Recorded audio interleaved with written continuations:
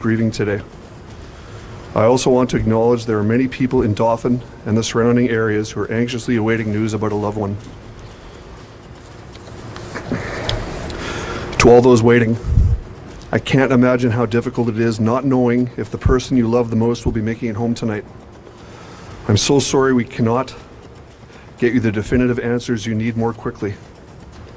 Please know that the RCMP have sent every available resource to the scene and are working very closely with the medical examiner's office. We will continue to work non-stop so that you have the information about your loved ones. Time for a very short break. Lots more on the other side. Countries join NATO ammunition initiative where NATO discusses more military support for Ukraine.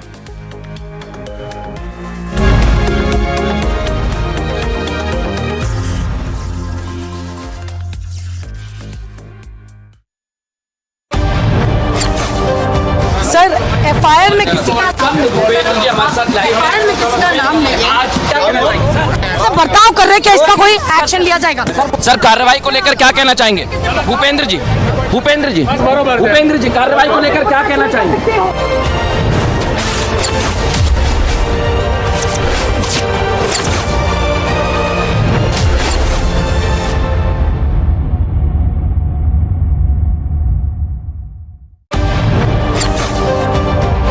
Mr. Vazir, why have you arrested him, sir? The Alibag police has arrested him under section 306 and 34 of... Because it was a case, I believe, that was closed by the police itself. Yeah, the same police and same court has opened it. Sir? No, I'm not. I'm following. I'm doing my job. I'm doing my job. They're trying to stop us from reporting.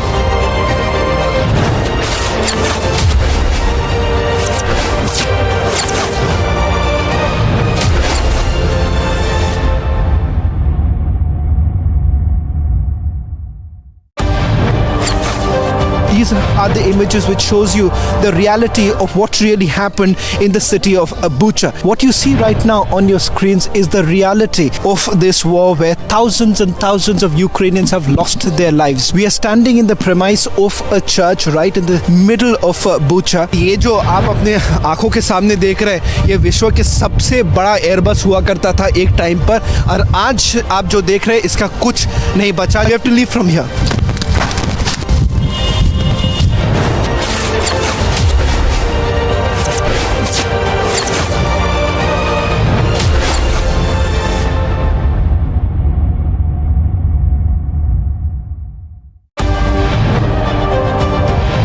They're going to try and come back once again. Here, sir. This is the back entry. This is the back entrance of Mr. Chidambaram. Chidambaram has been arrested right now. That's me, Chidambaram, right now. On there, he's been arrested. On the screen, that's Mr. Chidambaram. Do you have to say?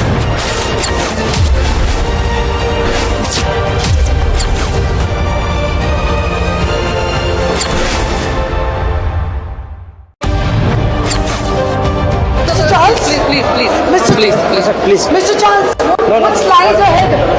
Mr. Charles, what's lying ahead for you now? Mr. Charles, are you really think it's safe for you?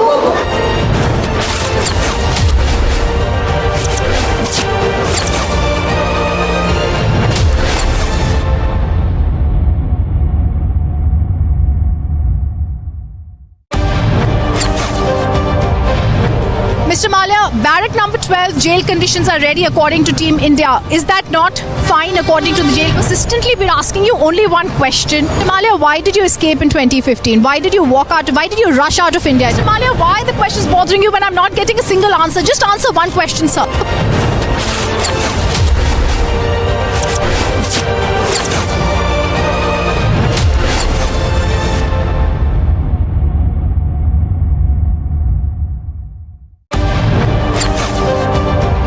Men who are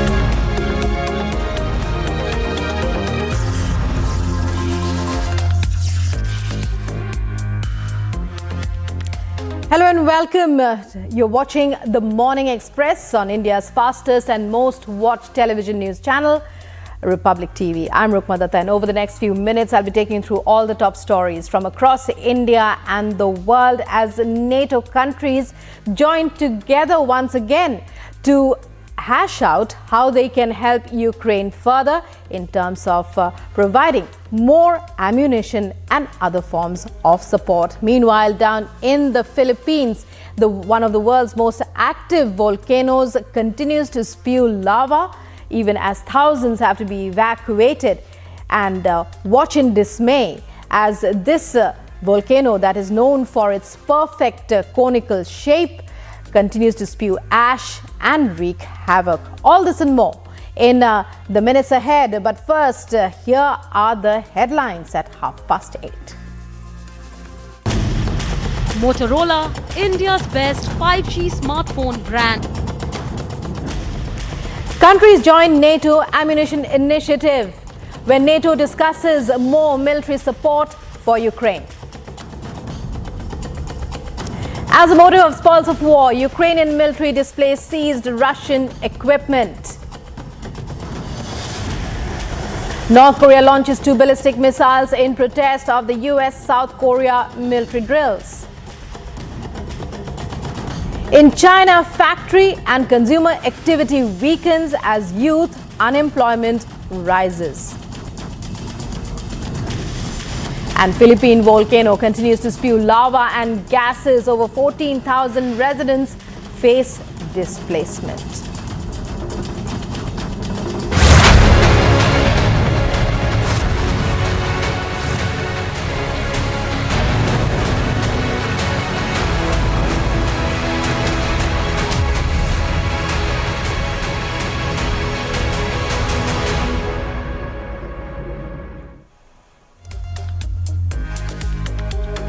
Now for our top story, severe cyclone Biparjoy that made landfall last night in western India and Pakistan has led to the cancellation and suspension of many flight services in Pakistan, where its Minister of Climate Change, Sherry Rahman, has said that Karachi will remain unaffected, but flight operations are being stopped as a precaution.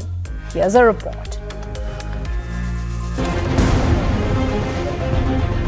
Pakistan's Minister for Climate Change has said that 5 regional airports may be affected by the fast-approaching cyclone Biparjoy and that commercial flights will be suspended if the cyclone closes in to 30 nautical miles.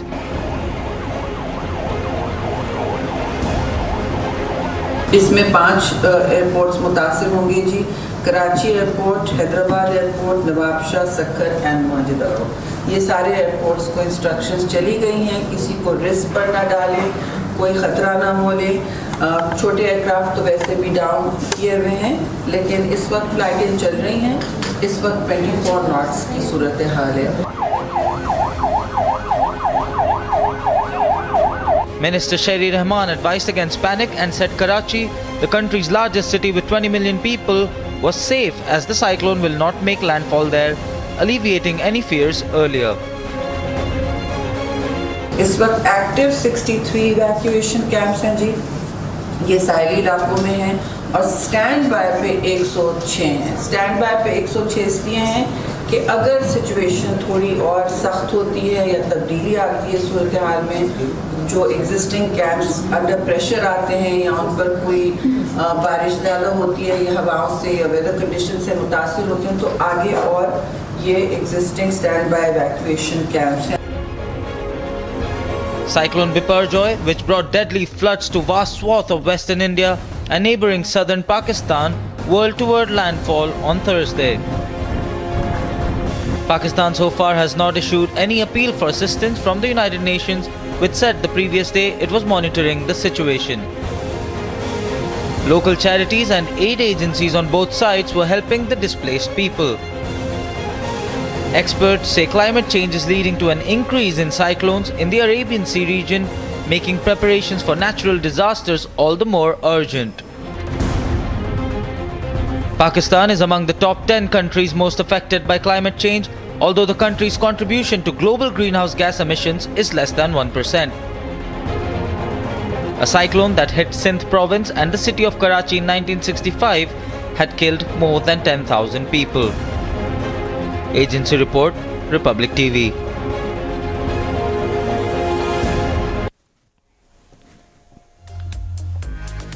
NATO Secretary General Jens Stoltenberg has said the war in Ukraine demonstrates the need to stand with Ukraine and continue to provide support. Here's a report on all the details. Listen in. NATO defense ministers gathered in Brussels to discuss future relations with Ukraine as Russia's war on the country thwarts its hopes of joining the world's biggest security alliance. Dutch Defense Minister Kajsa Ollongren said the most urgent need for Ukraine was air defense. I think that still the most urgent need is to focus on air defense. That is extremely important. That is on the short term, on the middle term and also on the long term, which is why we have now started the program for training Ukrainian pilots on the F-16 platform. Her Canadian counterpart Anita Anand said Canada would be extending Operation Unifier, a training mission under which over 36,000 Ukrainian soldiers have already been trained. In particular, Prime Minister Trudeau announced another $500 million in military aid for Ukraine. That's on top of the already $1 billion of military aid that Canada has put on the table for Ukraine. Canada will be extending Operation Unifier, which is the training mission under which over 36,000 Ukrainian soldiers have been trained. In addition, Canada will be donating 10,000 rounds of 105 millimeter ammunition, almost 300 air defense missiles to keep Ukrainian skies safe. The ministers were also due to take part in a separate meeting at NATO headquarters of the US-led Ukraine contact group, the Forum Ukraine's supporters routinely joined to try to drum up weapons and ammunition to help Kyiv fight the Russian invasion.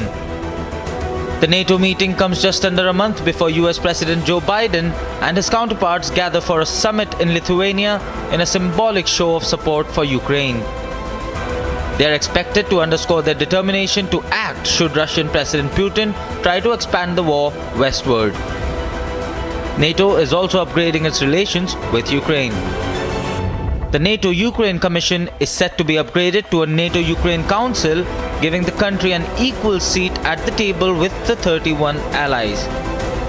However, NATO Secretary General Jens Stoltenberg has said there is no consensus for Ukraine to join while it is at war with Russia. Estonia sees that the future of Ukraine is in NATO, and we will do everything, of course, to advocate for that, and we would like to see also the next steps made in Vilnius, that we cannot stay only on the messages what were given already in Bucharest. So, but let's see how it goes. Definitely the wording is very, very important, how that goes. NATO has no official presence in Ukraine and as an organization provides only non-lethal support to Kyiv, although allies individually and in groups do supply weapons and ammunition. Agency report, Republic TV.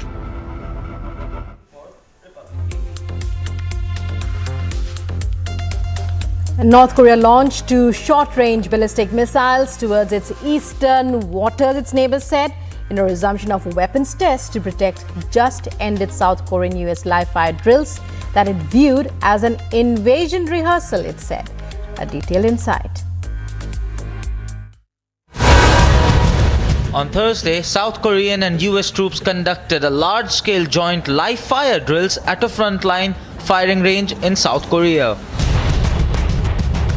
The coordinated military exercise is the latest in a series of expanded military drills between the allies in response to a growing North Korean nuclear threat. The drills, observed by South Korean President Yoon Suk-yeol, simulated combined aerial and artillery strikes on enemy targets. 적의 선의에 의존하는 가짜 평화가 아닌 우리의 힘으로 국가 안보를 지키는 것이 진정한 평화입니다.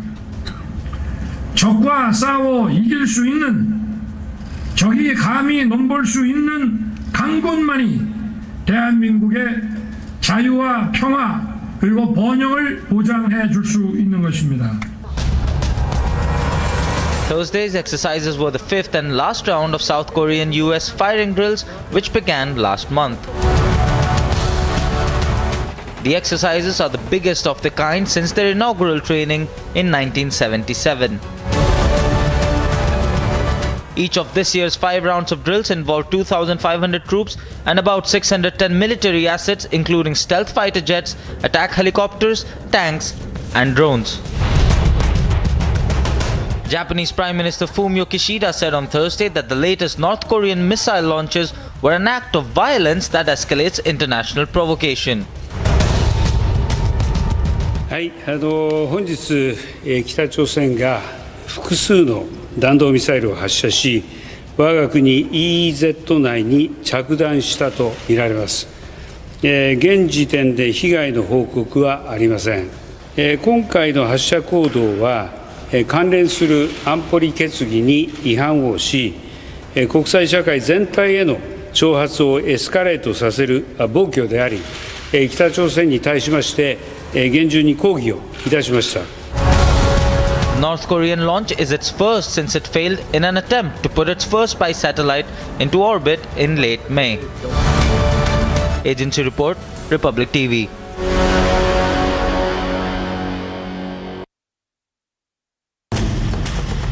Motorola, India's best 5G smartphone brand.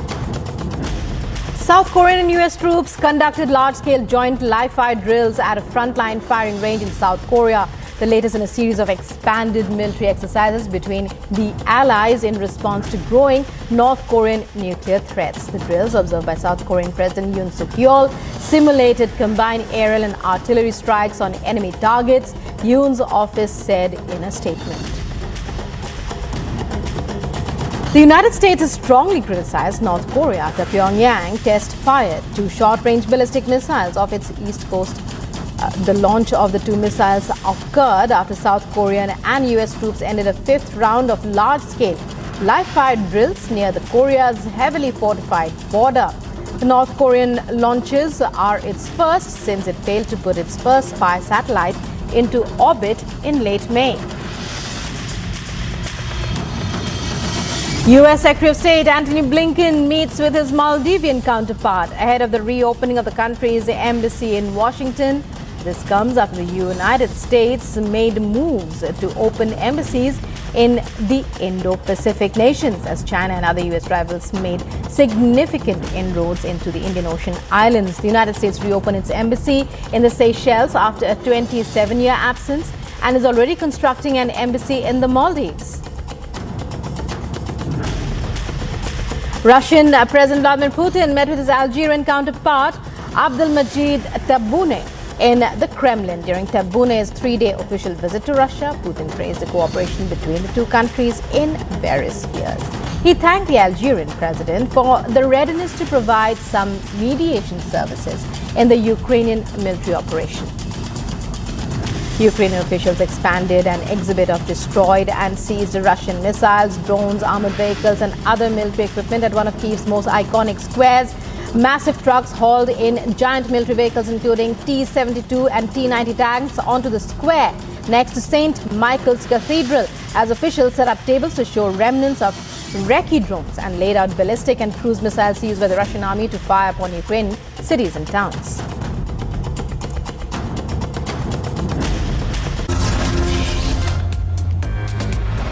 Coming up in a short while, North Korea launches 2 ballistic missiles towards the sea in protest against US-South Korea military drills. In China, factory and consumer activity weakens as youth unemployment rises.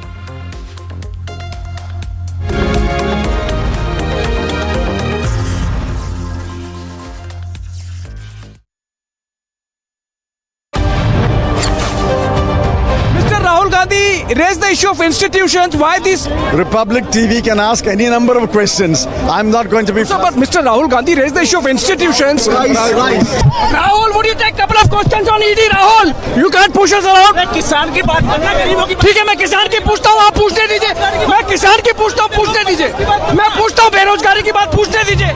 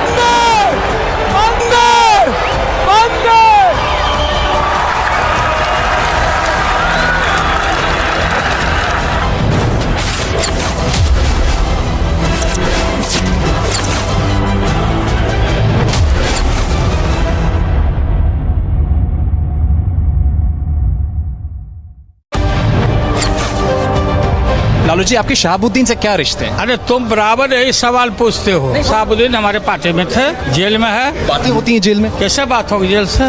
Tape चलाते तुम्हारे पास होगा tape? हाँ, tape है, वो चलाया भी है। चलाते रहो, हरि का भजन गाते रहो। There you can see Lalu Prasad Yadav losing his cool with reporters, saying that you have absolutely no stature to ask him questions.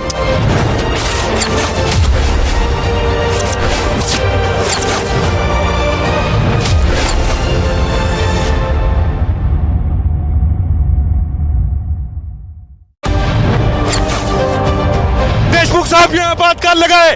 Deshmukh साहब यहाँ घोषित आपातकाल है। 1000 एडिटर मुझे पकड़ रहे। ये देखिए मुझे पकड़ रहे। देशमुख साहब, मेरा खून निकल रहा है। आप देख रहे हैं देशमुख साहब यहाँ घोषित आपातकाल है। आप पत्रकारों को जेल में डालेंगे। मुझे पकड़ रहे हैं। 1000 रिपब्लिक आप ऐसे पकड़ेंगे मुझे। मेरे मुंह से खून आ रहा है। ये देखिए।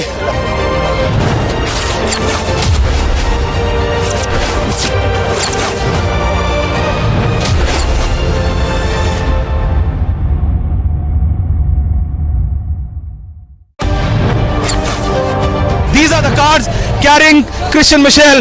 You are going to see more and more cars on your screens right now. And that is Christian Michel. First visuals on your screen. Christian, would you want to speak? Christian, have you turned in approval? Christian, would you give facts to India? Christian, will you tell the truth about those names? Christian, will you tell the truth about the family? Christian, and that's the car getting in. Christian Michel, first visuals.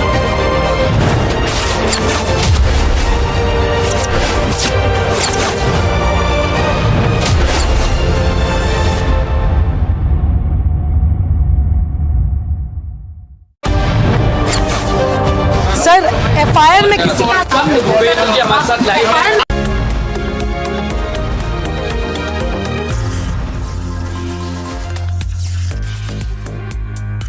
You're watching The Morning Express, and in other news, China's consumer and factory activity weakened, we hear, in the month of May, and record-breaking unemployment rates are being reported, particularly among the young in cities, rising as an economic rebound following the end of antivirus controls slowing down. Here's a report.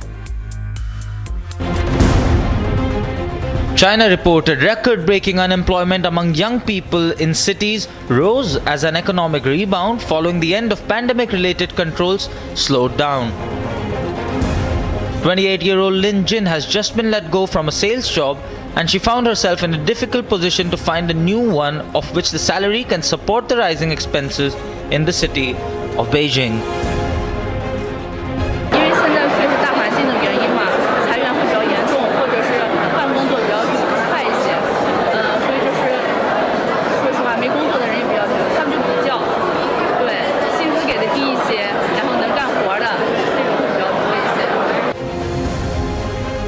Surveys found about 21% of potential workers in Chinese cities aged 16 to 24 were unemployed, up from April's previous record of just over 20.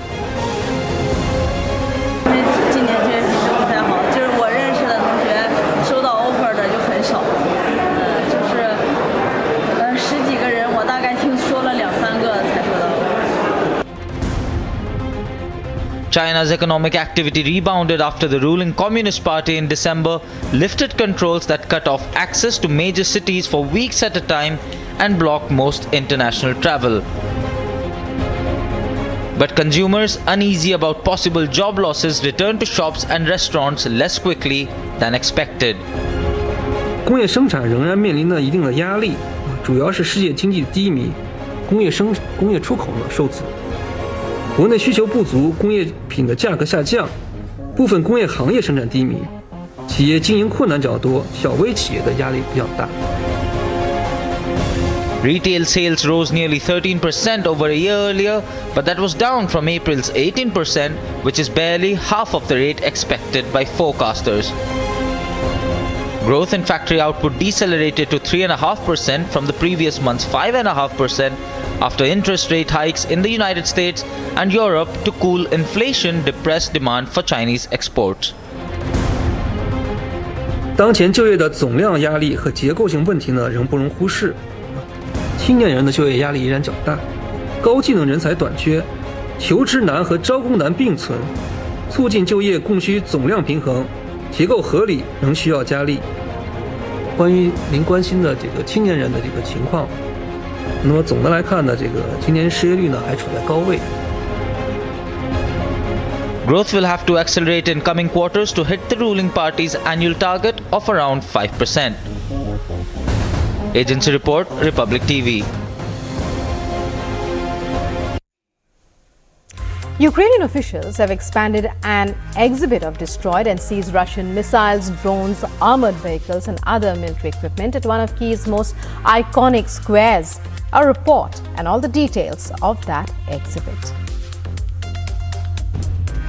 Ukrainian officials have expanded an exhibit of destroyed and seized Russian missiles, drones, armored vehicles and other military equipment at one of Kyiv's most iconic squares. Massive trucks hauled in giant military vehicles including tanks onto the square next to St. Michael's Cathedral. Ця техніка прибула з різних регіонів. Частина техніки прибула безпосередньо із полів бою Київської оборонної операції. Officials set up tables to show remnants of reconnaissance drones and missiles used by the Russian army to fire upon Ukrainian cities and towns. On display are remnants of missiles such as high-speed Kinzhal, the sea-launched Caliber and air-launched KH-101 cruise missiles. Але тут присутній фактично повний спектр тих ракет, які застосовувалися в травні. Це і ракета сама масова Х-101, і елементи ракети «Кинжал», і ракети «Калібр», і інших ракет. The square has long been a venue for Russian gear captured and destroyed in Moscow's more than 15-month war against Ukraine. The exhibit is set to formally open on Friday.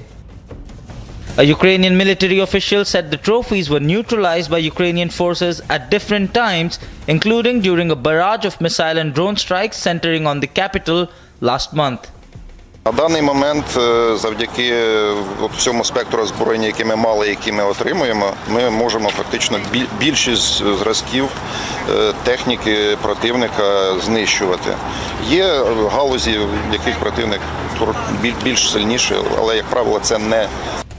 Military officials in Ukraine say their ability to intercept incoming missiles and drones has vastly improved since the war. The Ukrainian Air Force recorded an intercept rate of roughly 90% last month, largely thanks to newly arrived Western air defense systems. The exhibit aims to help inform the public about the consequences of Russia's aggression and the beginning of a counteroffensive by Ukraine. Russia currently controls nearly 1/5 of Ukrainian territory before pro-Russian separatists launched a war against Kyiv's forces in 2014 and Russia began illegally annexing parts of the country. Agency report, Republic TV.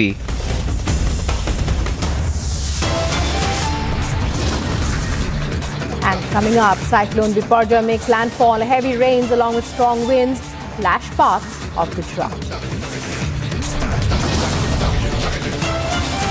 And Gujarat Chief Minister briefs the Prime Minister on Biparjoy impact. More than 90 trains to remain cancelled. No loss of life so far.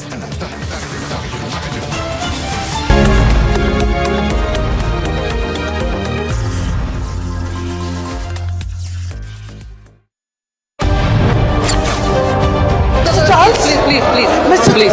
Please. Mr. Charles, what's lies ahead? Mr. Charles, what's lies ahead for you now? Mr. Charles? Are you really think the crowd's going to say for you?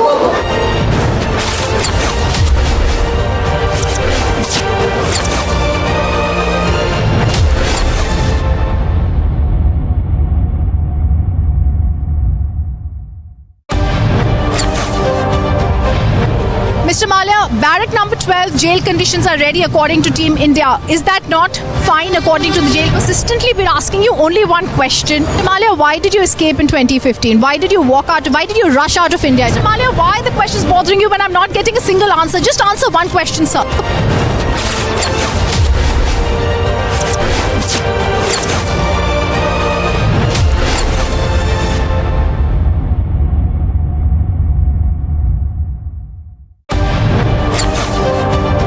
both men women, they are marching towards the road. Though some clashes are also witnessed here at the Sheikhpura road. See the tear smoke shells being used by the Jammu and Kashmir police. Now we can see also that the protesters are not crossing the line.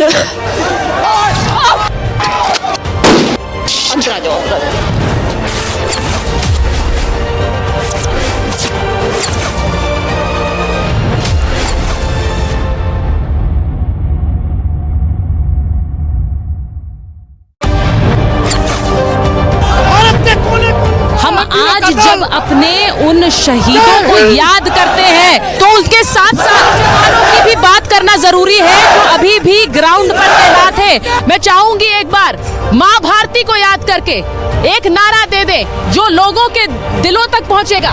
एक बार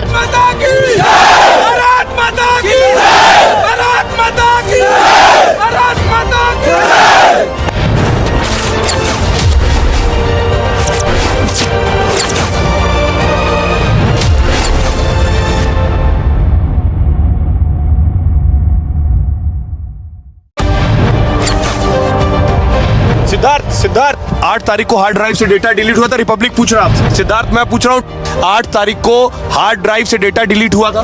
data delete हुआ था hard drive से, आपने बताया है क्या था data? 8 hard drive का डेटा डिलीट हुआ था या नहीं?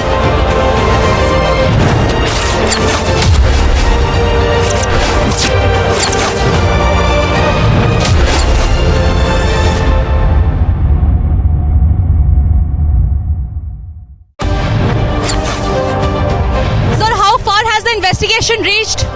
So what is the update? When is the station master, sir? Has he been questioned? What went wrong, sir? Who is to be held responsible? The victims' families are seeking answers, sir.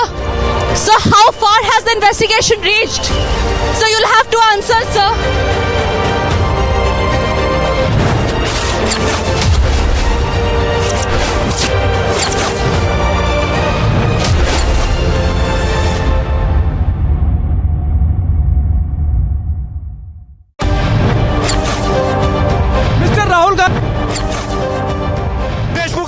आपातकाल लगाए। देशमुख साहब यहाँ घोषित आपातकाल है। 1000 editor मुझे पकड़ रहे हैं। ये देखिए मुझे पकड़ रहे हैं। देशमुख साहब मेरा खून निकल रहा है, आप देख रहे हैं। देशमुख साहब यहाँ घोषित आपातकाल है। आप पत्रकारों को जेल में डालेंगे, मुझे पकड़ रहे हैं। 1000 रिपब्लिक आप ऐसे पकड़ेंगे मुझे। मेरे मुंह से खून आ रहा है, मेरे मुंह से खून आ रहा है। ये देखिए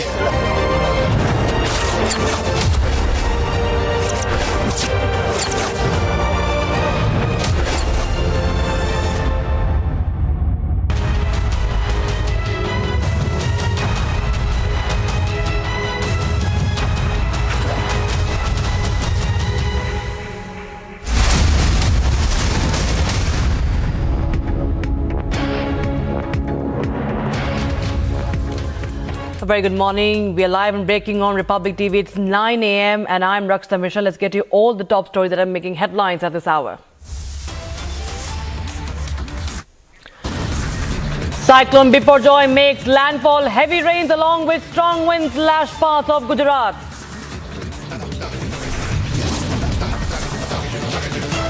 Gujarat Chief Minister briefs Prime Minister on Biparjoy impact. More than 90 trains to remain cancelled. No loss of life so far.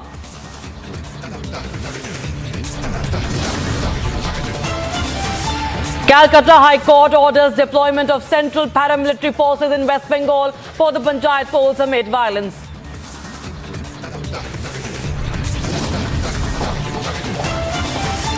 Major face-off erupts as Governor returns Stalin government's recommendations to allot the portfolios of Minister Senthil Balaji. Day after Manipur's only woman minister's house was set on fire, Chief Minister vows action, assures culprits will be found and justice will prevail.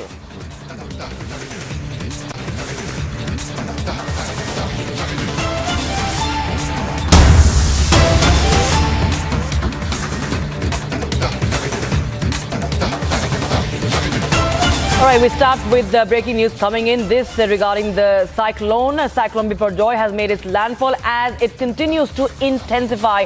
Heavy rains and gusty winds at a speed of over 115 to 120 kilometers per hour created havoc in Gujarat's Morbi district, damaging over 300 electric poles, leading to power outage in around 45 villages. At least 22 people were injured, while electric poles and trees were uprooted as a Biparjoy cyclone made landfall in Gujarat's coastal areas. The Relief Commissioner of Gujarat, Alok Pandey, said that there are chances of flash floods and intermittent rainfall is expected across Gujarat with heavy rainfall. However, the Met Department has said that the cyclone is expected to weaken. And my colleague Priyanka is in fact joining us live from Kutch. A very good morning to you, Priyanka. Hope you're taking care. It's we've seen very dangerous scenes out there from the coastal areas. Tell us, what is the latest situation out there?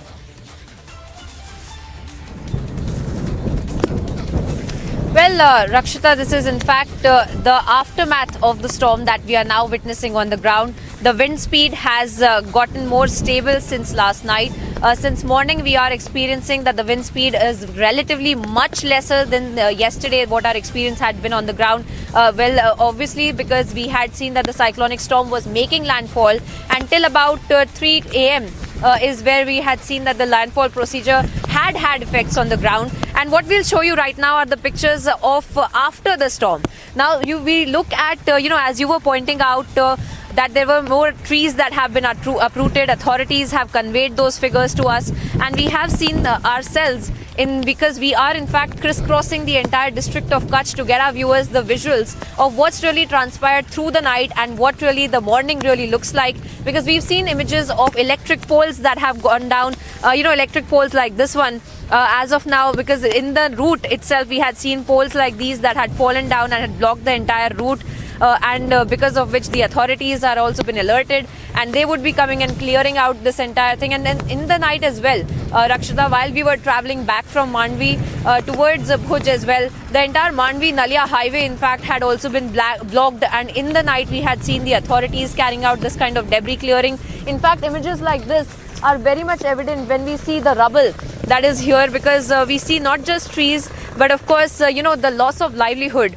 Now, these are the images of that loss of livelihood that we had been talking about, Rakshita, because the government had made the calculations to save the human lives, but they had said that there is some level of destruction that the cyclone will bring. But of course, we are looking at how the effects of it were not as intense as we were expecting or we were preparing for, as the government was preparing for it.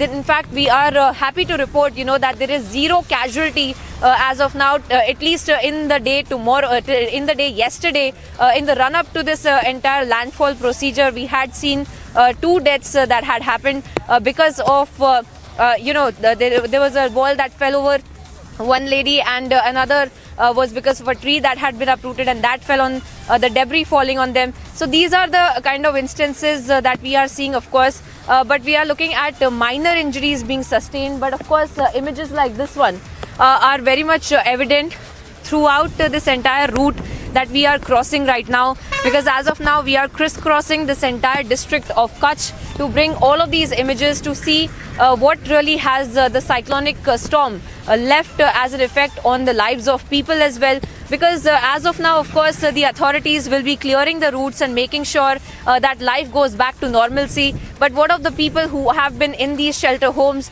whose houses in fact have also been destructed, whose houses they have lost, and once they will have to leave from the shelter homes, they would in fact not have a place to go back to. So that is the work now that is going to be relevant for the government to be focusing on, and that is the work that the government has in fact promised that they will be looking at from today morning, because the real danger had been through the night till yesterday, till the landfall procedure had not culminated. But as of now, of course, we are dealing with the aftermath of it, and that really is the human element of this entire cyclonic storm, the human value that in this entire cyclonic storm, that we also understand that people have also lost their livelihoods, they've lost their houses.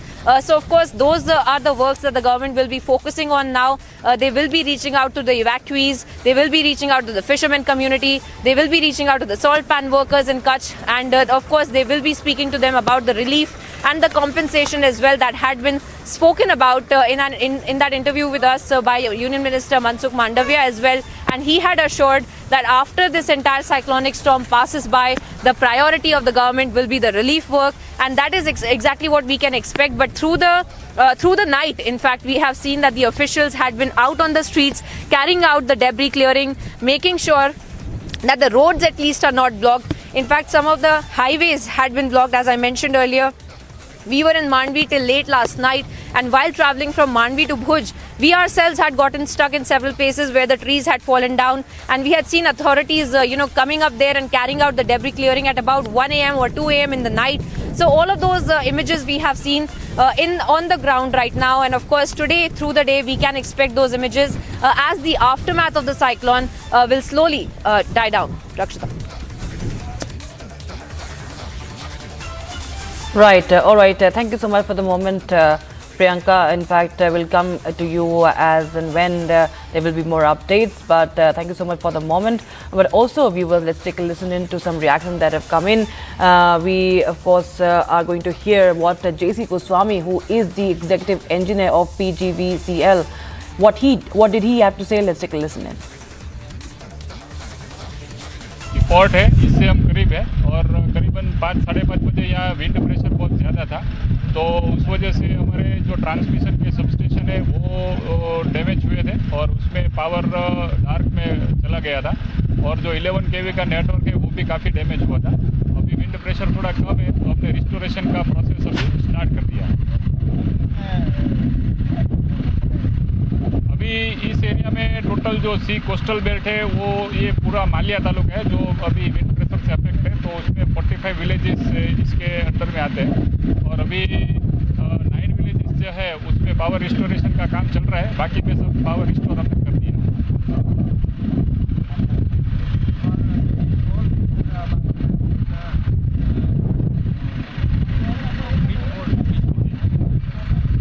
ये पोल पूरा network है, ये हमारा गड्डरपुर और PSC पोल cement पोल का है, उसमें से करीबन 100 पोल अभी डैमेज है और जो ज्योतिग्राम फीडर है उसमें हमारी रेसिडेंट एरिया की प्रायोरिटी है, तो उसमें अभी हमारा काम चल रहा है और अभी आप जो हमारा गड्डरपुल क्रेन और पोल डिगिंग मशीन की मदद से हम अभी पोल खड़े कर रहे हैं, तो ज्योतिग्राम पूरा हम रिस्टोर अभी कर देंगे। कितना समय में हो जाएगा? अभी देर रात तक करीबन 2-2.5 घंटे में तो we will restore.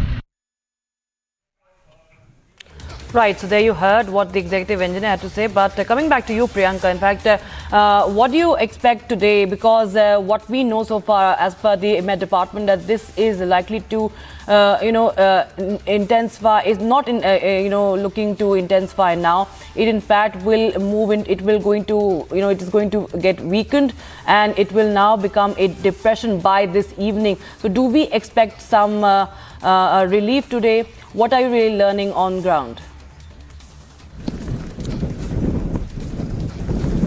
Well, Rakshita, we are ourselves experiencing that relief because, yesterday it was very difficult to even stand in one place and report and show our viewers these images. But as of now, we can at least, stand in one place.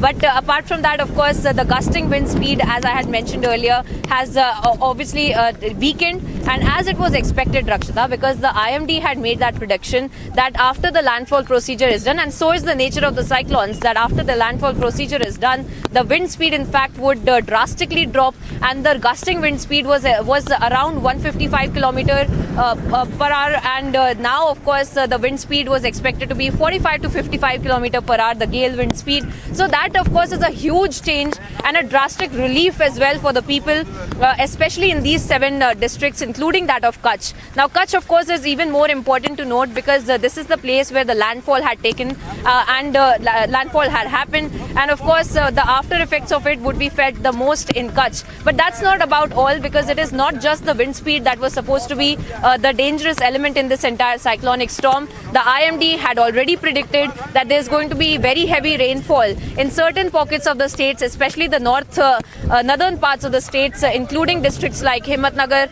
Sabarkantha, and all of these other places where in fact they can expect that heavy rainfall will take place, flooding will take place. In fact, we had seen those alarming images, Rakshita, from Morbi yesterday itself, where we had seen that waterlogging had taken place, low-lying areas were expected to also be submerged, because that had been the prediction of the IMD as well, that the low-lying areas, specifically in the Saurashtra region, because the topography of the Saurashtra region is such that there would be low-lying areas that would be completely inundated, and that has been the pictures that we have also gotten from Saurashtra region, but also in Kutch, the low-lying areas had already been evacuated. So all in all, we can also say that the preparation of the government that had been put in place has also had a level of positive effect in preventing any kind of casualties so far in the last 24 hours at least, that has when the landfall procedure was going on. So that is of course something that we are happy to report on, that there are 0 casualties in the last 24 hours, when they were expecting the highest number since the landfall procedure would have been going on, and the gusting wind speed would have been also putting everybody in the line of danger as well. So that has passed. So the real danger, in fact, the IMD has stated, has passed. Now, of course, they will have to deal with the flood-like situation, the waterlogging, and the relief work going forward. Rakshita.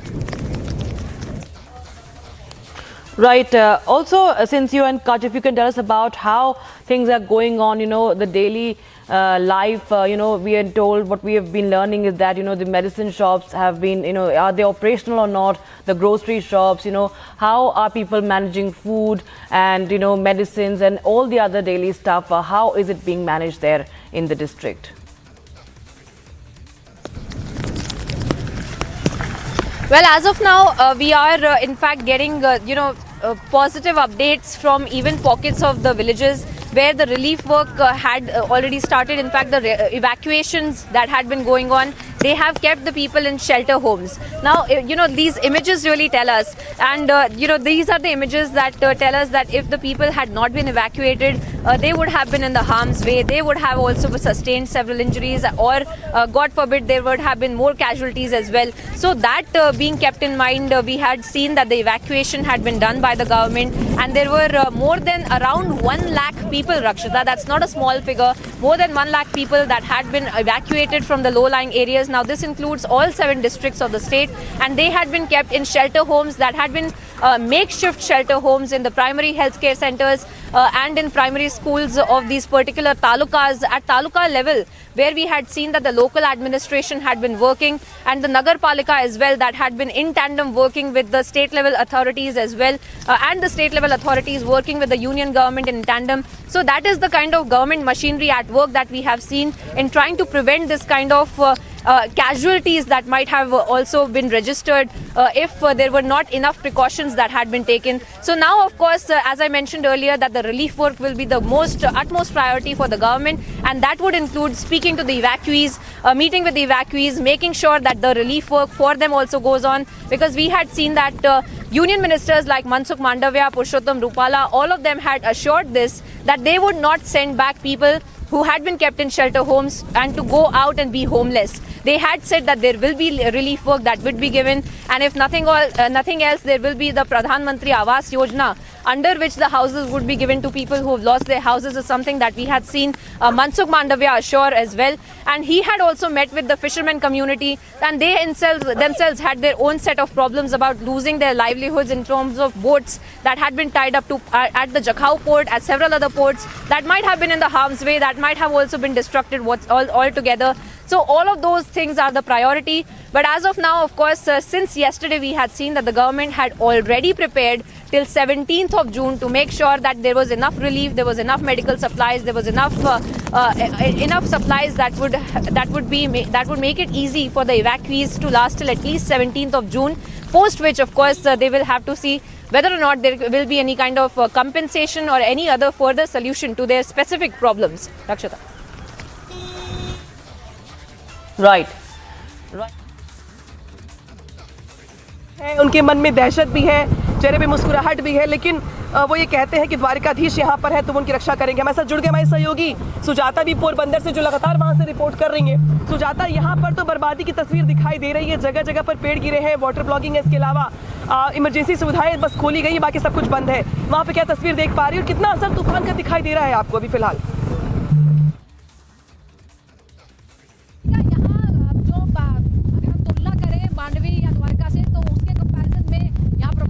हालांकि हवा का जो असर है वो कम होने का नाम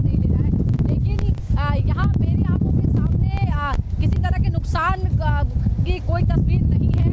हालांकि जो निचले इलाके हैं, जो समंदर के पास वाले इलाके हैं, जहां पर रिहाइश थी या जो कच्चे मकान थे, वहां पर पानी जरूर भरने की जानकारी मिली है। कुछ जगह पर पेड़ गिरे हैं, लेकिन वो इतनी बुरी स्थिति नहीं है। यहाँ मेरे सामने देखिए, हम बिल्कुल समंदर के सामने ही खड़े हैं। यहाँ किसी तरह के नुकसान की कोई तस्वीर आपको नजर नहीं आएगी। जो पोल है, जो स्ट्रीट लाइट्स हैं, वो पूरी तरह से इंटैक्ट हैं। हालांकि क्या उसकी वायरिंग में कोई नुकसान पहुंचा, ये बात की बात है, वो बहुत मामूली ही नुकसान होगा। लेकिन पूरे अगर हम प्रदेश की बात करें तो अलग अलग सोर्सेज से जो खबर आ रही है, तो 20 से 22 लोग जख्मी हुए हैं, जबकि 1-2 लोगों की मौत की भी खबर है।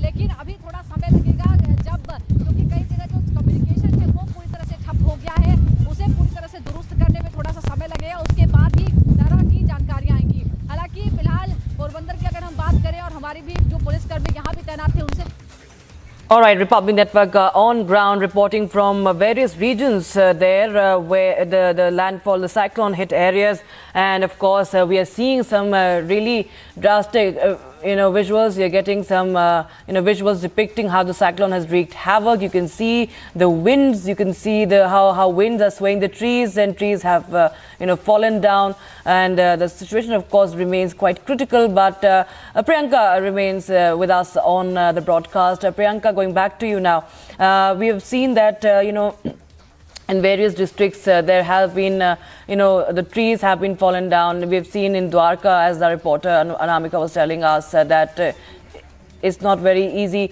to of course commute also, but right now when do we really expect things to go back to normal? How many days is it going to take for these districts, these cyclone hit regions to resume normalcy?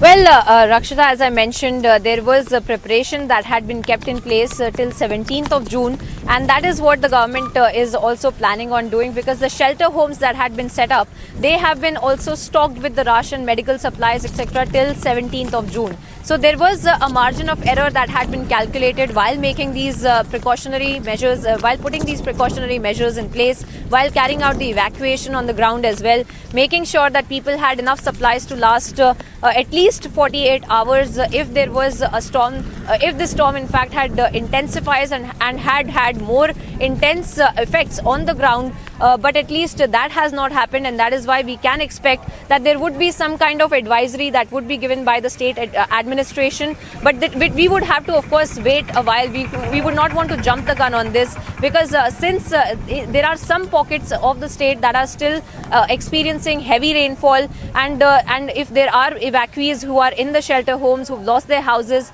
they would not be able to go back to it very immediately as well, since the weather has gotten less intense. The wind speed has decreased, the gale wind speed, the gusting winds, in fact almost not experiencing them on the ground, at least in this particular region. So those things being kept in mind, the government will be taking more actions, further actions. But as of now, they are in fact giving us a tally of what's really transpired through the night, since we had also gotten those numbers of the trees. As we had said, the trees had been uprooted, and that really was the real danger as far as the cyclonic storm is concerned, where in fact the people would, if they had been out, they could have gotten in the harm's way of flying debris, and flying debris at the wind speed of around 122 km/h would have been extremely lethal. And that is why it was extremely important for the evacuation to also take place, apart from the inundation threat that had been also hanging over their heads. So all of those things have been taken into consideration, and we will have to wait for some time till the administration comes out with some kind of plan of action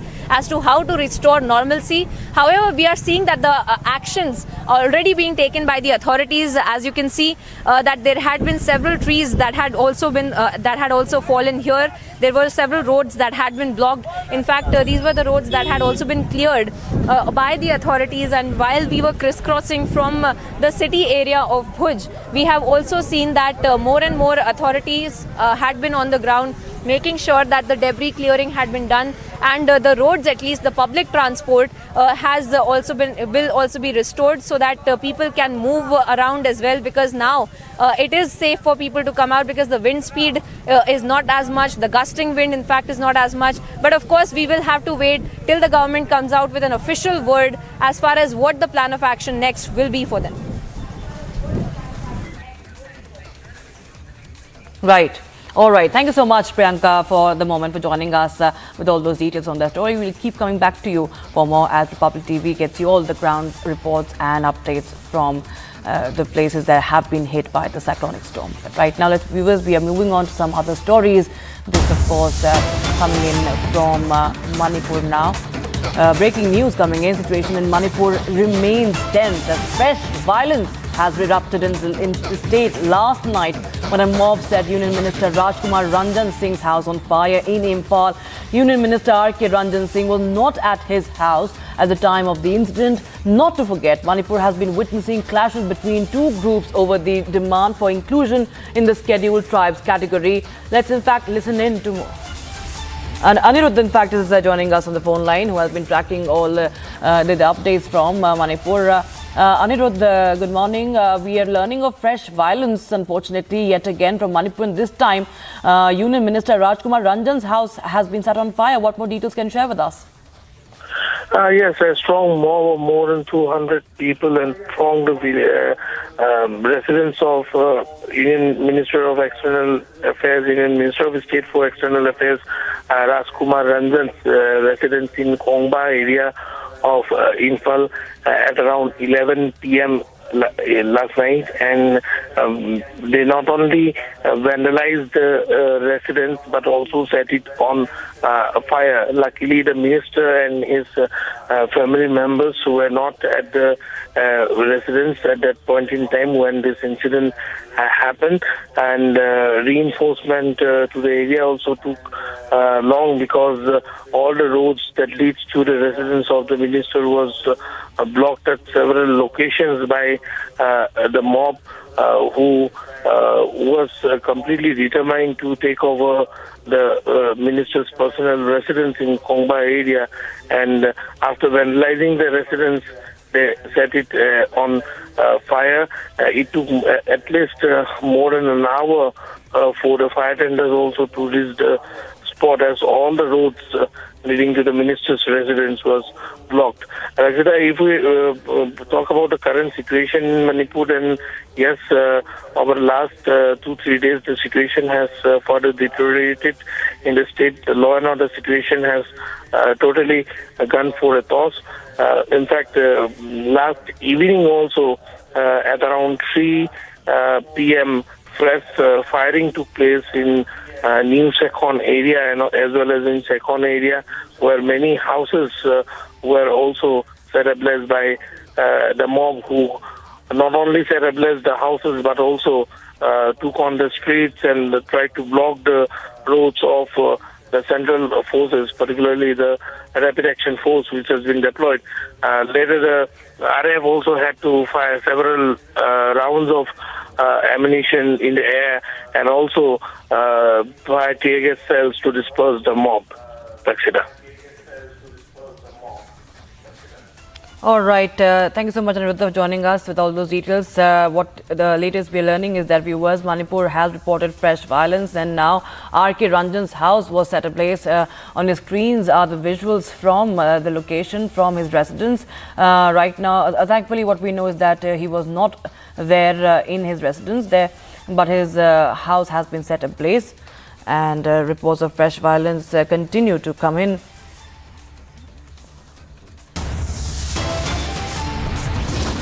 Time for a very short break. On the other side, Calcutta High Court orders deployment of central paramilitary forces in Bengal for panchayat polls amid violence. Major face-off erupts as governor returns Stalin government's recommendation to allot the portfolios of Minister Sendil Balaji. All that and much more on the other side.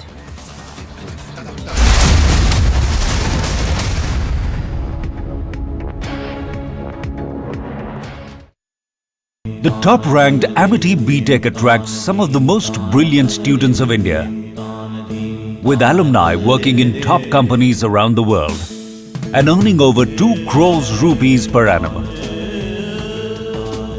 To apply, visit amity.edu. These are the cards carrying Christian Michelle. You are going to see more and more cars on your screens right now. And that is Christian Michelle. First visuals on your scene. Christian, would you want to speak? Christian, have you turned down the brewer? Christian, would you give facts to India? Christian, will you tell the truth about those names? Christian, will you tell the truth about the family? Christian, and that's the car getting in. Christian Michelle, first visuals.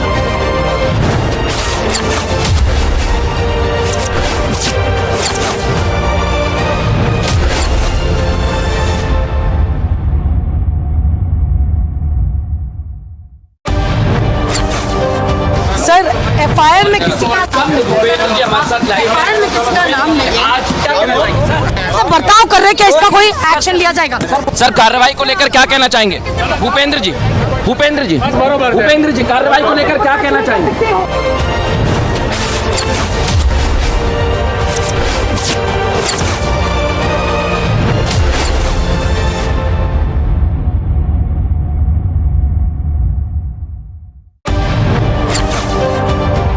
Mr. Wazir, why have you arrested him, sir? The Alibag police has arrested him under section 306 and 34 of... Because it was a case, I believe, that was closed by the police itself. Yeah, the same police and same court has opened it. Sir? No, I'm not. I'm following. I'm doing my job. I'm doing my job. They're trying to stop us from reporting.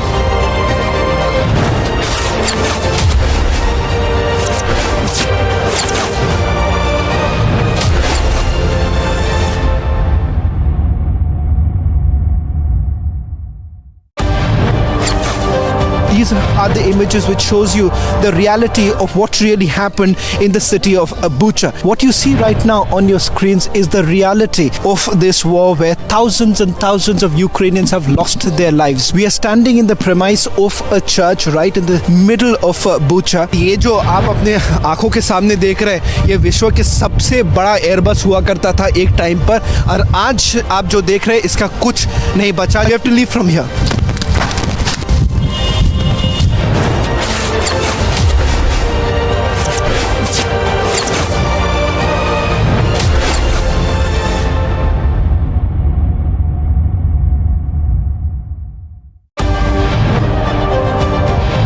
They're going to try and come back once again. Here, sir. This is the back entry. This is the back entrance of Mr. Chidambaram. Chidambaram has been arrested right now. That's me, Chidambaram, right now. He's been arrested on the screen. That's Mr. Chidambaram. Do you have to say?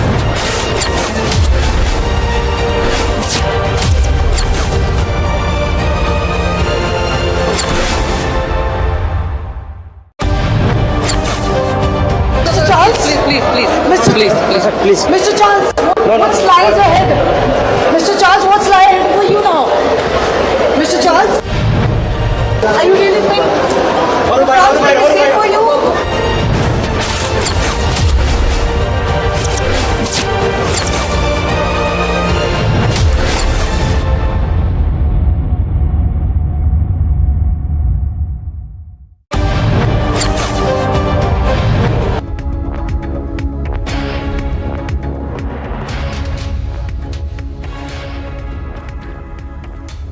A very good morning. We're live and breaking on Republic TV. I am Rakshita Mishra. Let's get you all the top stories that are making headlines at this hour.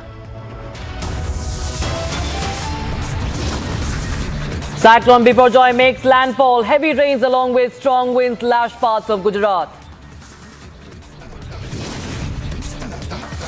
Gujarat Chief Minister briefs Prime Minister on Biparjoy impact. More than 90 trains to remain cancelled. No loss of life so far. Calcutta High Court orders deployment of central paramilitary forces in Bengal for panchayat polls amid violence. Major face-off erupts as governor returns Stalin government's recommendation to allot the portfolios of Minister Senthil Balaji.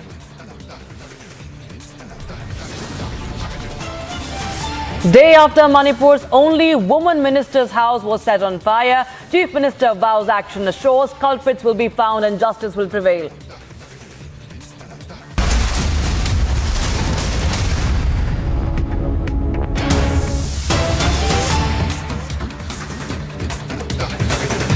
All right, we start with some breaking news coming in from Tamil Nadu. Fresh controversy is taking centre stage in Tamil Nadu as Governor R.N. Ravi returned the file pertaining to the reallocation of portfolios following the arrest of Electricity Minister V. Senthil Balaji by the Enforcement Directorate. Now, this comes after the ED on Tuesday had launched searches at locations linked to Balaji at Chennai, Karur and Erode as part of probe into money laundering and arrested him on Wednesday. Governor has stated that reasons are misleading and incorrect, which has now raised questions over the governor. And my colleague Varshini, tracking all the updates, is joining us live on the broadcast. Varshini, very good morning. Tamil Nadu government versus Tamil Nadu governor, it's what we are witnessing right now. What is the real cause that that the governor has, returned the question, and right now he has raised questions on the reallocation? This is definitely a very important development in this particular case. We've been following for this past few days because the government, which is Governor tussle, is not new to the state of Tamil Nadu, but at the same time, this is a very important decision that the Chief Minister had to take, provided the circumstances, that Minister Senthil Balaji is currently at. One, because of his very ill health condition, and the two is about his ED. But what is very surprising to see is that the Chief Minister's cabinet has sent a recommendation letter to the governor where they have written the reasons for the portfolios being given to other ministers as only because of his sickness, his health condition, and that he will not be able to, work in the cabinet.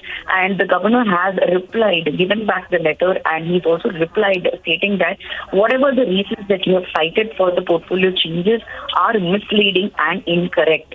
He's just mentioned these two words. He has not exactly given an explanation as to what it is, but it is very clear that the ED arrest has not been mentioned in the letter that was sent by the Chief Minister's cabinet as a recommendation for the changes of portfolio, and that is exactly what the governor is talking about. But at the same time, last night when Minister Ponmudi spoke to the media, he also spoke about how, 15 days ago, on 31st of May itself, governor had sent a letter to the Chief Minister, a very private letter, where he had asked the Chief Minister to remove Minister Senthil Balaji from the cabinet as he had a pending criminal case on him, an ED case on him. And the Tamil Nadu government is now stating that how can a governor even write a letter to the Chief Minister 15 days prior to this is happening? So this is all a planned strategical action from the BJP in the center is what the Tamil Nadu government is alleging.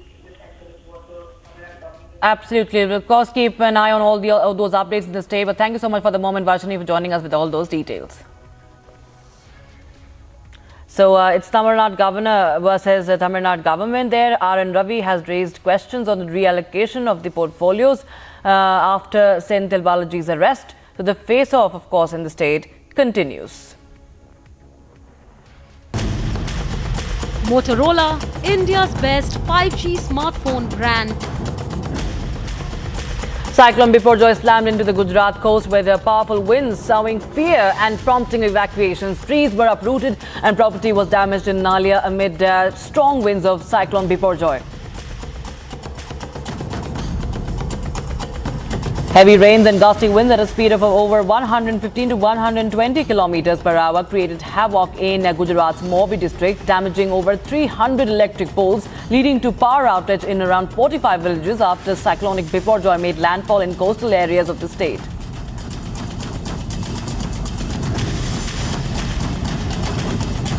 Hitting out at the Congress party, Delhi Health Minister Saurabh Bhardwaj came out with an offer for the Grand Old Party, saying that if it does not contest elections in Delhi and Punjab, the Aam Aadmi Party will also not contest the upcoming elections in Madhya Pradesh and in Rajasthan.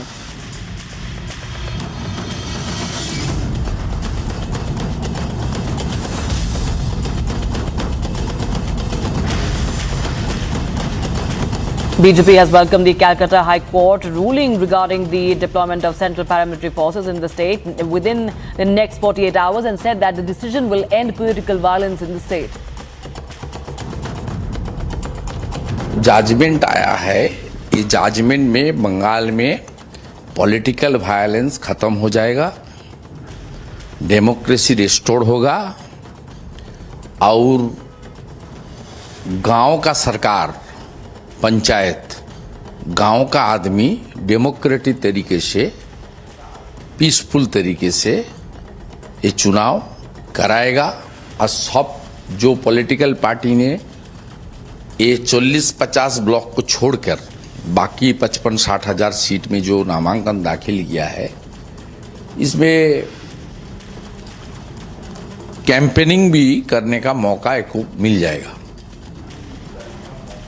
Manipur government informed that a mob stormed Union Minister of State for External Affairs R.K. Ranjan Singh's residence at Kongba in Imphal late night yesterday.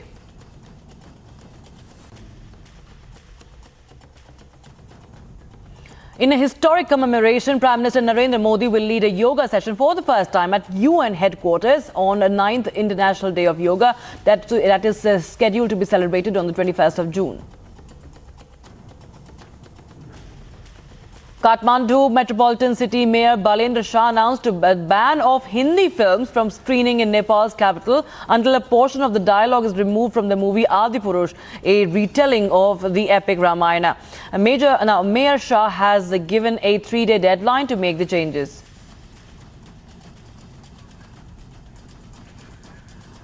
Now, the situation in Manipur remains tense as a mob set Union Minister Rajkumar Ranjan Singh's house on fire in Imphal late night. Yesterday, a mob stormed the house of Union Minister of State of External Affairs residence in Kongba. That's in Imphal. Union Minister Ranjan Singh was not at the house at the time of the incident. Not to forget, Manipur has been witnessing clashes between the two groups over the demand for inclusion in the scheduled tribes category.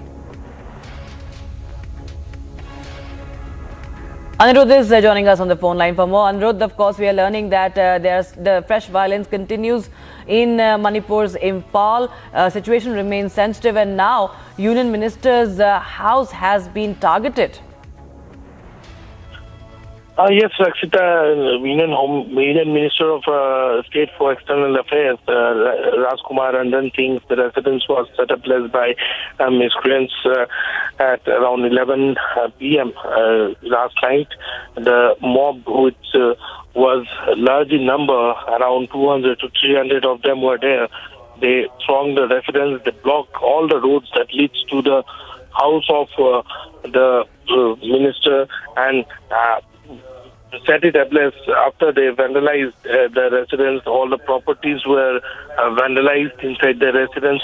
Though there were presence of security personnel at the residence, they were easily overpowered by the strong mob of more than 200-300 people who had come, and reinforcement also took a long time to reach the residence of the minister in Kangwai area of Imphal, as all the roads were blocked by the mob at different locations, and police had to fire several rounds in the air, as well as fire tear gas fell on the protesters to disperse them before they could reach the residence of the Union Minister, which was already set ablaze by then by the miscreants. It may be mentioned that Rajkumar Ranjan Singh is not the first politician whose residence have been targeted here. In fact, on 14th night, the residence of Namsa Kidjan, one of the ministers in Biren Singh's cabinet, his official residence was vandalized and set ablaze by mob around 200 meters away from the Lampal police station. And even earlier also, the residence of a Congress MLA was targeted. So yes, the mob has now started to target the residences of the politicians, be it the official residence or the private residences. Absolutely. They have been overpowering the security forces and taking over the law into their own hands, clearly indicating that the law and order situation in the state of Manipur has completely gone for a toss. All right. Thank you so much, Anirudh, for joining us with all those details. We'll keep coming back to you for more. But right now, viewers, it's time for a very short break. Lots more coming up on the other side as we continue to track all the updates from the cyclone hit areas. After it made a landfall, heavy rains along with strong winds lashed parts of Gujarat.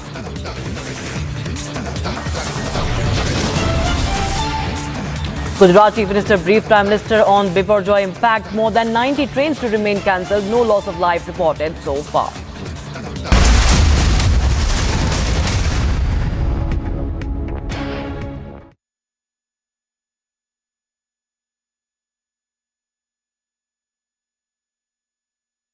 The top-ranked Amity BTech attracts some of the most brilliant students of India, with alumni working in top companies around the world and earning over 2 crores rupees per annum.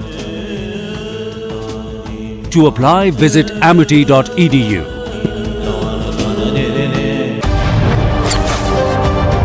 Sir, how far has the investigation reached? So what is the update? Where is the station master, sir? Has he been questioned? What went wrong, sir? Who's to be held responsible? The victims' families are seeking answers, sir. So how far has the investigation reached? So you'll have to answer, sir.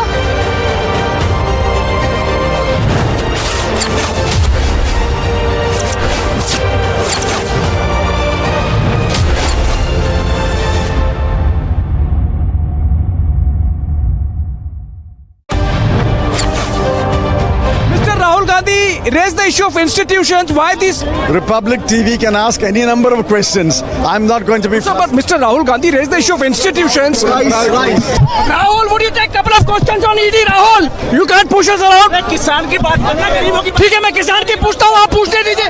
मैं किसान की पूछता हूँ, पूछने दीजिए. मैं पूछता हूँ, बेरोजगारी की बात पूछने दीजिए.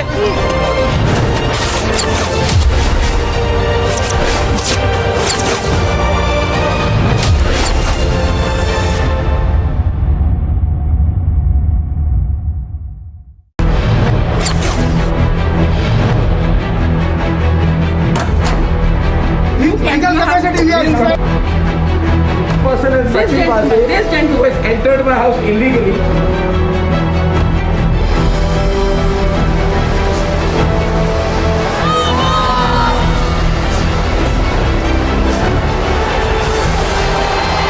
भारत के लोगों की जीत है.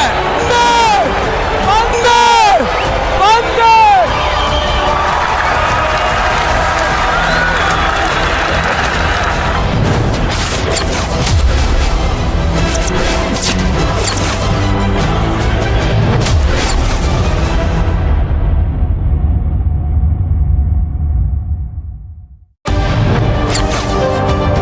लालू जी, आपके शहाबुद्दीन से क्या रिश्ते हैं? अरे तुम बराबर यही सवाल पूछते हो. शहाबुद्दीन हमारे पार्टी में थे, जेल में है. बातें होती हैं जेल में. कैसे बात होगी जेल से? टेप चलाते हैं. तुम्हारे पास होगा टेप. हाँ, टेप है, वो चलाया भी है. चलाते रहो, हरि का भजन गाते रहो. There you can see Lalu Prasad Yadav losing his cool with reporters, saying that you have absolutely no stature to ask him questions.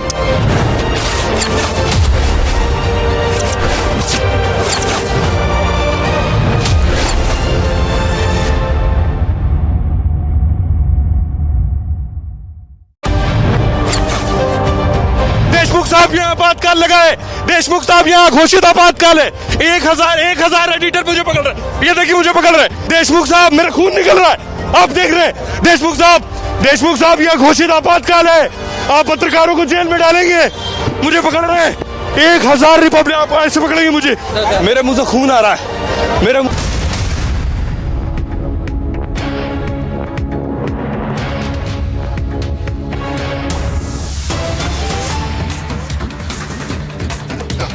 All right, we have some breaking news coming in. A major infiltration bid has been foiled in Jammu and Kashmir when encounter broke out between terrorists and security personnel in Kupwara's Jumagand area of Jammu and Kashmir. 5 terrorists have been killed and they were said to be from Pakistan. My colleague Zeenat is joining us on the broadcast for more. Zeenat, 5 terrorists have been killed. Have they been identified? What more details can you share with us? See, this is a big encounter along the line of control. As far as the Kupwara police is concerned, definitely a major role played by the Kupwara police here, as they are the one who shared the information with the Indian Army.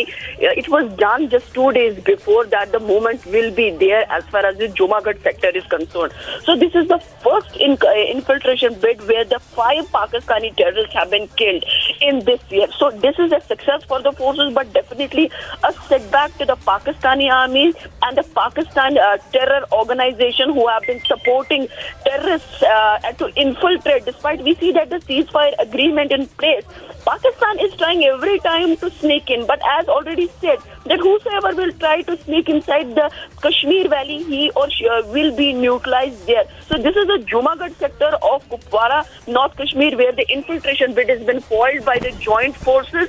The Jammu and Kashmir Kupwara police has been involved in this operation, and they, along with the Indian Army, killed 5 Pakistani terrorists. Pakistan is desperately trying to disrupt situation in the Kashmir Valley, seeing the peace and ground, seeing no untoward incident during a G20 meeting in Srinagar. It is a frustration for the Pakistan, where now Pakistan once again makes an attempt through their Pakistan terrorists to sneak in. But we see the alertness of the Indian Army on ground, where they were able to neutralize these 5 terrorists without any collateral damage. So this is a big success. We are seeing that the dead bodies, along with the arms and ammunition, some dry fruits and Pakistani currency too, have been recovered from the spot. So this is definitely a big win for the Kupwara police, along with the Indian Army posted there, who managed this successful operation, because the operation started somewhere around 1 in the morning when the alert was sounded that the terrorists have been zeroed in and the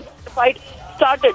So this is going to give a big moral support to the forces who have been working day and night, posted along the line of control in such circumstances where you never know where from the terrorist or your enemy will strike.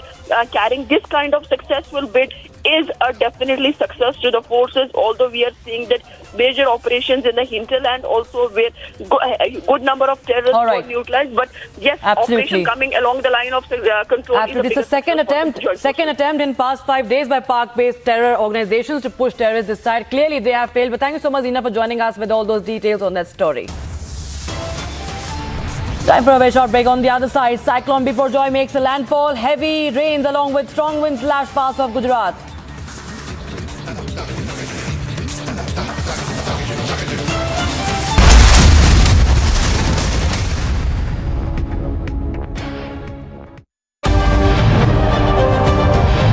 They're going to try and come back once again. Here, sir. Sir, this is the back entry. This is the back entrance of Mr. Chidambaram. Chidambaram has been arrested right now. That's me, Chidambaram, right now. He's been arrested. On the screen. That's Mr. Chidambaram. Do you have to say?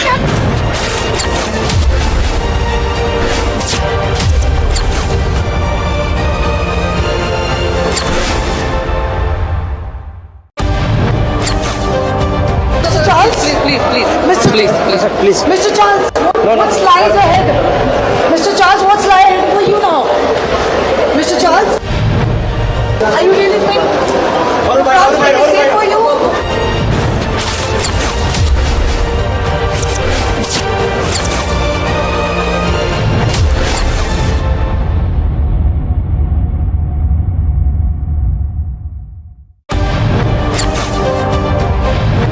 Mr. Malia, barrack number 12, jail conditions are ready according to Team India. Is that not fine according to the jail? Persistently been asking you only one question. Mr. Malia, why did you escape in 2015? Why did you walk out? Why did you rush out of India? Mr. Malia, why the question is bothering you when I'm not getting a single answer? Just answer one question, sir.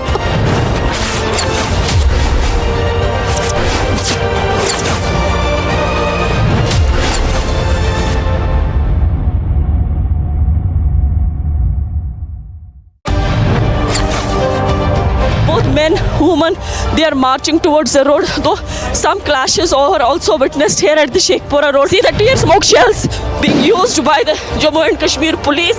Now we can see also that the protesters are not crossing the line.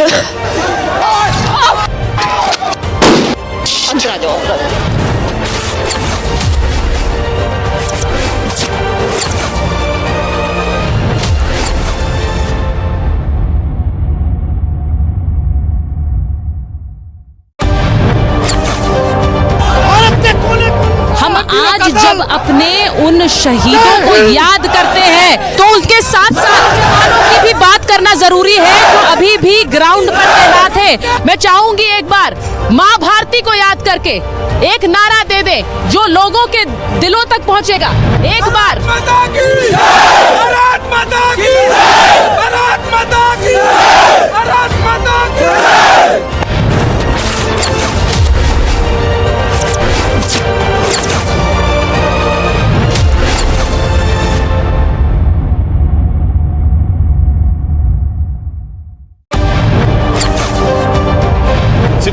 Siddharth 8 तारीख को hard drive से data delete हुआ था, Republic पूछ रहा आपसे। सिद्धार्थ मैं पूछ रहा हूँ 8 तारीख को हार्ड ड्राइव से डेटा डिलीट हुआ था, डेटा डिलीट हुआ था हार्ड ड्राइव से, आपने बताया है क्या था data?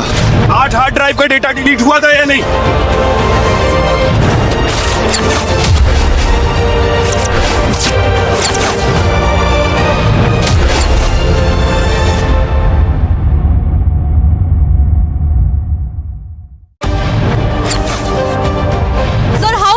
Investigation reached. So what is the update? When is the station master, sir? Has he been questioned? What went wrong, sir? Who's to be held responsible? The victims' families are seeking answers, sir.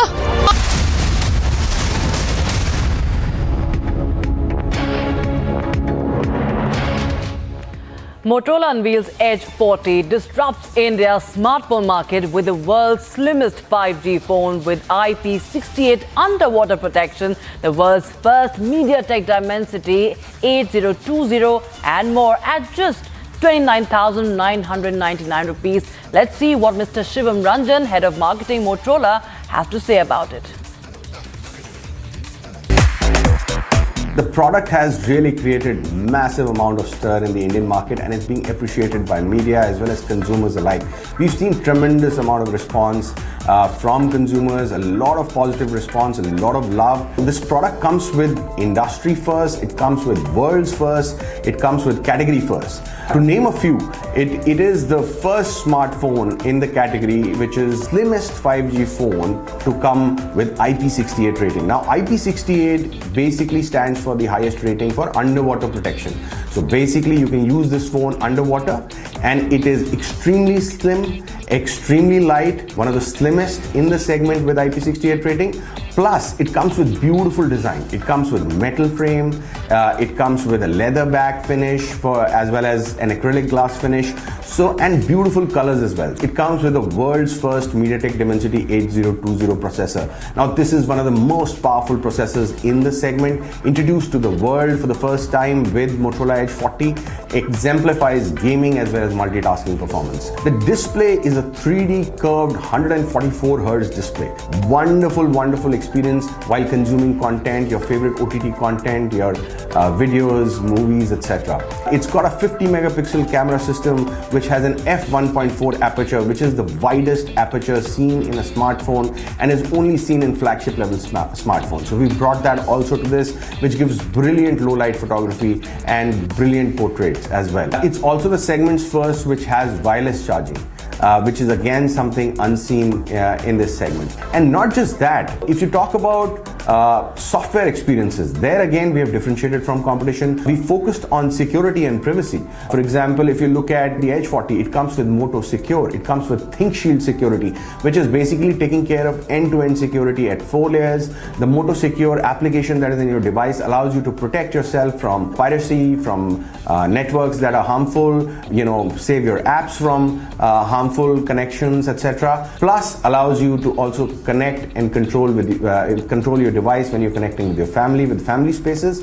And last but not the least, it's got Ready For, which allows your phone to actually connect with multiple devices like a television or a PC wirelessly and power them up for gaming, for OTT, for various other use cases. And finally, is being brought to the market at an incredibly disruptive price point of 29,999. Now at this price point, these features are unheard of, unseen in the market, and that is one of the key reasons why this product has really dominated the market and is creating the stir that we are seeing today. Motorola Edge 40 is an incredible success for us, and this is also showcasing some of the hallmarks or some of the strategies that we are looking to drive in the Indian market to create differentiation, to create disruption for the brand. Last year we partnered with a global leader in terms of colors and fashion, which is called Pantone, which is a global leader in colors and is known for setting fashion trends. So we've partnered with them. This year we were the first ones to launch the color of the smartphone in the color of the year, Viva Magenta, and we continue to partner with Pantone to give the best in class color, material, finishes, as well as designs. Motorola has recently been recognized as India's best 5G smartphone brand. So the Motorola Edge 40 also comes with 14 5G bands, which covers all the necessary bands that are required for the Indian scenario to connect with 5G across all network providers. Along with this, we also come with features like carrier aggregation, 4x4 MIMO that further enhance the speeds, the connectivity of your 5G network. So all that together is allowing us to differentiate ourselves in the Indian market.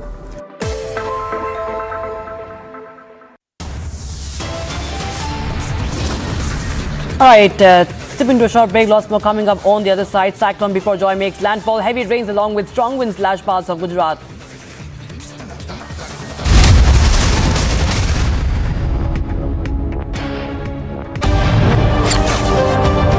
Deshmukh साहब यहाँ आपातकाल लगाए।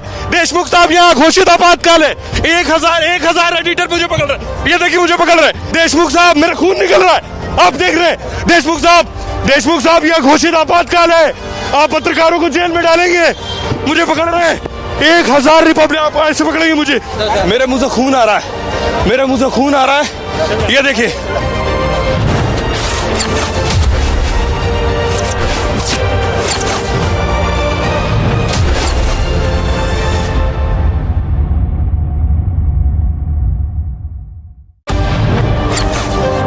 These are the cars carrying Christian Michel. You are going to see more and more cars on your screens right now. And that is Christian Michel. First visuals on your scene. Christian, would you want to speak? Christian, have you turned an approval? Christian, would you give facts to India? Christian, will you tell the truth about those names? Christian, will you tell the truth about the family? Christian, and that's the car getting in. Christian Michel, first visuals.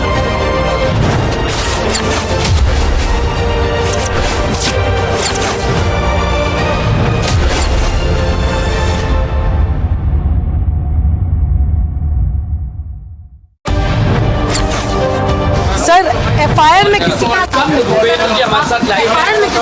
नहीं है। Sir बर्ताव कर रहे, क्या इसका कोई action लिया जाएगा? सर कार्रवाई को लेकर क्या कहना चाहेंगे? भूपेंद्र जी कार्रवाई को लेकर क्या कहना चाहेंगे?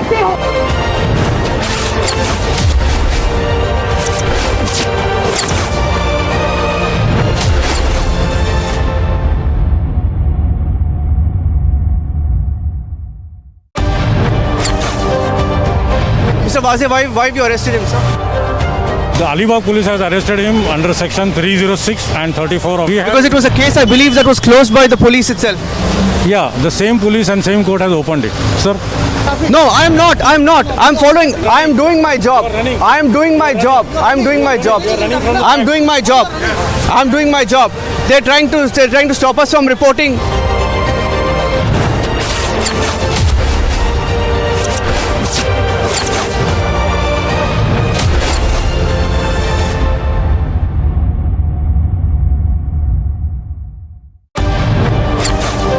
These are the images which shows you the reality of what really happened in the city of Bucha. What you see right now on your screens is the reality of this war where thousands and thousands of Ukrainians have lost their lives. We are standing in the premise of a church right in the middle of Bucha. ये जो आप अपने आंखों के सामने देख रहे हैं, ये विश्व के सबसे बड़ा एयरबस हुआ करता था एक टाइम पर, और आज आप जो देख रहे हैं इसका कुछ नहीं बचा. You have to leave from here.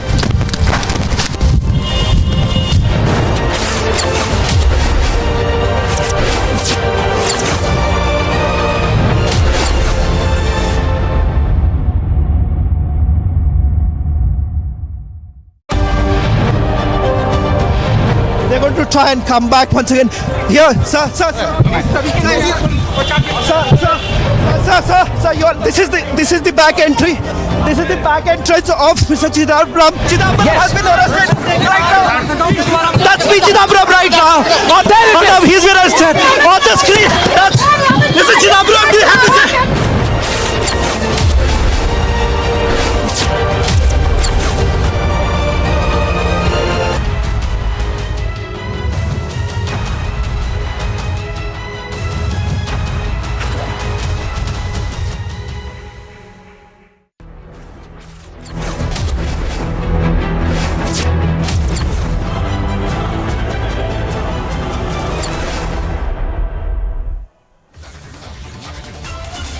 Hello and welcome. You're watching Live and Breaking on Republic TV, India's fastest and most watched television news channel. I'm Rukma Datta, and over the next few minutes, I'll be taking you through all the latest updates from Gujarat, where Cyclone Biparjoy has weakened into from a very severe cyclonic storm. All the details on the aftermath as it packed wind speeds of more than 125 kilometers per hour when it struck the Gujarat coast.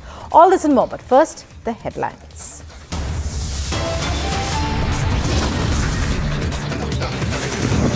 Cyclone Biparjoy makes landfall. Heavy rains along with strong winds lash parts of Gujarat.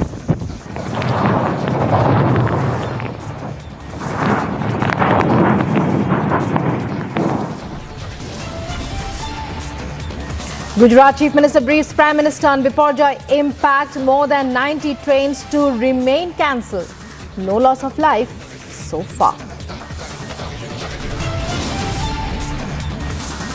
And Calcutta High Court orders deployment of central paramilitary forces in Bengal for panchayat polls amid violence.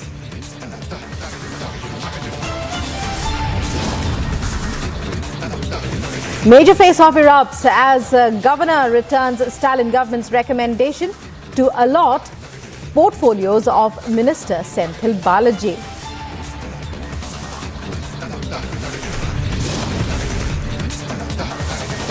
And day after Manipur's only woman minister's home is set on fire, Chief Minister vows action, assures culprits will be found and justice will prevail.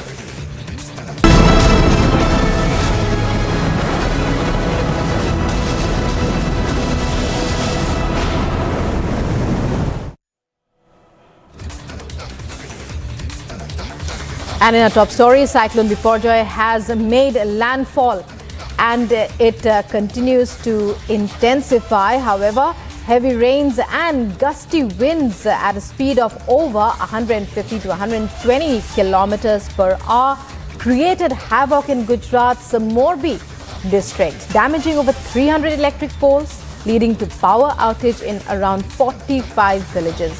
At least 22 people are reported injured, while electric poles and trees were uprooted as Biparjoy made landfall in along Gujarat's coast.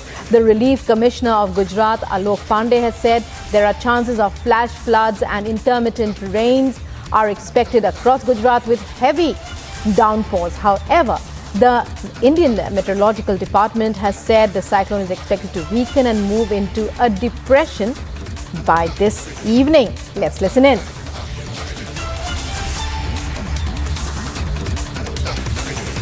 की port है, इससे हम करीब है और करीबन 5-5:30 बजे यहाँ विंड प्रेशर बहुत ज़्यादा था, तो उस वजह से हमारे जो ट्रांसमिशन के सबस्टेशन है वो डैमेज हुए थे और उसमें पावर डार्क में चला गया था और जो 11 kV का नेटवर्क है वो भी काफ़ी डैमेज हुआ था।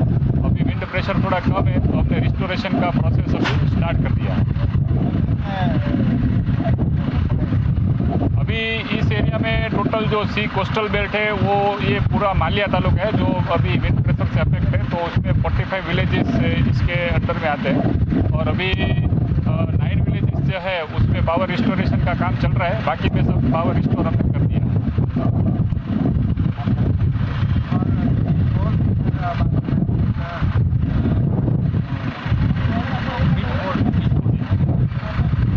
ये पोल पूरा नेटवर्क है, ये हमारा गड्डरपुर और PSC पोल सीमेंट पोल का है, उसमें से करीबन 100 पोल अभी डैमेज है और जो ज्योतिग्राम फीडर है उसमें हमारी रेसिडेंट एरिया की प्रायोरिटी है, तो उसमें अभी हमारा काम चल रहा है और अभी आप जो हमारा गड्डर पोल क्रेन और पोल डिगिंग मशीन की मदद से हम अभी पोल खड़े कर रहे हैं, तो ज्योतिग्राम पूरा हम रिस्टोर अभी कर देंगे।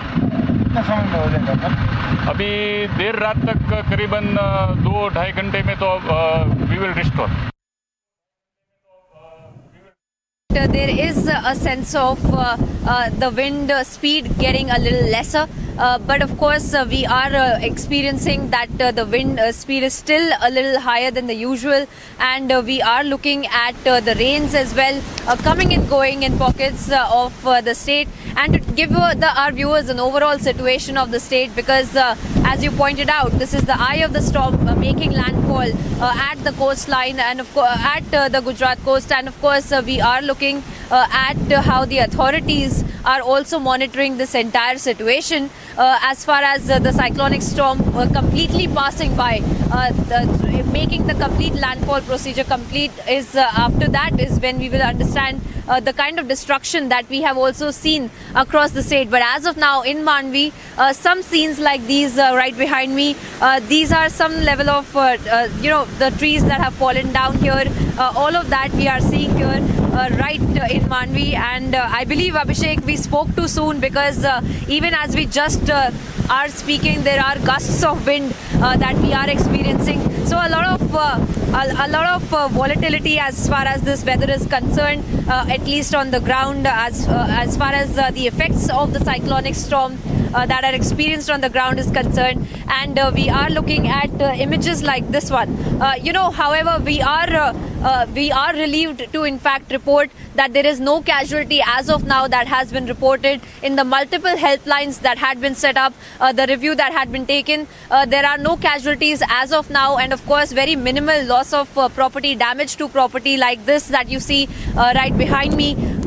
Some odd trees somewhere, some roads in fact that have fallen. This of course is from Mandvi. This is very close to the beach, so understandably so that there is some level of destruction here that we are witnessing on the ground. And of course we have also gotten reports of multiple places, including in Kutch itself, like places like Mundra, where as well we have seen some level of property destruction, and various roads where in fact trees like this one in fact had fallen and had blocked the entire roads, and post which the NDRF had been called, and they had to in fact clear out the entire area. And the wind in fact increasing as we speak, Abhishek.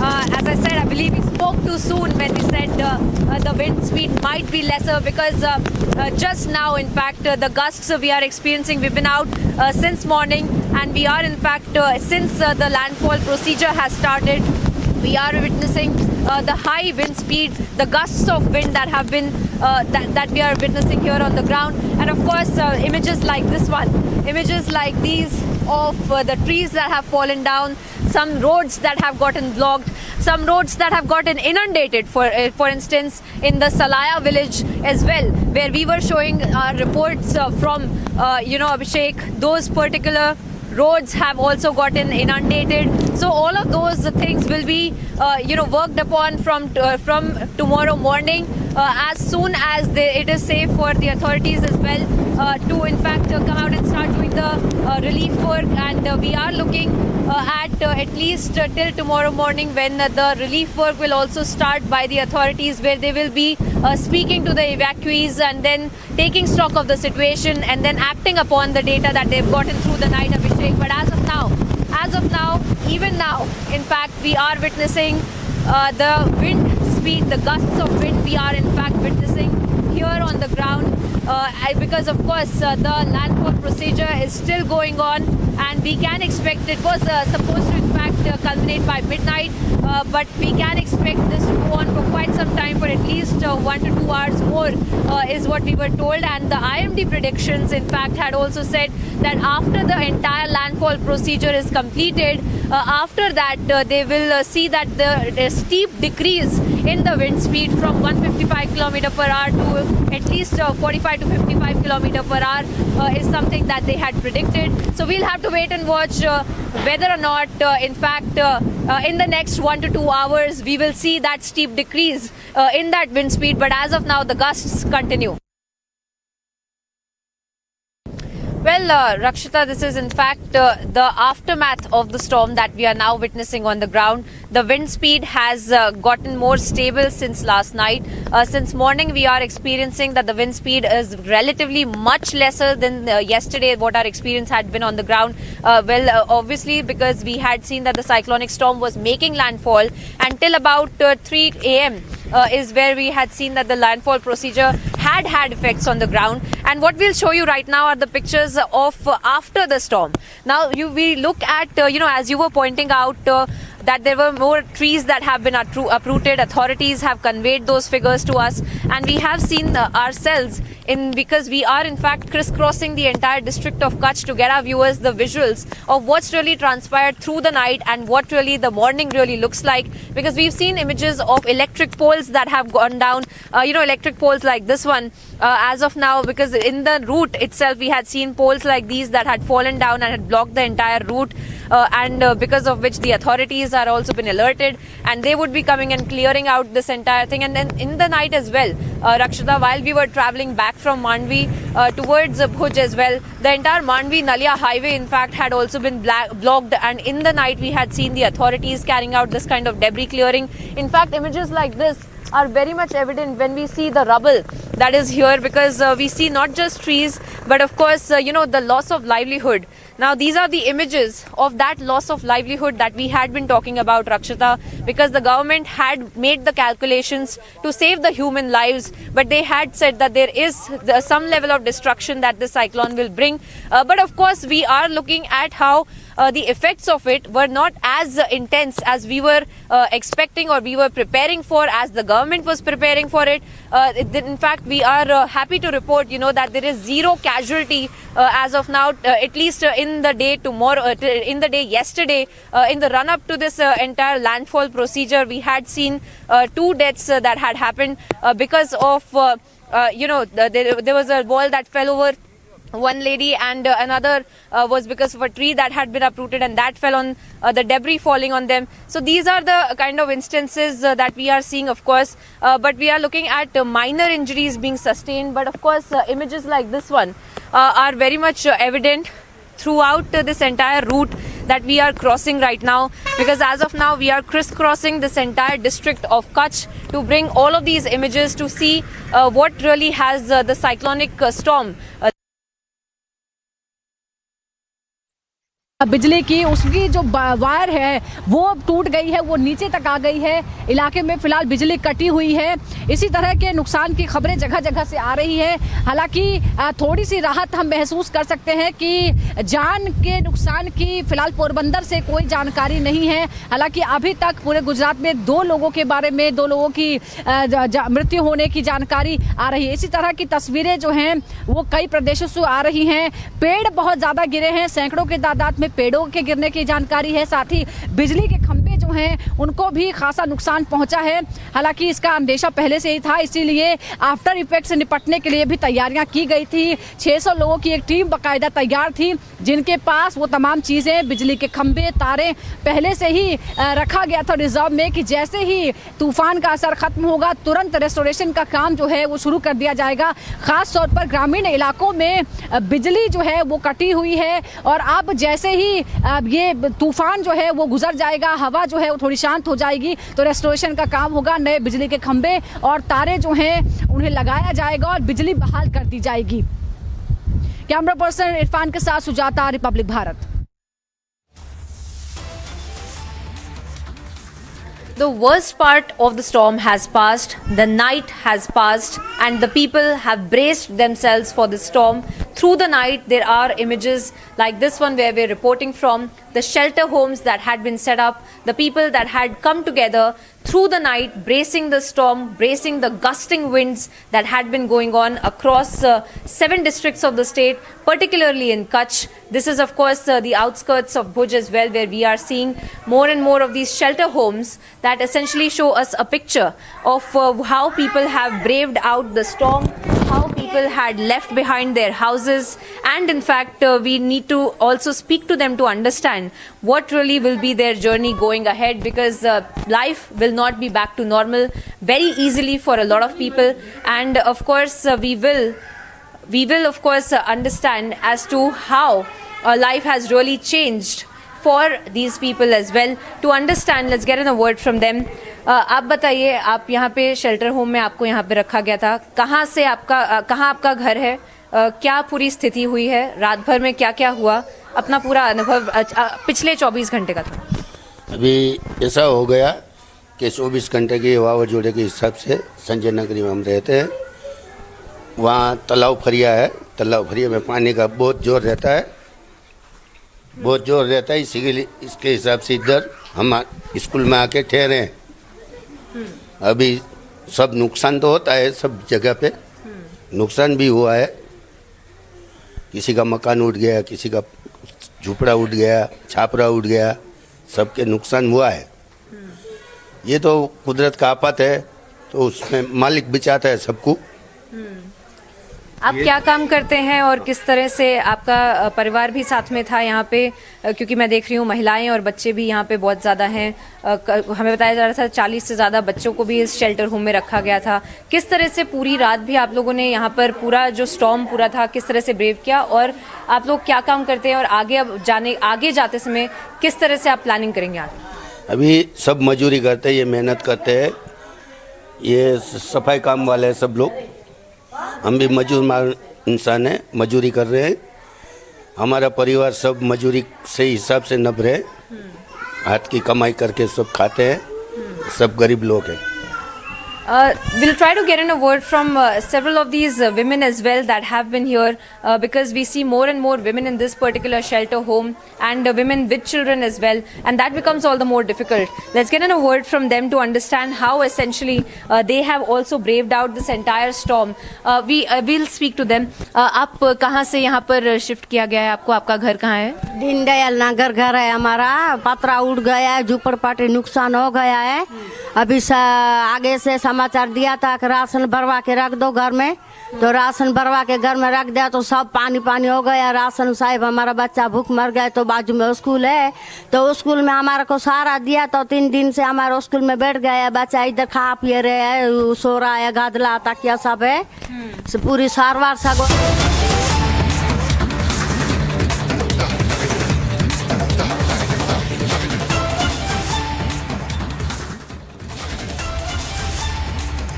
And in Gujarat, Chief Minister holds a review meeting over Cyclone Biparjoy. That's latest breaking news that's coming in, and visuals of the meeting. Gujarat Chief Minister Bhupendra Patel holding a review meeting over Cyclone Biparjoy, as the state government took a number of precautions. Joining me now is Priyanka, Priyanka, you've been covering this story, literally from the eye of the storm, from within the eye of the storm. It's made landfall. Biparjoy has made landfall. It's wreaked havoc across a vast area. Now we're hearing that the Chief Minister is holding a review meeting. If you can give us a sense of what's likely to come out of it, because the process of picking up the pieces after that immense devastation, it begins now that it's finally made landfall. Over to you, Priyanka. Well, that's right. We had seen these review meetings being carried out by the Chief Minister through the day yesterday, and he was in constant communication with the district level administration, making sure that the relief work is in place, making sure that the evacuation is also being carried out by the NDRF, by the SDRF, by the teams that had been kept there on standby as well. Now, what's to come out of it is something that is very important that you asked, Rukma, because what's to come out of it is hopefully some relief from the images that we see around us. Because this essentially is the human element that we are showing our viewers of the cyclonic storm that has passed by from the Gujarat coast, the human cost of the cyclonic storm, so to speak, the houses of the people. This is essentially one of the dwellings of the daily wage workers as well who stay here. People had been evacuated from here, and they had been shifted to shelter homes. And these images, sadly, of course, have become very natural, because we have been crisscrossing Kutch since early in the morning. This, of course, is the outskirts of Bhuj city that we're showing you the visuals of, and just nearby is also a shelter that had been put up where people, in fact, had been shifted, and to make sure that there's no loss of life. So that essentially, hopefully, is the outcome of these review meetings that are being carried out in the state capital, Gandhinagar, Rukma, because this essentially is the human cost of this cyclonic storm. And essentially what we also see is that the government promising that today is the day that they will start focusing on the relief work, making sure that there is compensation also given, any kind of relief that needs to be given. What's good to note about this entire situation, Rukma, is that the shelter homes that had been put up, in those shelter homes, they have been told that they can stay till about 20th of June. Now, till then, at least, there will be some time that would be given to the authorities to make sure that, everything is in place, that the compensation can be given, or any kind of relief that they need to do for the people that have suffered the loss in this entire cyclonic storm. They can be also given some kind of relief. And that is what we are hoping that would come out of these review meetings, because we had seen the union ministers, Mansukh Mandavya, Purushottam Rupala, all of these ministers that had been here on the ground in Kutch, in Devbhoomi Dwarka, in Porbandar, and they had been hands-on with this entire situation, and they had been meeting with the evacuees as well, and they had been assuring them that after the storm has passed by from here, the focus of the government will be the relief work. But of course, still yesterday, understandably so, Rukma, the priority of the government had been to make sure that there is no human life that is lost, no animal life that is lost, no life in danger in this entire cyclonic storm. The goal of the government had been to work with zero casualties in this entire cyclonic storm. More or less in the last 24 hours, they have been able to do so, since nobody really came in the harm's way. In the last 24 hours, because of the aggressive evacuation, the aggressive awareness that had been done, and because, let's also tell our viewers the flip side of it, because we do see this destruction that has gone on, and then we see these people who had been living here, in fact, have been shifted to the evacuated houses, and they are the ones who had been safeguarded because of this evacuation. However, of course, it is sad to see them witnessing their houses, their dwellings completely falling apart, but they are, of course, here to witness it, and that is the most important part that the government has also mentioned, that the lives have been safeguarded, and then, of course, the livelihood will be focused upon, and that is what we are hoping would also come out of these review meetings, as we are talking about the Chief Minister carrying out this meeting in Gandhinagar. Of course, we are on the ground reporting on the aftermath of the cyclonic storm. The winds have slowed down, but of course, people waiting to go back to their normal lives. We'll be getting you each and every update after a very short break. Don't go anywhere.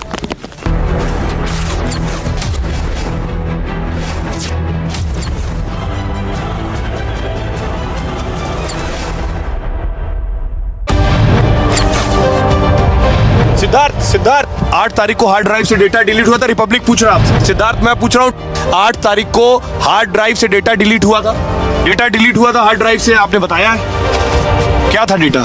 8 hard drive का data delete हुआ था या नहीं?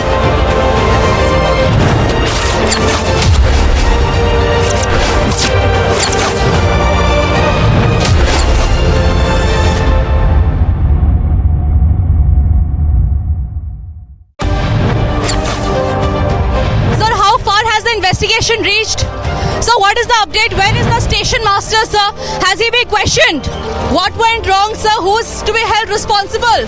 The victims' families are seeking answers, sir. So how far has the investigation reached? So you'll have to answer, sir.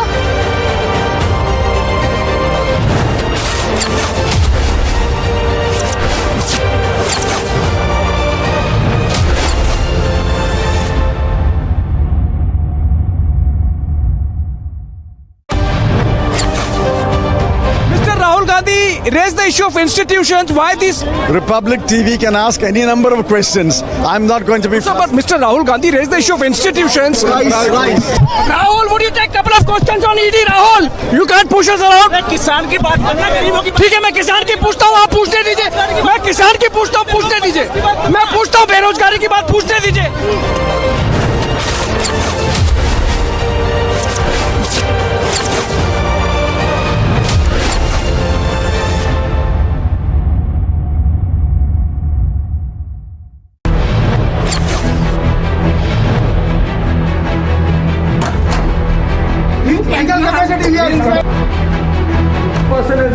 This gentleman who has entered my house illegally.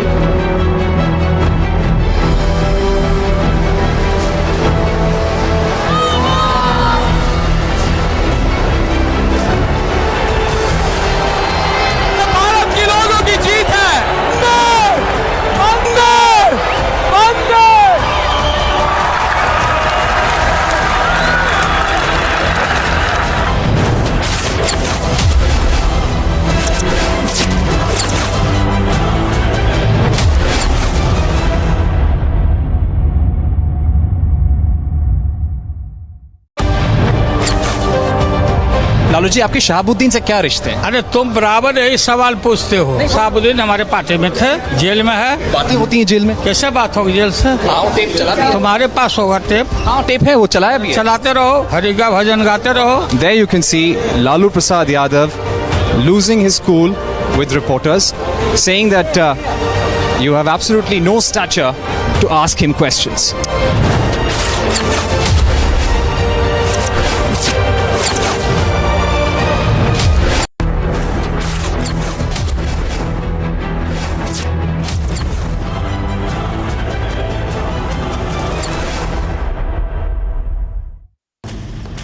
Motorola, India's best 5G smartphone brand. The headlines at this hour. Countries join NATO ammunition initiative when NATO discusses more military support for Ukraine. As a motive of spoils of war, Ukrainian military displays seize Russian equipment. North Korea launches 2 ballistic missiles in protest of the US-South Korea military drills. China's factory and consumer activity weakens. Youth unemployment rises. Philippines volcano continues to spew lava and gases. Over 14,000 residents face displacement. They're going to try and come back once again. Here, sir. Sir, this is the back entry. This is the back entrance of Mr. Chidambaram. Chidambaram has been arrested right now. That's me, Chidambaram, right now. He's been arrested on the screen. That's Mr. Chidambaram. Do you have to say?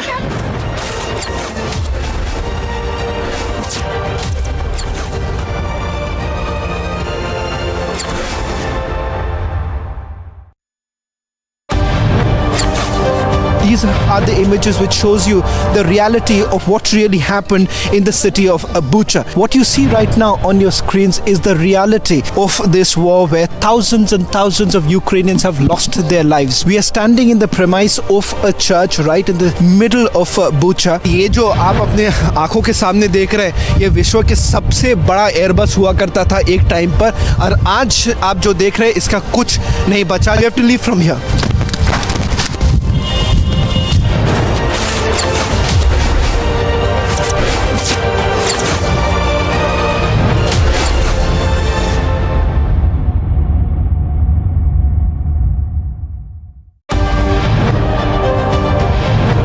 To try and come back once again.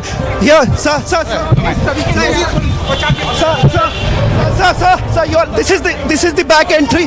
This is the back entrance of Mr. Chidambaram. Chidambaram has been arrested right now. That's me, Chidambaram, right now. He's been arrested on the screen. That's Mr. Chidambaram. Do you have to say?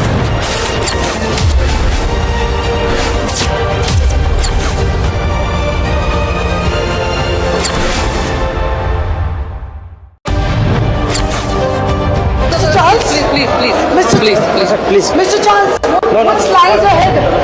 Mr. Charles, what's lie ahead for you now? Mr. Charles, are you really think France will be safe for you?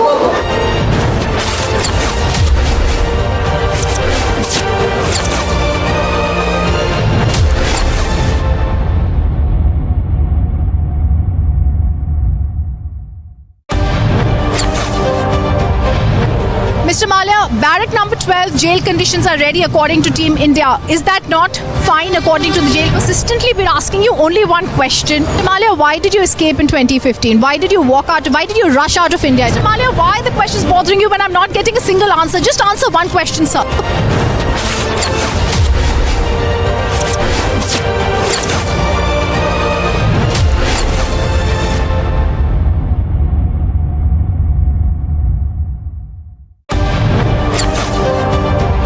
Men, women, they are marching towards the road. Though some clashes are also witnessed here at the Sheikhpura road. See the tear smoke shells being used by the Jammu and Kashmir police. Now we can see also that the protesters are not crossing the line.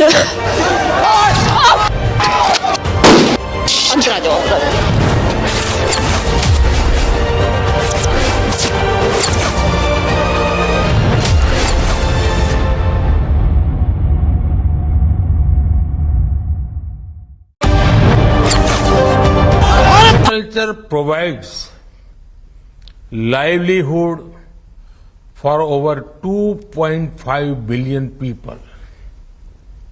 In the global south, agriculture accounts for almost 30% of GDP and over 60% of jobs.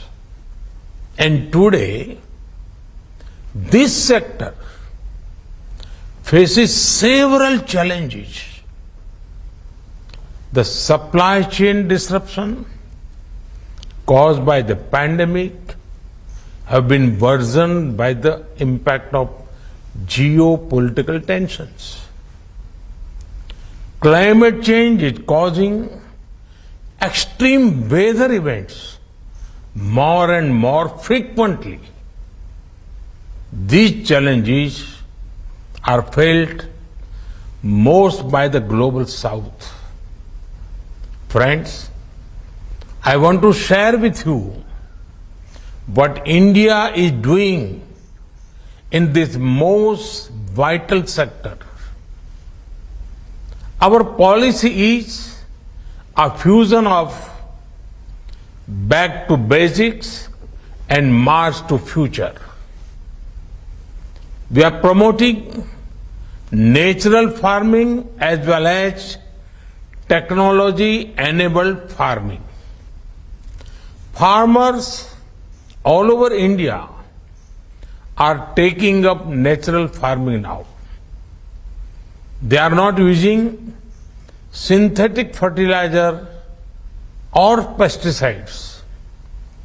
Their focus is on rejuvenating the Mother Earth, protecting soil health, producing per drop more crop, and promoting organic fertilizers and pest management solutions.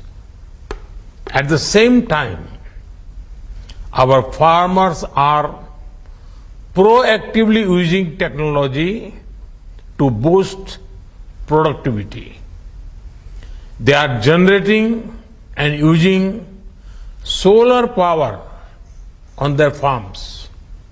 They are using soil health cards to optimize crop selection and drones to spray nutrients and monitor their crops. I believe this fusion approach is the best way to address several issues in agriculture. Friends, as you know, the year 2023 is being celebrated as the International Year of Millets. You will find a reflection of this on your plates in Hyderabad with many dishes based on millets or Sri Anna, as we call it in India. These superfoods are not only healthy to consume, but they also help raise the income of our farmers by using less water, needing less fertilizer, and being more pest resistant. Of course, millets are not new. They have been cultivated for thousands of years. But markets and marketing had influenced our choices so much that we forgot the value of traditionally grown food crops. Let us embrace Sri Anna millets as the food of our choice. As part of our own commitment, India is developing an Institute of Millets Research as a center of excellence for sharing best practices, research and technology in millets. Friends, I urge you to deliberate on how to undertake collective action to achieve global food security. We must find ways to build sustainable and inclusive food systems focused on marginal farmers. We must find ways to strengthen global fertilizer supply chains. At the same time, adopt agricultural practices for better soil health, crop health, and yield. Traditional practices from different parts of the world may inspire us to develop alternative for regenerative agriculture. We need to empower our farmers with innovation and digital technology. We must also make solutions affordable for small and marginal farmers in the global south. There is also an urgent need to reduce agriculture and food waste and instead invest in creating wealth from waste. Friends, India's G20 priorities in agriculture focus on healing our one earth, creating harmony within our one family, and giving hope for a bright one future. I am happy to learn that you are working on two concrete outcomes: the Deccan high-level principles of food security and nutrition, and the Maharshi initiative for millets and other grains. The support to these two initiatives is a statement in support for inclusive, sustainable, and resilient agriculture. I wish you all success in your deliberations. Thank you.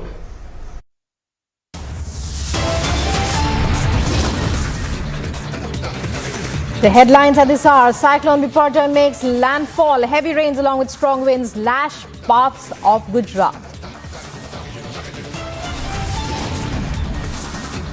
Gujarat Chief Minister briefs the Prime Minister on Biparjoy impact. More than 90 trains to remain cancelled. No loss of life so far.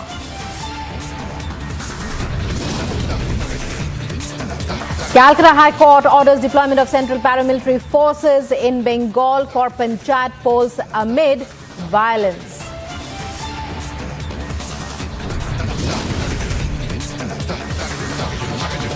Major face-off erupts as governor returns the Stalin government's recommendation to allot portfolios of Minister Senthil Balaji.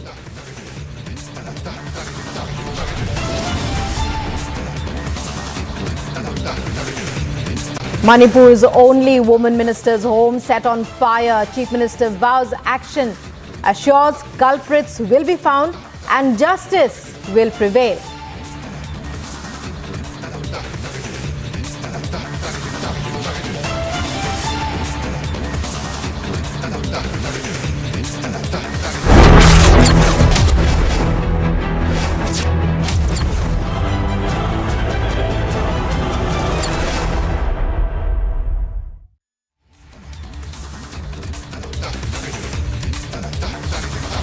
Hello and welcome once again. You're watching Live and Breaking on Republic TV, India's fastest and most watched television news channel. I'm Rukma Datta, and let's begin with breaking news that's coming in regarding the protesting wrestlers. Wrestlers Bajrang Punia, Sakshi Malik and Vinesh Fogart are expected to meet in Sonepat today. They are likely to strategize, we believe, on their next step. According to them, they are not satisfied with the charge sheet and claim that the government has not fulfilled its promise on their demands. The wrestlers to meet first to hold a meeting between themselves. But let me get you my colleague on the ground there, Harsha, who will be bringing you all the details. Harsha, it's over to you. If you could take our viewers through what you're hearing about the proposed meeting of the wrestlers. When is it likely to happen? Delhi police, meanwhile, have brought out a more than 1,000-page charge sheet. Over to you, Harsha. Yes, Rukma, rightly stated. Yesterday we saw that the charge sheet was filed in the Rouse Avenue Court by the Delhi police official. It was a 1500-page charge sheet where the allegation, where the charges which were framed by the Delhi police official against Brij Bhushan Sharan Singh were 354, 354A and D, and on Vinod Tomar as well, there were 4 charges which were framed. But now yesterday, while Sakshi Malik yesterday was stating that whatever the next plan of action will be, she will put up in the southern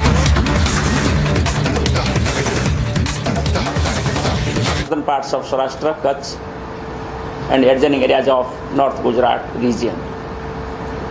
From evening, there could be 40 to 50 kmph wind speed over the adjoining areas of South Rajasthan.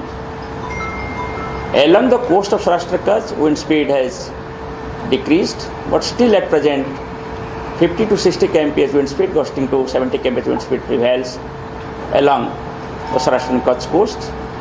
It will gradually reduce, and by afternoon it may become 35 to 45 km per hour, gusting to 55 km per hour.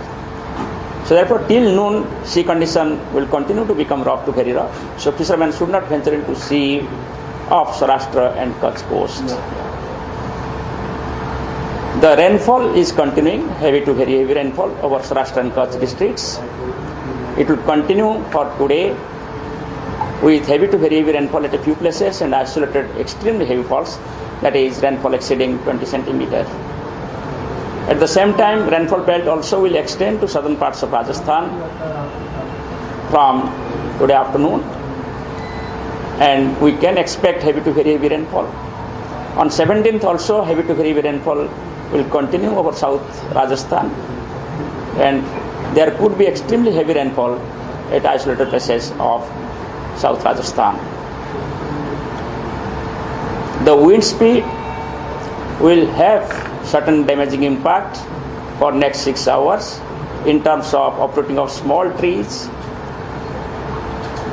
uprooting, breaking of tree branches, and some damage, or you can say partial damage, to telephone lines or electric lines, mud houses, tin houses, asbestos houses, hoardings, etc. could be affected by this wind during next 6 hours. Thank you. Sir, आज के लिए किन किन area में आप लोग warning दे रहे हैं? आज के लिए हम गुजरात और राजस्थान, ये 2 स्टेट के लिए वार्निंग दे रहे हैं। गुजरात में heavy to very heavy rainfall होगा और आइसोलेटेड प्लेसेस में एक्सट्रीम हेवी रेनफॉल होगा, specially Saurashtra and Kutch districts. और नॉर्थ गुजरात रीजन का जो डिस्ट्रिक्ट है, जैसे बनासकांठा वगैरह, उसमें भी बारिश हो सकता है और heavy to very heavy rainfall हो सकता है। इसके अलावा जो साउथ राजस्थान का जो डिस्ट्रिक्ट है, वहाँ भी heavy to very heavy rainfall हो सकता है, स्पेशली आफ्टरनून ऑनवर्ड्स। और 17 तारीख को रेनफॉल एक्टिविटी रिड्यूस होगा गुजरात में, only isolated heavy to very heavy हो सकता है नॉर्दर्न पार्ट्स में, मगर साउथ राजस्थान में heavy to extremely heavy rainfall हो सकता है 17 तारीख को कुछ इलाका में। सर, साइक्लोन की वजह से जो समुद्र का तापमान है वो काफ़ी कम हो गया है, अब रिचार्ज होने में इसको कितना वक्त लगेगा, और मानसून के लिए जो अनुकूल स्थिति हम जिसे कहते हैं वो अब दोबारा कब बन पाएगी? साइक्लोन जब भी कोई समुद्र के ऊपर आता है, साइक्लोन के साथ होते हुए क्लाउड से बारिश होता है। बारिश होने की वजह से सी सरफेस का जो वाटर है वो कूल होता है। इसके साथ साथ साइक्लोन में जो विंड घूमता रहता है एंटी क्लॉकवाइज नॉर्दर्न हेमिस्फीयर में, इसमें जो समुद्र का वाटर है, सी वाटर सरफेस में, वो भी घूमता रहता है एंटी क्लॉकवाइज। जब एंटी क्लॉकवाइज घूमता रहता है तो नीचे का जो पानी है वो ऊपर आता है, इसको ऑफवेलिंग बोला जाता है। और प्रेशर भी लो होता है, प्रेशर लो होने की वजह से इसको हम इन्वर्स बैरोमेट्रिक इफेक्ट बोलते हैं, जिसमें कि स्वेलिंग होता है वो एरिया में सी सरफेस का, इसलिए नीचे का जो कोल्ड वाटर है वो भी ऊपर आता है। तो ये सभी कारण से समुद्र की जो तापमान है, जहाँ जहाँ साइक्लोन जाता है वहाँ गिर जाता है। कभी कभी तापमान 4 से 5 डिग्री या 7-8 डिग्री तक भी ये गिर सकता है। और धीरे धीरे साइक्लोन एक टेम्पररी फेनोमेना है, वो जाने के बाद फिर धीरे धीरे ओशन सर्कुलेशन रिस्टोर होगा और सी सरफेस टेम्परेचर राइज होगा। मानसून के साथ जब हम बात करें तो ये टेम्पररी फेनोमेना था, जैसे 17 तारीख तक ये सिस्टम रहेगा, इसके बाद वीक हो जाएगा। 18 तारीख से फिर फेवरेबल कंडीशंस डेवलप होगा और साउथ इंडिया और ईस्टर्न इंडिया में कुछ हिस्सा से 21 तारीख तक मानसून आगे बढ़ेगा। 21st तक। हाँ सर, ये डीप डिप्रेशन जो आपने बोला, where is this deep depression going to be created and are we also going to see rainfall towards adjoining parts of Maharashtra? Deep depression will not be created. Deep depression will be the weakening stage of the cyclone. A cyclone forms from a low pressure area. It becomes depression, then deep depression, then cyclone, severe cyclone, very severe cyclone, etc. in its intensifying stage. Then when it decays, it also comes in that stage. It will come from very severe cyclone to severe cyclone, from severe cyclone to simply cyclone storm, then it will become deep depression, then it will become depression, then will mark low pressure area. So therefore it is not a new deep depression. It is the weakening of this particular cyclone. No, so which Saurashtra and direction Kutch. It will be over Saurashtra and Kutch and adjoining areas of North Gujarat region and South Rajasthan. There only, sir. And about the rainfall situation in adjoining parts of Maharashtra? Maharashtra के लिए हम कोई warning नहीं दिया है। Sir, जिस तरीके से वेरी सीवियर साइक्लोन स्टॉर्म कहा गया इसको और लंबे समय तक ये साइक्लोन जो चलता रहा, क्या इसने कोई नए रिकॉर्ड सेट किए या फिर कुछ नए चीज़ें दर्ज कराई हैं? देखिए, ये कोई नया रिकॉर्ड तो हुआ नहीं, क्योंकि पहले से ऐसे ही साइक्लोन है नॉर्थ इंडियन ओशन में जिसका पीरियड इससे ज़्यादा है। और पहले इसका तो डिसिपेशन होने दीजिए, देन पता चलेगा कि एग्जैक्ट पीरियड कितना रहा, देन हम कंपेयर करके हम आपको कंप्लीट स्टैटिस्टिक्स देंगे। मगर रिसेंट टाइम में मैं आपको बताना चाहता हूँ साइक्लोन क्या था, जो कि लगभग 10 दिन का टाइम पीरियड था। साइक्लोन गजा था जो कि लगभग 10 दिन टाइम पीरियड था। सो इसका टाइम पीरियड एग्जैक्टली कितना होता है पता चलेगा जब ये डिप्रेशन से वीक होकर लो प्रेशर में परिणत हो जाएगा। एक साइक्लोन का लाइफ पीरियड यही माना जाता है, डिप्रेशन टू डिप्रेशन। इस साइक्लोन का कितना असर हुआ है मॉनसून पर? अमूमन उल्टा असर होता है, लेकिन इसका कितना असर हुआ? ये तो हमने बोल दिया अभी। जब साइक्लोन डेवलप हुआ 6 तारीख को डिप्रेशन के रूप से साउथ ईस्ट अरेबियन सी में, इसका पॉजिटिव इम्पैक्ट रहा और मानसून सर्कुलेशन साउथ अरेबियन सी में एक्टिव रहा और 8 तारीख तक मानसून केरल में एंट्री किया, हमने प्रवेश किया। इसके बाद भी साउथ पेनिनसुला में कुछ एरिया को भी कवर किया। मगर जब मानसून सर्कुलेशन डिटाच होते हुए नॉर्थवर्ड बढ़ा साइक्लोन, तब इसका इम्पैक्ट, पॉजिटिव इम्पैक्ट कम हो गया और अभी ऐसे कोई पॉजिटिव इम्पैक्ट नहीं है, इसलिए मानसून फर्दर एडवांस नहीं किया है। मगर अभी ये जब डिसिपेशन हो जाएगा फिर मानसून सर्कुलेशन एक्टिवेट होगा, जो मैं बोल रहा हूँ 21 तारीख तक साउथ पेनिनसुला के कुछ हिस्सा और ईस्टर्न इंडिया के कुछ हिस्सा में मानसून आगे बढ़ेगा। सर, दिल्ली एनसीआर में भी कुछ असर देखने को मिलेगा? नहीं, अभी तक जो हमारा पूर्वानुमान है इससे कोई डायरेक्ट इम्पैक्ट दिल्ली एनसीआर में है ये, मगर जब सेंट्रल इंडिया की तरफ ये बढ़ेगा तब इसके प्रभाव में कुछ मॉइस्चर आ जाएगा, क्लाउडनेस आ सकता है, मगर ऐसे कुछ हैवी रेन की स्ट्रॉन्ग विंड इसकी वजह से नहीं होना है। राहत मिलेगी सर दिल्ली वालों को? क्या अनुमान है दिल्ली वालों का राहत मिलेगी? नहीं, इसके लिए कुछ साइक्लोन के साथ कुछ रिलेशन नहीं। ठीक है, thank you.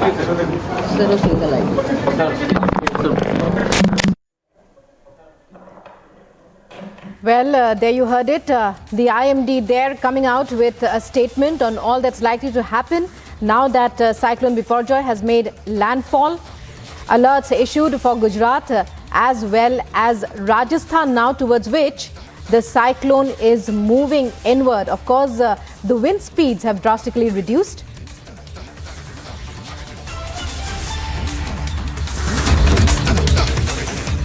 Coming up, major face-off erupts as Governor returns Stalin government's recommendation to allot portfolios of Minister Senthil Balaji. Day after Manipur's only woman minister's home is set on fire, the chief minister vows action, assures culprits will be found and justice will prevail.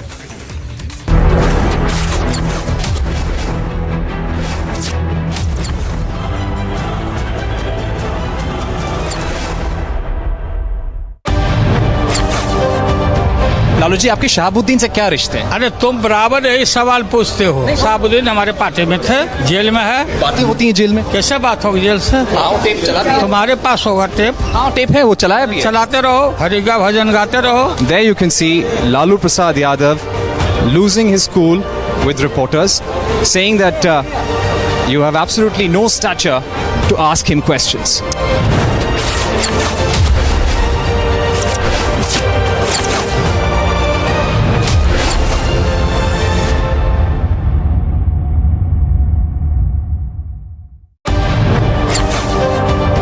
Deshmukh साहब यहाँ आपातकाल लगाए।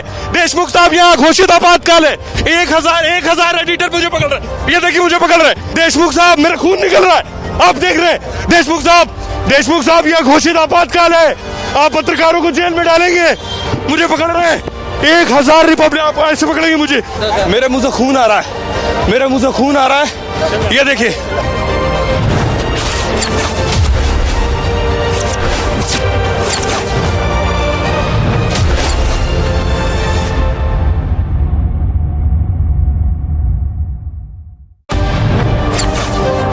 These are the cars carrying Christian Michel.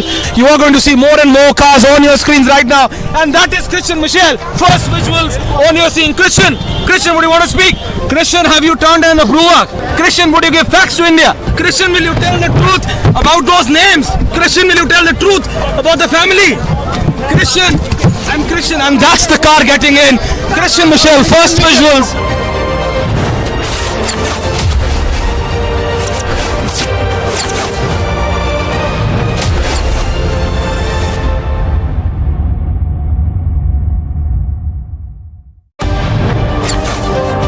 Sir, FIR में किसी का नाम नहीं है। सब बर्ताव कर रहे हैं, क्या इसका कोई एक्शन लिया जाएगा? सर, कार्रवाई को लेकर क्या कहना चाहेंगे? भूपेंद्र जी कार्रवाई को लेकर क्या कहना चाहेंगे?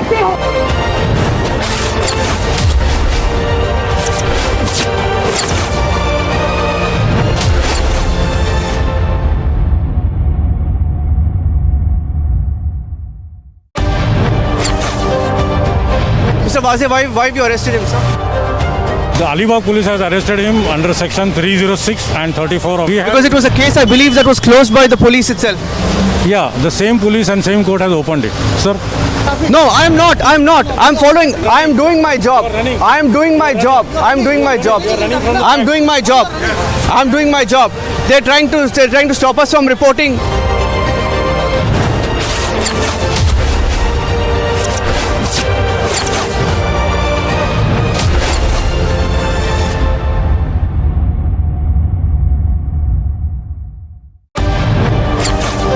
These are the images which shows you the reality of what really happened in the city of Bucha. What you see right now on your screens is the reality of this war where thousands and thousands of Ukrainians have lost their lives. We are standing in the premise of a church right in the middle of Bucha. ये जो आप अपने आंखों के सामने देख रहे हैं, ये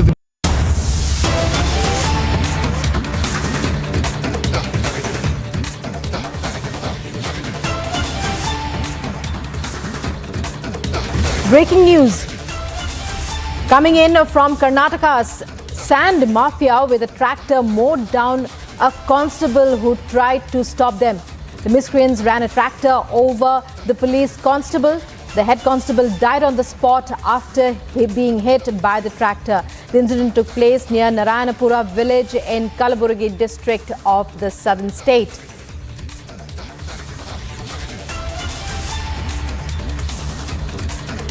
And that's the breaking news that we are getting in. More details are, of course, awaited. But right now, what we are hearing is that the head constable died on the spot after he was mowed down by a tractor when he tried to stop members of the sand mafia from carrying out their illegal sand mining activities. He was mowed down by a tractor that ran him over.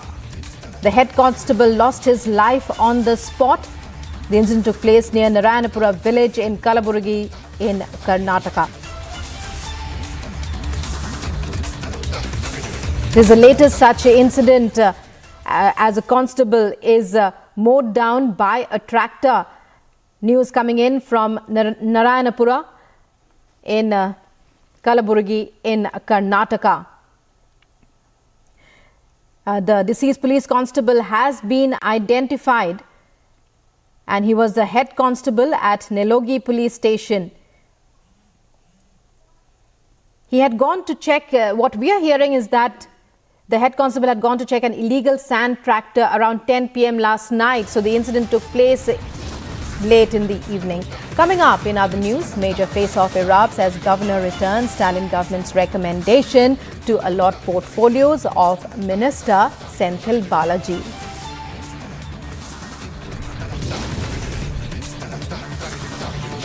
Also, day after Manipur's only woman minister's home is set on fire, the chief minister vows action, assures culprits will be found and justice will prevail.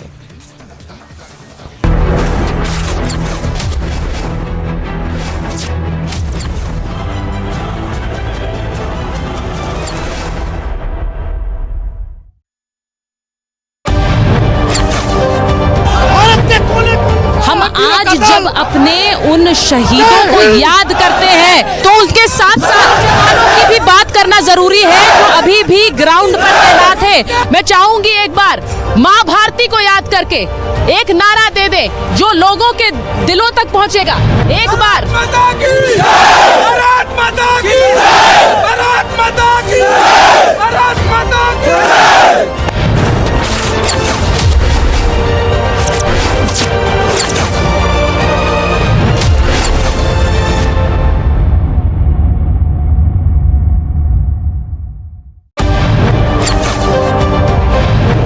Siddharth 8 तारीख को hard drive से data delete हुआ था। Republic पूछ रहा आपसे। सिद्धार्थ मैं पूछ रहा हूँ 8 तारीख को हार्ड ड्राइव से डेटा डिलीट हुआ था। डेटा डिलीट हुआ था हार्ड ड्राइव से, आपने बताया है क्या था डेटा? 8 हार्ड ड्राइव का डेटा डिलीट हुआ था या नहीं?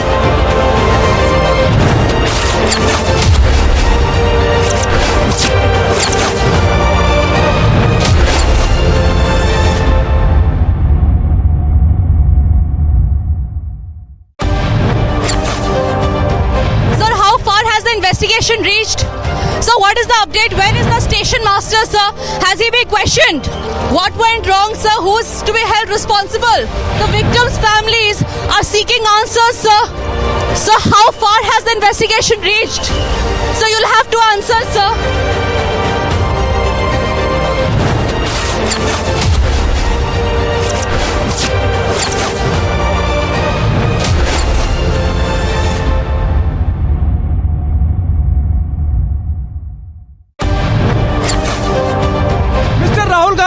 Raise the issue of institutions. Why this?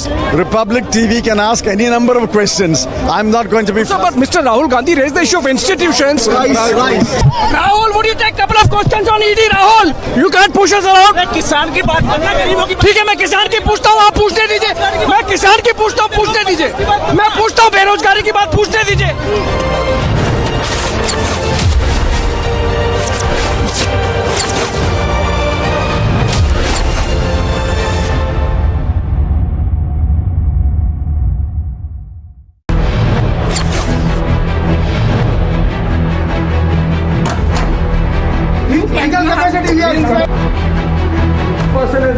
This gentleman who has entered my house illegally.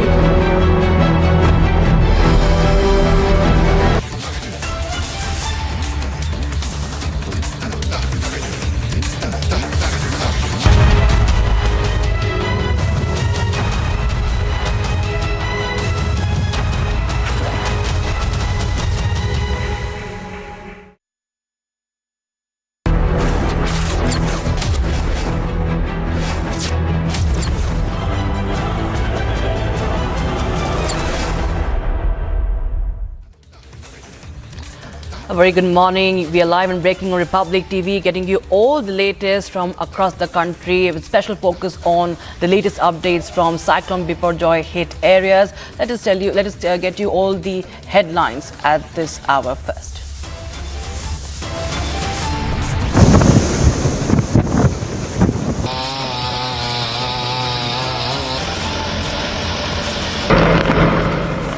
Cyclone Biparjoy makes landfall. Heavy rains along with strong winds lash parts of Gujarat.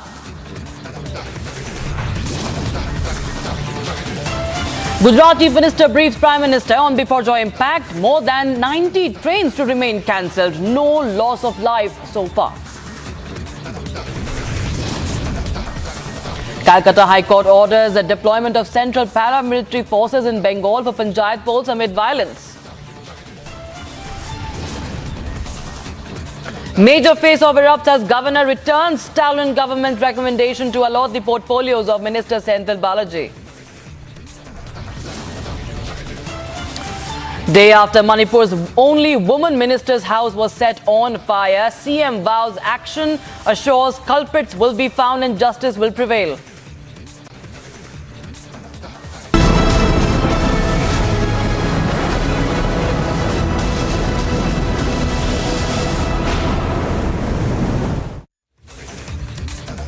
Cyclone Biparjoy has made its landfall as it continues to intensify. Heavy rains and gusty winds at a speed of over 115 to 120 kilometers per hour created havoc in Gujarat's Morbi, damaging over 300 electric poles, leading to a power outage in around 45 villages. 22 people have been injured, while electric poles and trees were uprooted as the cyclone made landfall. My colleague Priyanka is joining us live on the broadcast from Kutch, and coming to you, Priyanka, straight away. What are the latest updates that you are hearing? What is the situation right now on ground zero in Kutch?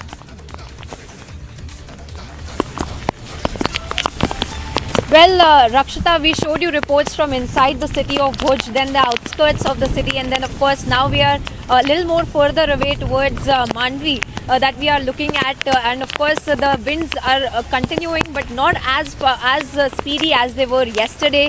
The rains are continuing, but of course we are looking at these images of how the trees have really fallen down. So essentially today what we are looking at, as we crisscross through the entire district of Kutch, looking at these images, understanding how the cyclonic storm has led to this kind of a damage, this kind of trees as well getting uprooted, and how those trees have fallen down on the roads, blocking several roads as well, and of course the debris clearing that has been going on by the authorities. So those are the images that we really get to see. A little bit of relief as far as the gusting winds are concerned, because we are able to at least stand properly, walk properly, and the experience of it is not as intense as it was yesterday, since naturally so we were looking at a landfall procedure going on yesterday, but this essentially what we are looking at, the experience of it is the aftermath of the cyclonic storm that has passed by the Gujarat coast. Of course, this is important to be noted here that there have been zero casualties in the last 24 hours, especially when the landfall procedure was underway.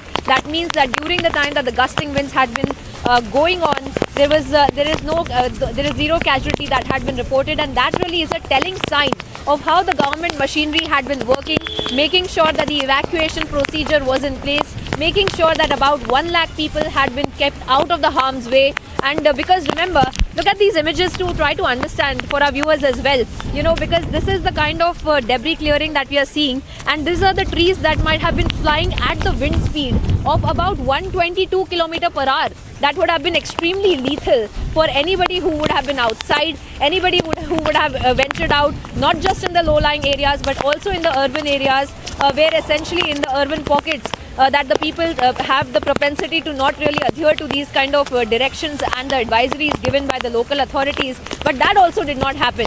So that essentially is a telling sign of how much awareness that was being carried out by the authorities, the door-to-door campaigns that were being carried out by the authorities, and that essentially tells us how this has been a successful evacuation procedure also in the run-up to the cyclonic storm that had made landfall yesterday. And now today, of course, we are looking at the aftermath in terms of the heavy rainfall there are bouts of it when it becomes extremely heavy. Then of course it becomes difficult to stand outside, and as it is happening in fact right now a little bit. But apart from that, there is not too much of a gusting wind, as we had seen that the predictions of the IMD had also been about 55 km/h. At least today, since after the landfall, there would have been a steep decline in the wind speed that was from 155 km/h to 55 km/h. And that is the gale wind speed, and that is what we are experiencing right now. And of course, we are looking at how the aftermath of it would have also led to a flood-like situation in the low-lying areas. But no human, in fact, has come in the harm's way. Nobody had been, stranded there. Help had been reaching everyone. But as of now, once again, if we tell you about the weather conditions and the experience of the aftermath of the cyclonic storm, we are looking at very heavy rainfalls. Rainfall in certain pockets of the state, specifically in North Gujarat. We had seen alarming images, really, Rakshita, coming to light from North Gujarat, specifically Sabarkantha, Banaskantha, and even here in Kutch for that matter, as it is evidently so visible that there is a heavy rainfall going on in certain pockets and in Kutch specifically as well. In fact, just like this one, just like this that we are experiencing, from 15-20 minutes of interval. In 15-20 minutes of interval, we experience this kind of heavy rainfall and a bout of gust, but not as speedy as it was till yesterday, and understandably so and naturally so. As far as the landfall procedure is concerned, that has stopped. Since of course this had been predicted by the IMD, the precautions are also being taken into consideration regarding those predictions as well, because we are looking at the government authorities that had shifted this about 1 lakh people into these shelter homes. But they have also now told that these people can in fact stay in these shelter homes till at least 20th of June, and that would give the government enough time to carry out any kind of relief work, any kind of compensation that they might want to also look at in terms of the evacuees being given relief, because we have seen heartbreaking images as well, Rakshita, on the sidelines, in villages, in city areas as well, where the workers that had been living in kacha houses, they have been left completely homeless. Their houses have been completely wrecked. The dwellings have been completely wrecked, and that really is the human cost of the cyclonic storm that we had also experienced. We are still experiencing the aftermath of it, and of course we will have to wait and watch as to how the government takes these steps and what really is the plan of action. Now, of course, there is a lot of volatility in the weather as it was expected, because even as we are speaking, there is a bout of heavy wind that we are experiencing, and that keeps coming and going as we see the aftermath of the cyclone, at least on the ground. And that essentially tells us how important this entire procedure being carried out by the machinery is, and how important it is that they're not jumping the gun of letting the evacuees go back to their houses if they have them, or evacuees getting out of the shelter homes as well, and making sure that the advisories are still in place by the government, precautions are still in place, and the teams of the NDRF, SDRF or any relief teams are also still kept on standby. So too early to say that the entire danger has passed, but of course there is an immediate relief of the cyclonic storm having made the wind landfall. But even now, after the landfall, we are looking at the experience of it being in gusty winds, considerably lesser in speed, and heavy rainfall as well. And of course, the authorities are also prepared for any flood-like situation that might also occur, because they had said that the IMD prediction in fact had stated that there is going to be a flood-like situation in north parts, and even now, we are experiencing a lot of heavy rainfall and winds as well. So these are of course the kind of characteristics that we are looking at as far as this cyclonic storm is concerned. And after the point that it has made this landfall, this is the aftermath in our experience of it. Rakshita. Right. All right. Thank you so much, Priyanka, for joining us with all those details on that story. We'll keep coming back to you, but meanwhile, take care of yourself and stay safe.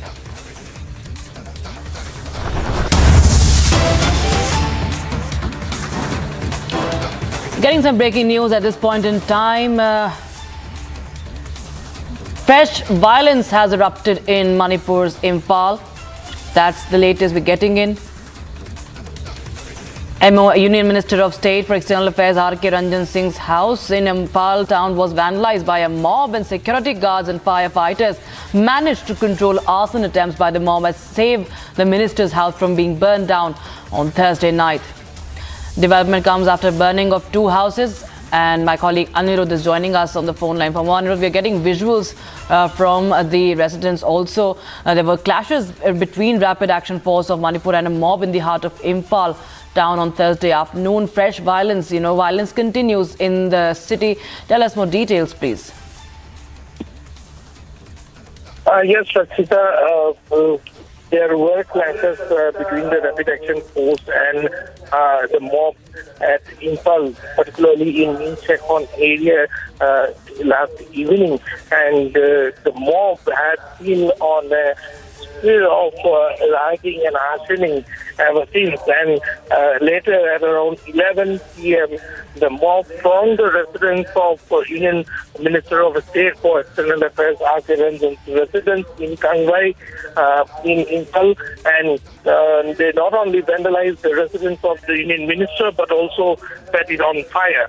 And he is not the first politician to face the attack of the mob in Manipur. In fact, another Congress MLS residence was also set up a few days back, and only 2 days back, the official residence of Namsa. Yes, stay with us. I know. In fact, we're getting the reaction from the minister himself. Let's take a listen into what the minister had to say after this attack. More than many temples are also demolished. So the mob violence, you cannot identify it, whether this is church or this is temple.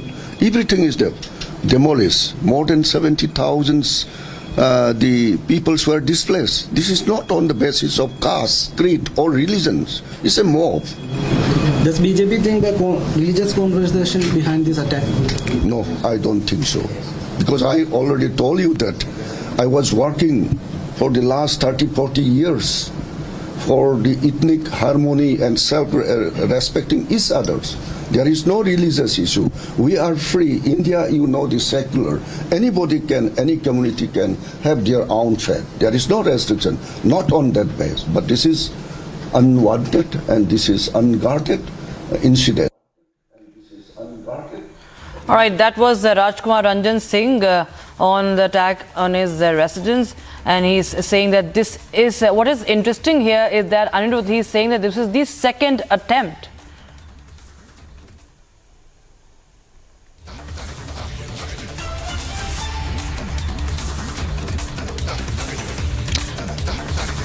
All right, we seem to have lost this line. Let's take a listen into this report, in fact, that was filed by my colleague Anirudh on this story. The house that you see behind me is not of a commoner, but in fact this is the official residence of a minister of N. Biren Singh cabinet, which was vandalized by a mob last evening.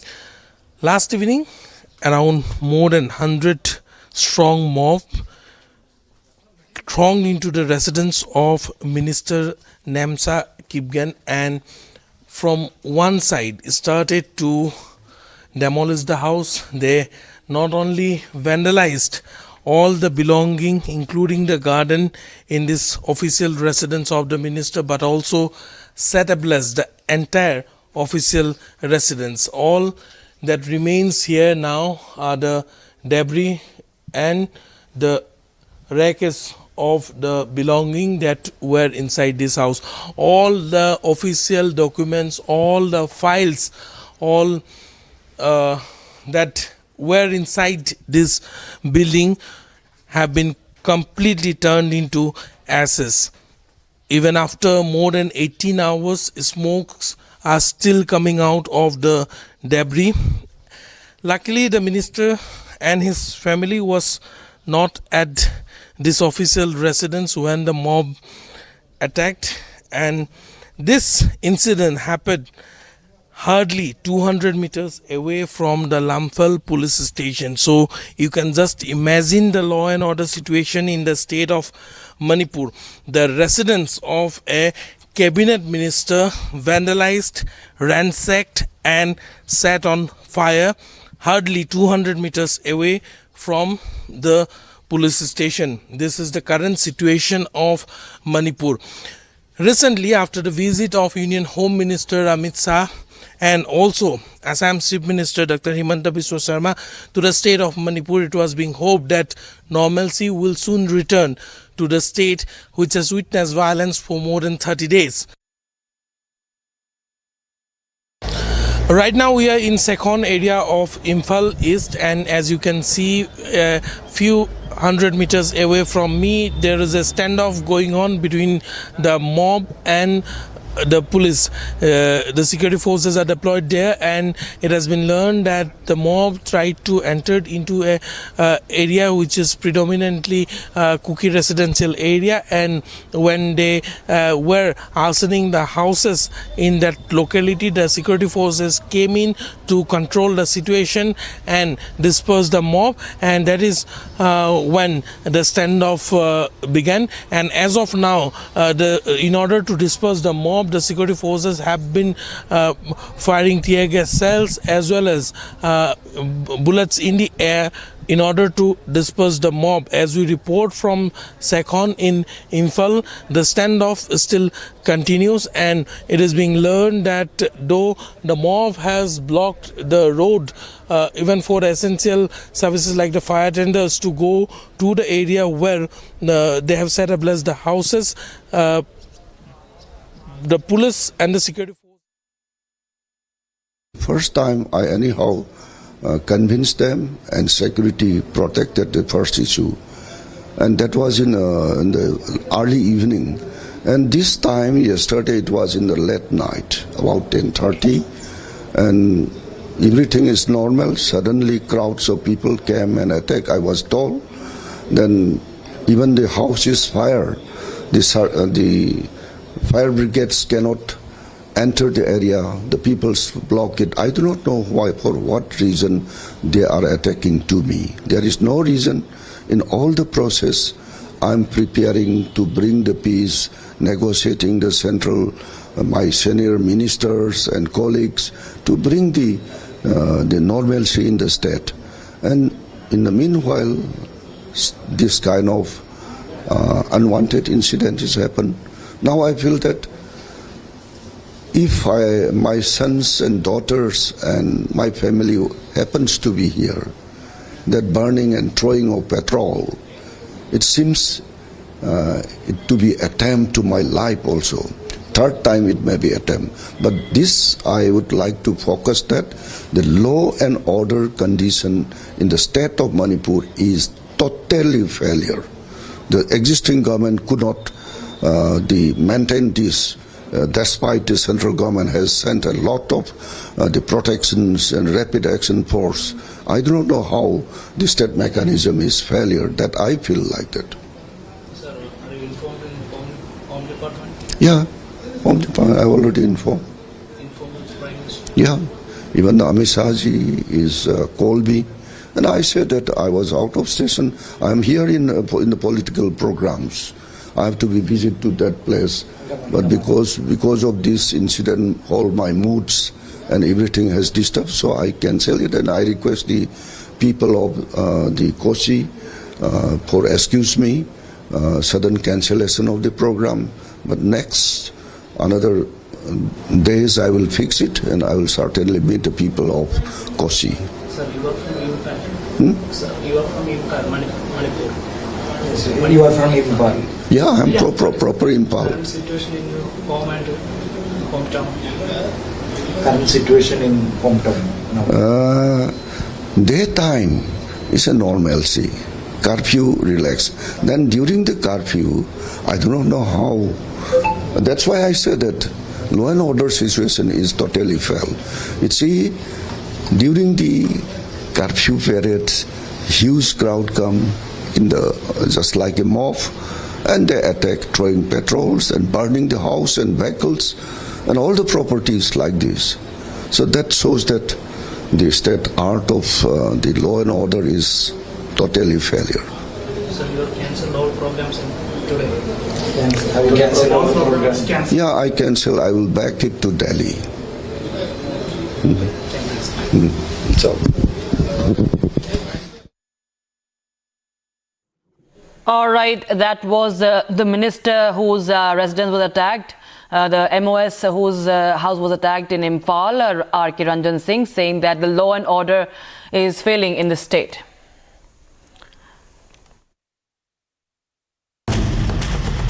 Motorola, India's best 5G smartphone brand. After the Siddaramaiah-led Congress government in Karnataka decided to withdraw the version law brought in by the previous BJP government, former Karnataka Chief Minister and Bharatiya Janata Party leader Basavaraj Bommai hit out at the Siddaramaiah-led Congress government's decision to withdraw the anti-conversion law, saying that the Grand Party is jeopardizing the interests of the people of the state.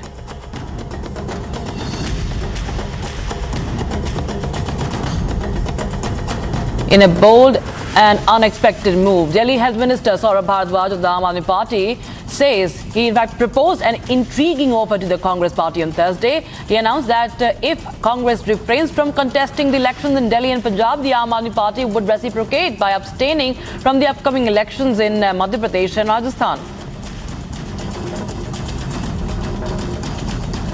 Tamil Nadu BJP President K. Annamalai retorted to the criminal defamation charges leveled against him by DMK Treasurer and former Union Minister T.R. Balu in connection with allegations imposed by BJP leader at a press conference on 14th of April. This comes after the Metropolitan Magistrate Court in Chennai summoned Annamalai to appear before the court.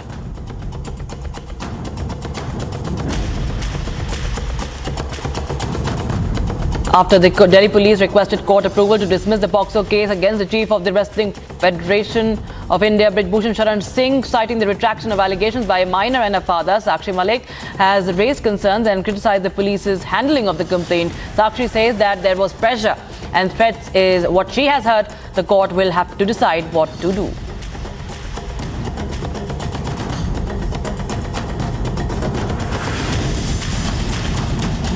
According to the Kashmir Zone Police, 5 foreign terrorists were killed in an encounter that broke out between terrorists and joint parties of the army and police in Jammu and Kashmir's Kupwara district in the wee hours of Friday. The search of the area is underway.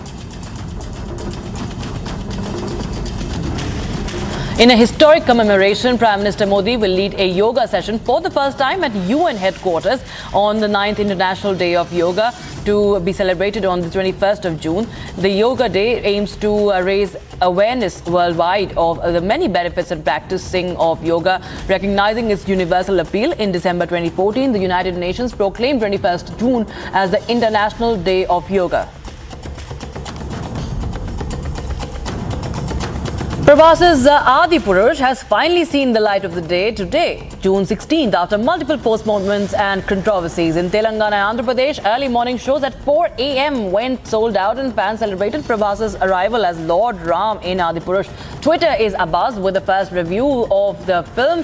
Netizens called Adi Purush as Prabhas's comeback and termed it as a modern retelling of Ramayana.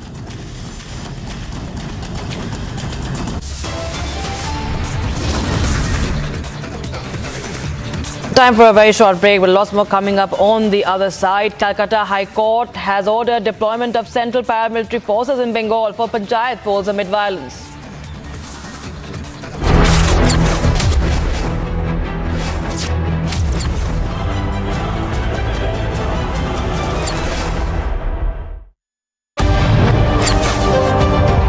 Mr. Wazir, why you arrested him, sir? The Alibag police has arrested him under section 306 and 34 of... Because it was a case, I believe, that was closed by the police itself. Yeah, the same police and same court has opened it. Sir? No, I'm not. I'm following. I'm doing my job. I'm doing my job. I'm doing my job. I'm doing my job. I'm doing my job. They're trying to stop us from reporting.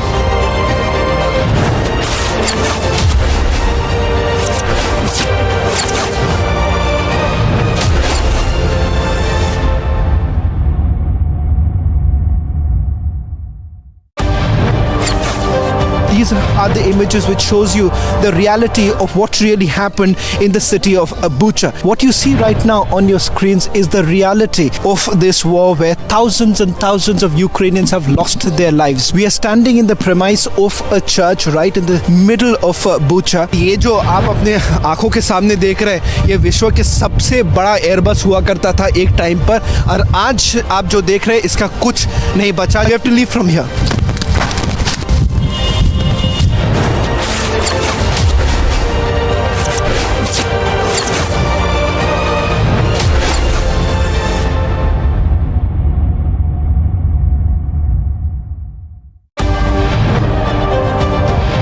They're going to try and come back once again. Here, sir.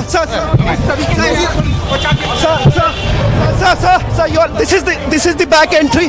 This is the back entrance of Mr. Chidambaram. Chidambaram has been arrested right now. That's me, Chidambaram, right now. He's been arrested. On the screen, that's Mr. Chidambaram. Do you have to say?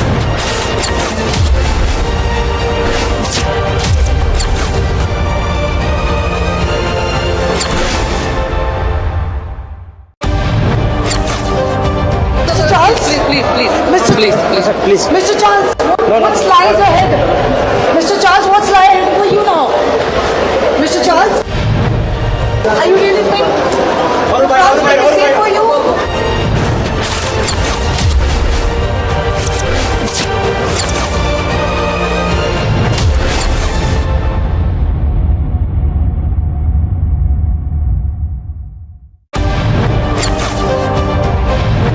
Mr. Malia, barrack number 12, jail conditions are ready according to Team India. Is that not fine according to the jail? Persistently, we're asking you only one question. Mr. Malia, why did you escape in 2015? Why did you walk out? Why did you rush out of India? Mr. Malia, why are the questions bothering you when I'm not getting a single answer? Just answer one question, sir.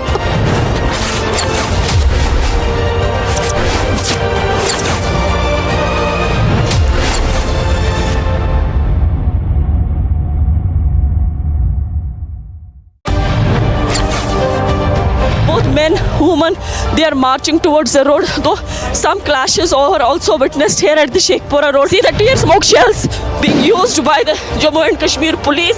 Now we can see also that the protesters are not crossing the line.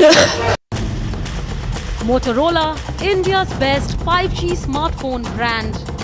2 unclaimed bags found in PWD colony in Mendhar area of Poonch. Now, area was sealed by the security forces. The investigation is currently underway in Poonch, and you can see the 2 unclaimed bags on your screen right now.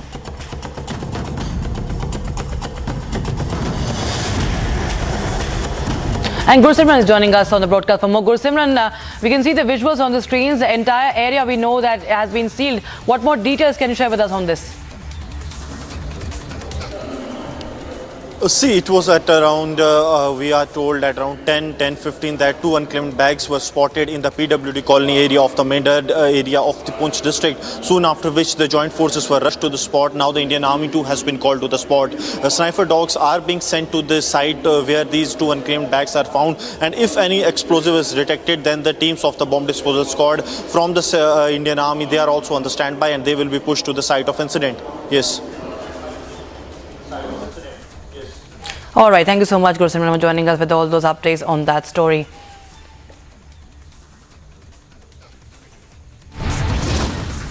Time for a short break, but lots more on the other side. Union Minister of State for External Affairs R.K. Ranjan Singh's house in Imphal town was vandalized by a mob.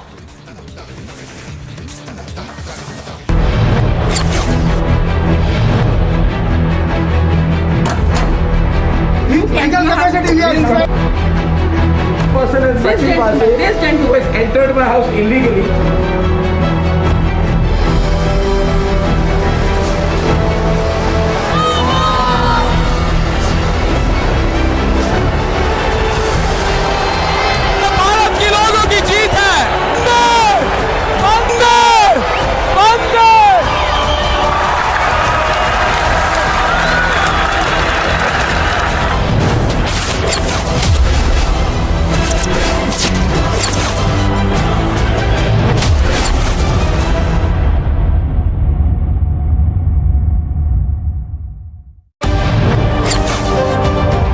Lalu ji, आपके शहाबुद्दीन से क्या रिश्ते हैं? अरे तुम बराबर यही सवाल पूछते हो। शहाबुद्दीन हमारे पार्टी में थे, जेल में है। बातें होती हैं जेल में? कैसे बात होगी जेल से? टेप चलाते तुम्हारे पास होगा टेप? हाँ, टेप है, वो चलाया भी है। चलाते रहो, हरिगा भजन गाते रहो। There you can see Lalu Prasad Yadav losing his cool with reporters, saying that you have absolutely no stature to ask him questions.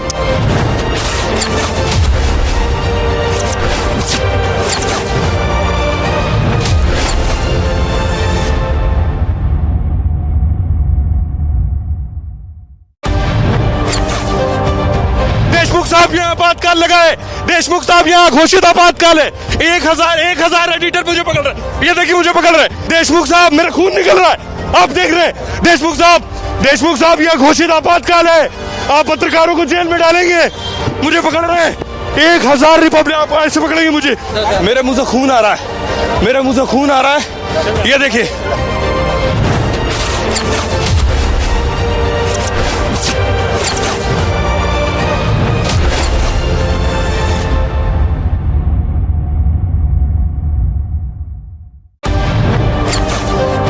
These are the cars carrying Christian Michel. You are going to see more and more cars on your screens right now. And that is Christian Michel. First visuals on your scene. Christian, would you want to speak? Christian, have you turned down the brewer? Christian, would you give facts to India? Christian, will you tell the truth about those names? Christian, will you tell the truth about the family? Christian, and that's the car getting in. Christian Michel, first visuals.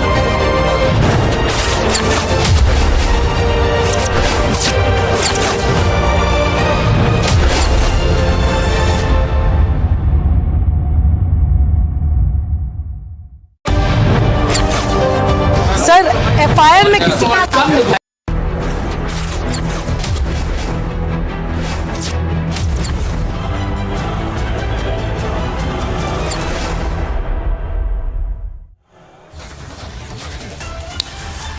Hello and a very warm welcome. We are live on Breaking Republic TV, getting you all the latest updates as far as the Cyclone Biparjoy is concerned. I'm Rajasthan Michelle. Let's get you all the top stories making headlines first.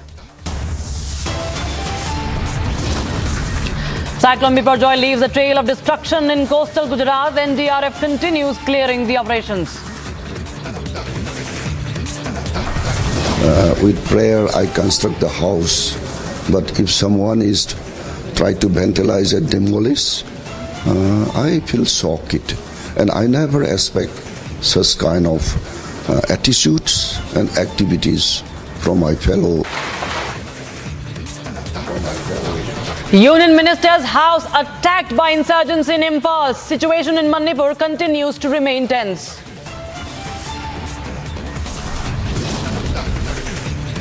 A day after violence in Bengal's Bhangar, more crude bombs have been found. VHP to stage protests against Congress government decision to repeal law against forced conversions in Karnataka. Wrestlers to meet this evening in Sonipat. Sources say they will discuss the charge sheet and closure report. Section 144 imposed in Chamba after arson and violence over a murder case.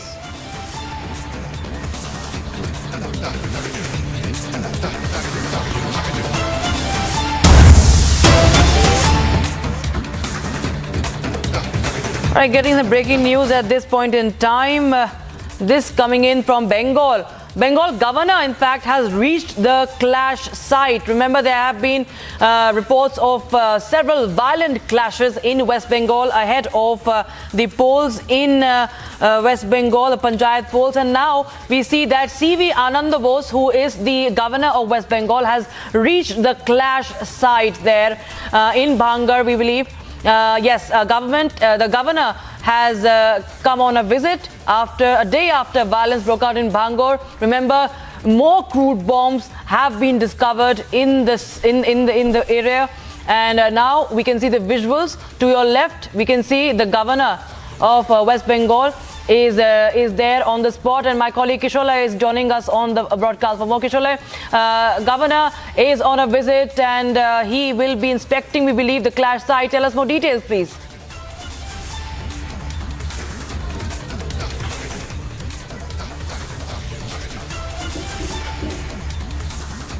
exactly what we see right now. The visuals, live visuals coming. Governor is right now at Bhangod.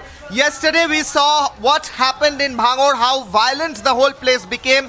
And today, two visuals we are playing. At one hand, in the left-hand side of our window, the governor's car is in Bhangod, in that particular area of violence and clash. In the right-hand side of the window, we can see today fresh bombs have been recovered from Bhangod again. I'll request the PCR to also play yesterday's visuals where we saw violent clashes between TMC and ISF, where so many bombs were hurled throughout the day. There was smoke, there was fire, there was burnt cars and everything. We can see those visuals as well in the right hand side of the screen. And today, the governor of West Bengal, C.V. Anand Bose, he has reached that particular spot yesterday night. He gave one statement where he said that all who are responsible for this violence will be taken into account. And he also said the sinners will be taken into the sinners will be taken care of. Anyone who has done this violence will be taken care of. That's what he said yesterday, and we see that today he has reached, that's his car, and he is right at that spot where yesterday's violence took place. And if we can show those pictures of violence, what we are showing in the right hand side of the window, how these miscreants, see these goons, we are showing our viewers, these are goons openly trying to attack anyone who wanted to submit nomination yesterday, any opposition party, be it BJP, be it CPIM, the Communist Party, or the ISF, Indian Secular Front in that particular local area. All of them were stopped by these goons and they were attacked, they were beaten, bombs were hurled, and today we can see the governor's convoy in that particular area of Bhangod where large-scale violence was seen and experienced yesterday like it was never seen in the history of Bengal's Panchayat elections. So open violence was never seen. Governor's convoy is there. Now next he is going to meet the ISF workers' family who is allegedly, the allegation is that he's been killed and he was shot dead. That's the allegation. Again, I'm saying that's the allegation. And that alleged murder happened yesterday at Bhangod, where right now the governor is entering and he is scheduled to also visit the family member of the ones who lost their life yesterday. We saw large-scale, unprecedented amount of violence yesterday. We saw how openly goons, miscreants, they were taking sticks and crude bombs and also pistols and guns, and they were firing. They were even attacking the media.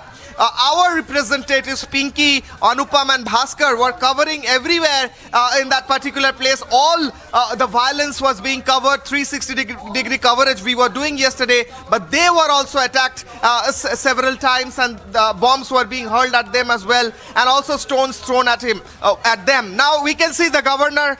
He's probably getting down his car. He's probably getting down his convoy right now.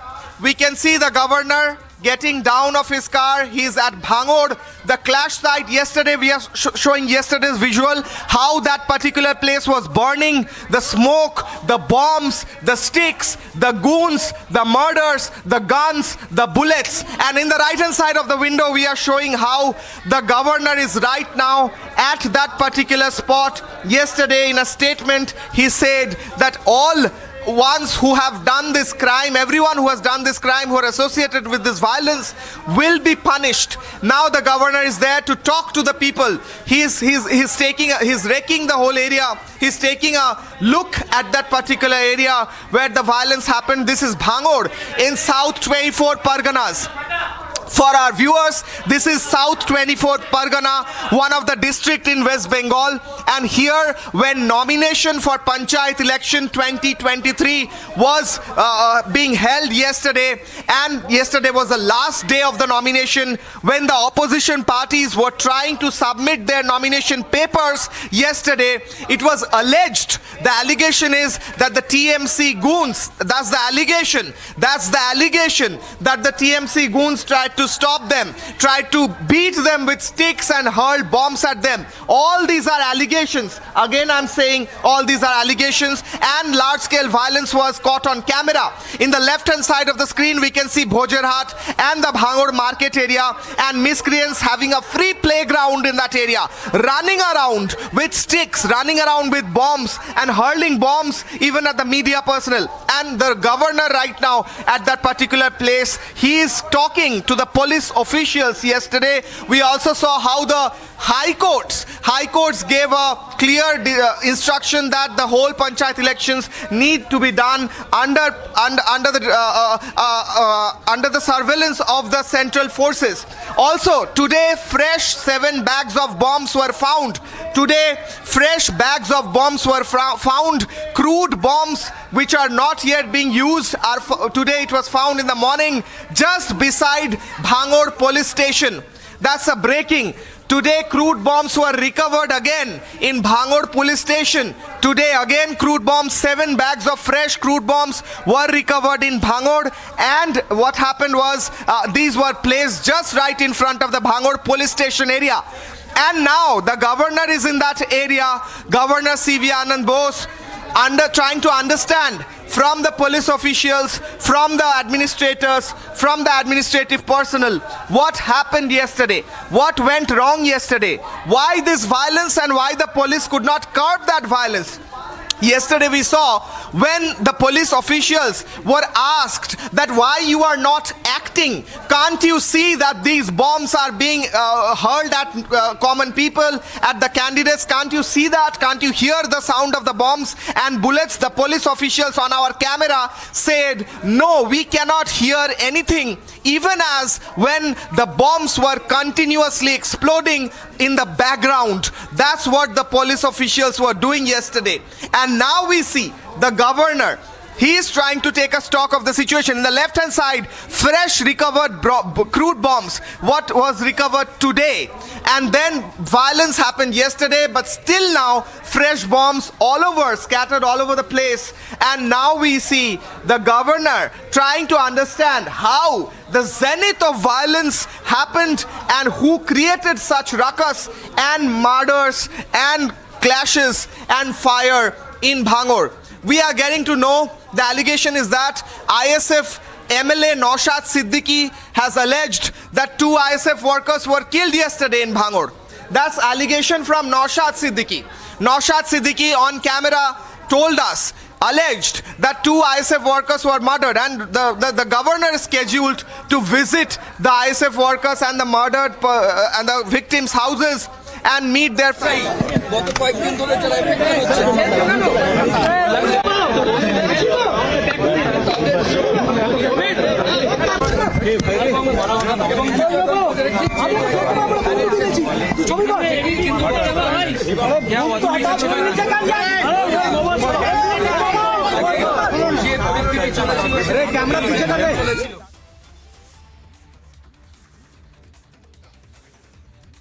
So he is talking probably to the local people and the administrators, and also police officials are there. The governor is trying to talk and understand the reason of the violence, large-scale violence that could not be curbed by the police department is in West Bengal.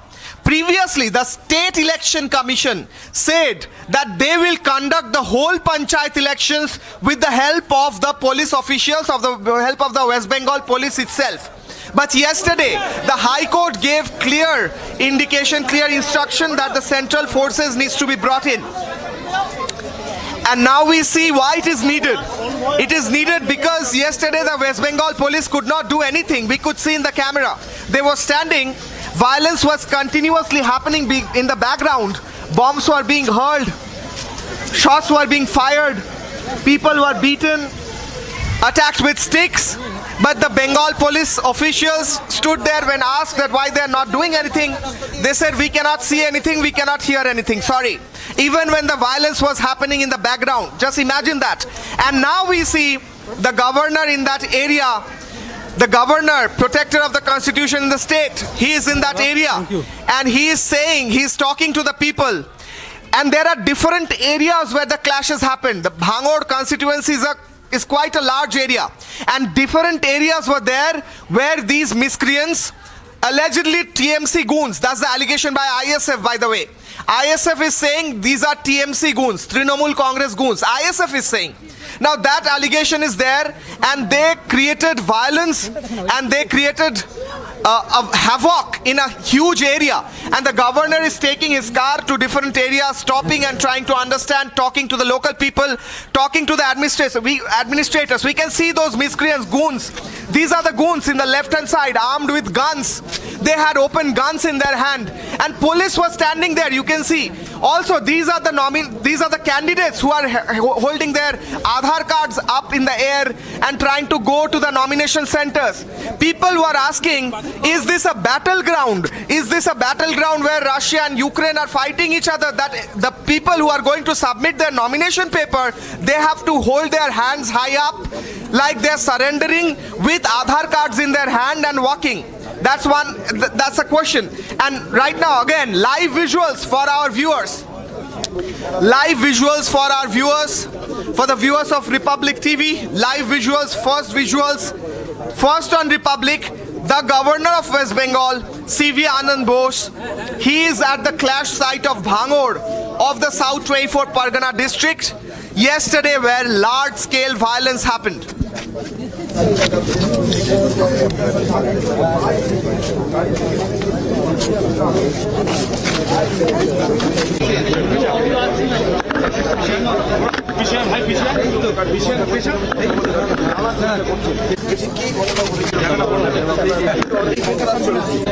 ছিল সেই ঘটনা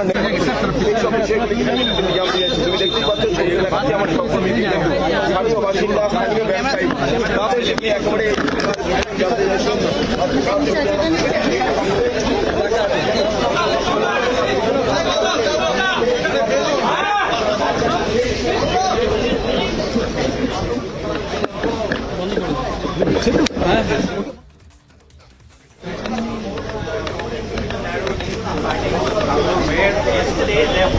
Now we can see at one hand the governor's vehicle also going from one point to the other in Bhangoor. Bhangoor is quite a big area. It covers a huge tract of land, so the governor needs to take his car, go to one point where the violence happened, and then take his car and go to the next point where the next violence happened. So a lot of violence happened in pockets yesterday in Bhangoor. We had 3 representatives, 3 reporters covering live for us, Pinky, Anupam and Bhaskar at 3 points of Bhangoor, and all of them showed how openly the miscreants were creating violence with sticks, bombs and guns. So the governor is going to these different places, different points, different pockets of violence where yesterday violence happened. He is walking down the way, and also he is talking to the locals and also the local police officials. He is asking the police officials why they could not control the situation. He's asking the locals what went wrong. That's a fresh bomb in the right hand side of the screen. That's a fresh bomb recovered today. So after yesterday's violence, still today there are bombs, crude bombs scattered all over Bhangoor. This is a place in South 24 Pargana, and mainly the fight was between 2 parties, the TMC, the ruling party, and ISF, Indian Secular Front. The Indian Secular Front, or ISF, is a local political party in West Bengal. They have one MLA, Naushad Siddiqui. And this particular area belongs to that particular party as part of, if we go according to the constituency. So ISF MLA Naushad Siddiqui belongs to this area. And there the clash happened mainly between ISF and TMC, and it was alleged that TMC goons, that was the allegation, that TMC goons shot ISF workers. Naushad Siddiqui said yesterday to Republic exclusively that 2 of the ISF workers were killed by TMC goons, and also the havoc was created by TMC goons. That's the allegation. Again, that's the allegation. And the governor of West Bengal, CV Anand Bose, he's walking as his car is going ahead of him, is going in that area. We can see in the left hand side that open area where we saw yesterday the goons with masks on their face, sticks in their hand, guns in their hand and bombs in the bags in their hand. We can see that particular open area. In this open area, we saw yesterday, this open area became a battleground. In the right hand side of the screen, governor at the clash site, in that particular window, we can see that open area where yesterday in the left hand side, we can see miscreants were creating havoc. It became an open playground for creating any unlawful activity that could be possibly imagined. And we can see how these cars, just look at these cars for the viewers. Please see these cars upturned and burnt. The governor is taking a stock of that situation. What happened yesterday is very clear. It's very clear. If we can take that full screen again, the burnt cars, vehicles, and the governor there looking at the burnt vehicles. Just imagine this situation. 3 and 4 and 5 and 6 burnt and upturned vehicles. All these vehicles tell a story. These vehicles tell a story how yesterday the whole area became a battleground for goons and miscreants to shoot. Stay with us, Kirshale. We are getting live visuals, of course. Priyanka Tibrewal of the BJP is joining us on the broadcast for more. Ma'am, we can see Bengal Governor C.V. Ananda Bose is there taking a first-hand report from Bhangur. And there are, of course, several allegations between ISF and TMC. Also, there have been several deaths that have been reported. How do you react to this, ma'am?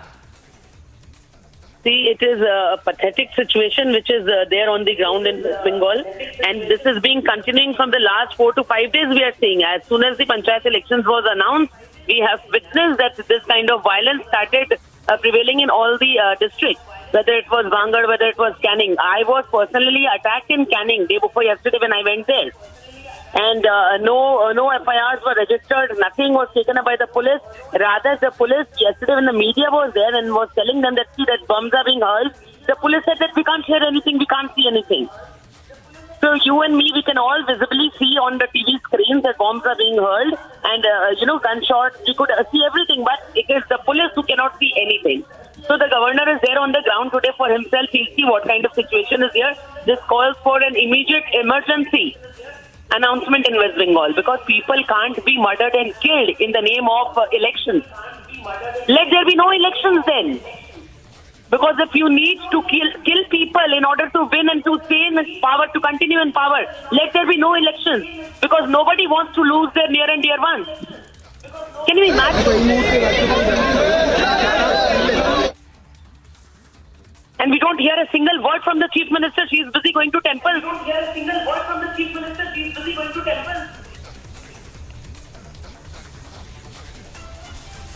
Right. All right. Thank you so much, ma'am, for joining us with your thoughts on this story. Republic TV, remember, is getting you live visuals and continuous coverage on the violence that has broken out and the aftermath. You can see the governor, C.V. Ananda Bose, is right now in Bhangur, who is being apprised of the situation there. And on the other side of this very short break, viewers, we will continue to keep a track on updates from West Bengal. The governor is taking stock of the situation and getting you all the details and updates from ground on the other side.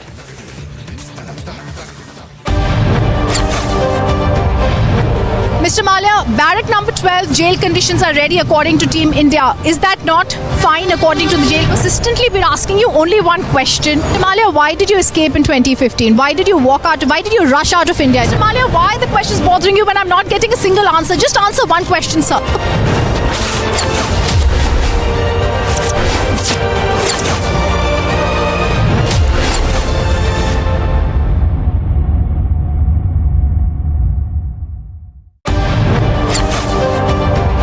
Men, women, they are marching towards the road, though some clashes are also witnessed here at the Sheikhpura road. See the tear smoke shells being used by the Jammu and Kashmir police. Now we can see also that the protesters are not crossing the line.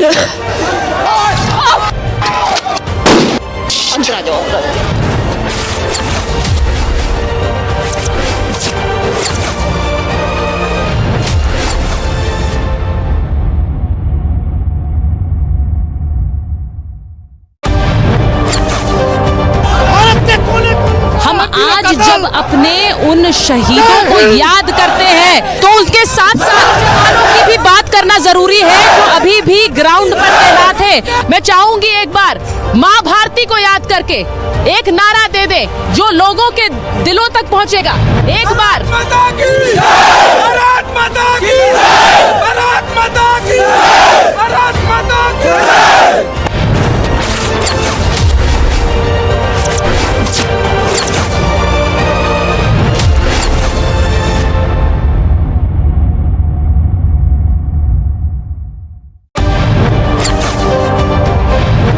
Siddharth 8 तारीख को hard drive से data delete हुआ था। Republic पूछ रहा आपसे। सिद्धार्थ मैं पूछ रहा हूँ 8 तारीख को हार्ड ड्राइव से डेटा डिलीट हुआ था।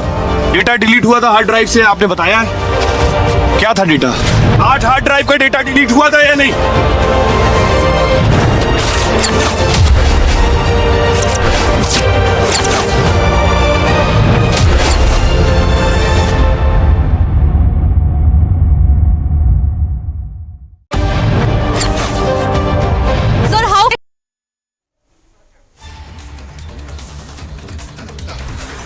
All right, so CV Anand Bose, who is the governor of West Bengal, is on ground zero where violence was reported, the clash site in Bhangur, that is in South 24 Parganas of West Bengal. He's taking a first-hand account, he's taking a first-hand report himself. Remember, it was just yesterday we saw when our Bangla team confronted the policemen. They, of course, turned a blind eye. They said they cannot see any bomb. But today, this morning, to the right of your screens, you can see 7 bags of fresh crude bombs were recovered.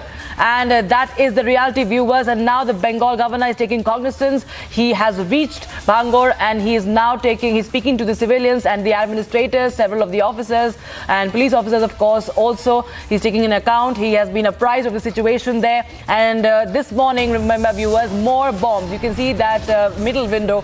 That is the fresh bomb that has been recovered. And on the other side of this break, we will continue our coverage as the Bengal governor continues to take stock. And we get you all the live details and updates from ground zero in West Bengal. Stay tuned to Republic TV.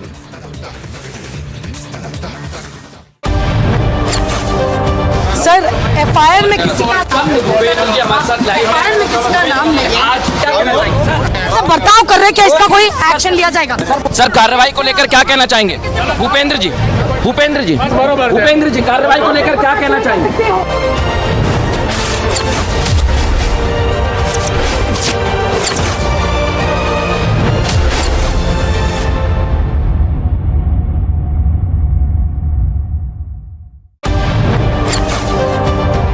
Mr. Wazir, why have you arrested him, sir? The Alibag police has arrested him under section 306 and 34 of... Because it was a case, I believe, that was closed by the police itself. Yeah, the same police and same court has opened it. Sir? No, I'm not. I'm following. I'm doing my job. I'm doing my job. They're trying to stop us from reporting.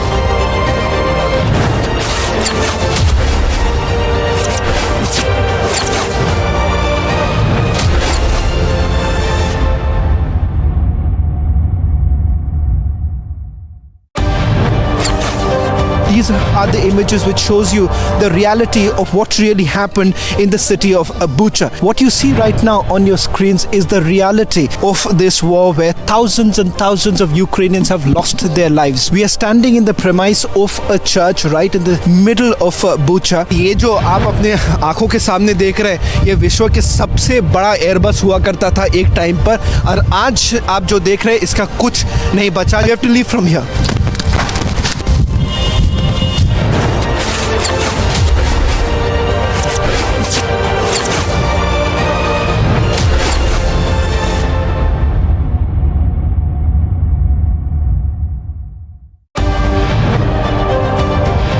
They're going to try and come back once again.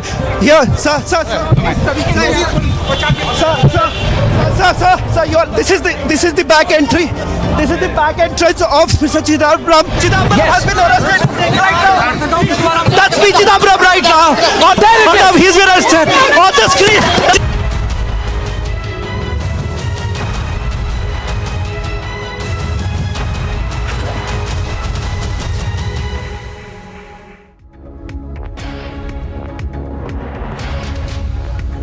Very good afternoon. afternoon and thank you for staying tuned. I'm Suesha Samant. You're watching live and breaking at 12. Well, breaking this minute is the visit of West Bengal Governor C.V. Ananda Bose, who was at the violence site of Bangor in South 24 Parganas district that witnessed sporadic violence between supporters of rival political groups over the nomination for the state panchayat elections. Cutting across to my colleague Kishale from Republic Bangla, who has been tracking every detail on the ground. Over to you, Kishale. Well, exactly, Suesha. We can see the live visuals. At one hand, we see that how today fresh bombs were recovered in the same site, in the same place where yesterday the large-scale violence happened. On the other hand, in the left-hand window, we can also see that how the governor is right now visiting the place where clashes happened, violence happened yesterday. The governor of West Bengal, C.V. Anand Bose, he is right now in the violence hit, clash hit Bangor area. This is in South 24 Parganas. Yesterday, when it was the last day of nominations for panchayat elections in West Bengal, there was a large-scale violence, and allegation was that the TMC workers and TMC goons attacked the ISF workers. This was the allegation by ISF. This was the allegation by ISF, and we could see the visuals. We could see how vehicles were burnt. We could see how sticks were taken out. We could see how the ISF workers and the TMC clashed in that particular area, and we could see how guns were also pointed even at the media persons, even at the reporters. And right now today the governor is visiting the clash site. He is speaking to the locals. He is speaking to the police officials who were posted in that particular area as well. And he is speaking to the locals and local people who were the victims yesterday, who were attacked yesterday. They are narrating to the governor what happened exactly, what went wrong yesterday. And now as we speak, Suesha, the governor is heading towards the BDO office, the block district officer's office, where the particular nomination process was happening, where the nomination filing was happening. The governor is going to that place. You will remember, Suesha, yesterday the BDO office where the nomination process was happening became a war zone. Outside the BDO office, armed miscreants were there to stop the candidates from filing nominations. The gate of the BDO office was locked by the miscreants, and the ISF party is alleging that these miscreants are from the TMC, from the Trinamool Congress party. Yesterday, and right now we have Shukanto Majumdar on the phone. Mr. Majumdar, welcome to Republic. What we are seeing is that the governor is right now visiting the clash site, and even as he looks at the burnt cars and the fresh bombs that are being recovered, are you expecting that the governor is really going to take some action, as he said yesterday in his statement? Mr. Majumdar. The governor is the custodian of the constitution in the state of West Bengal, and we believe that the governor is liquid enough and he is eligible enough to take decision according to the Constitution of India. No one should be above the Constitution of India, and we have faith on him. He should take action if necessary, because this election commission is totally biased. Even till now, after the slashing from the High Court also, till now, the election commission is trying to bypass the court judgment, and we have the information from the inside that, as stated by the court, that in every district the central force should be implemented, but the number of companies that should be implemented, it has not been mentioned in the warning. The commission is trying to engage the central forces as minimum as possible. So this is the mindset of the election commission of West Bengal, and that's why governor should take necessary action to prevail the rights those have been given by the Constitution of India to the people of this state. Thank you very much, Mr. Majumdar. So there was Shukanto Majumdar. He was speaking on the large-scale violence that happened yesterday, and he clearly said that the central forces who are coming after the direction of the High Court yesterday, he's saying that they have faith that the governor and the central forces will help in bringing peace in those areas. As we saw yesterday, Suesha, what happened yesterday was unprecedented. As also Mr. Majumdar was saying, never in past in any elections, a part of West Bengal became almost like a battleground which we saw in Ukraine or Russia that we were covering. There was large-scale violence in a huge area where two parties were clashing with each other, where we could see openly on camera that the goons were having bombs in their hand and throwing at the journalists. Even towards our journalist Pinky Adhikari, who was at that particular spot, there were bombs being hurled, and openly there were sticks, bombs and guns. And even when the police stood still there, when our representative and our reporter asked the police officials, why are you standing here, why are you not stopping them, they told us on our camera that we cannot see anything. Even as in the background the miscreants were hurling bombs, we could see in the camera that in the background of that particular police official there were miscreants and goons hurling bombs. The police official was not even looking at them. He was speaking to the camera and saying, I cannot see anything. That's the situation of West Bengal right now. And we could see that violence. And right now, as we speak, the governor is heading towards the BDO office in Bhangor 1 area in South 24 Pargana, where the whole clash has happened. And the governor is also expected to speak to the BDO and understand that why a huge number of police force that was deployed in that area could not control the situation, and why the election commission also, the state election commission also did not do anything substantial to stop the violence and to allow the candidates to file their nomination papers. Suesha.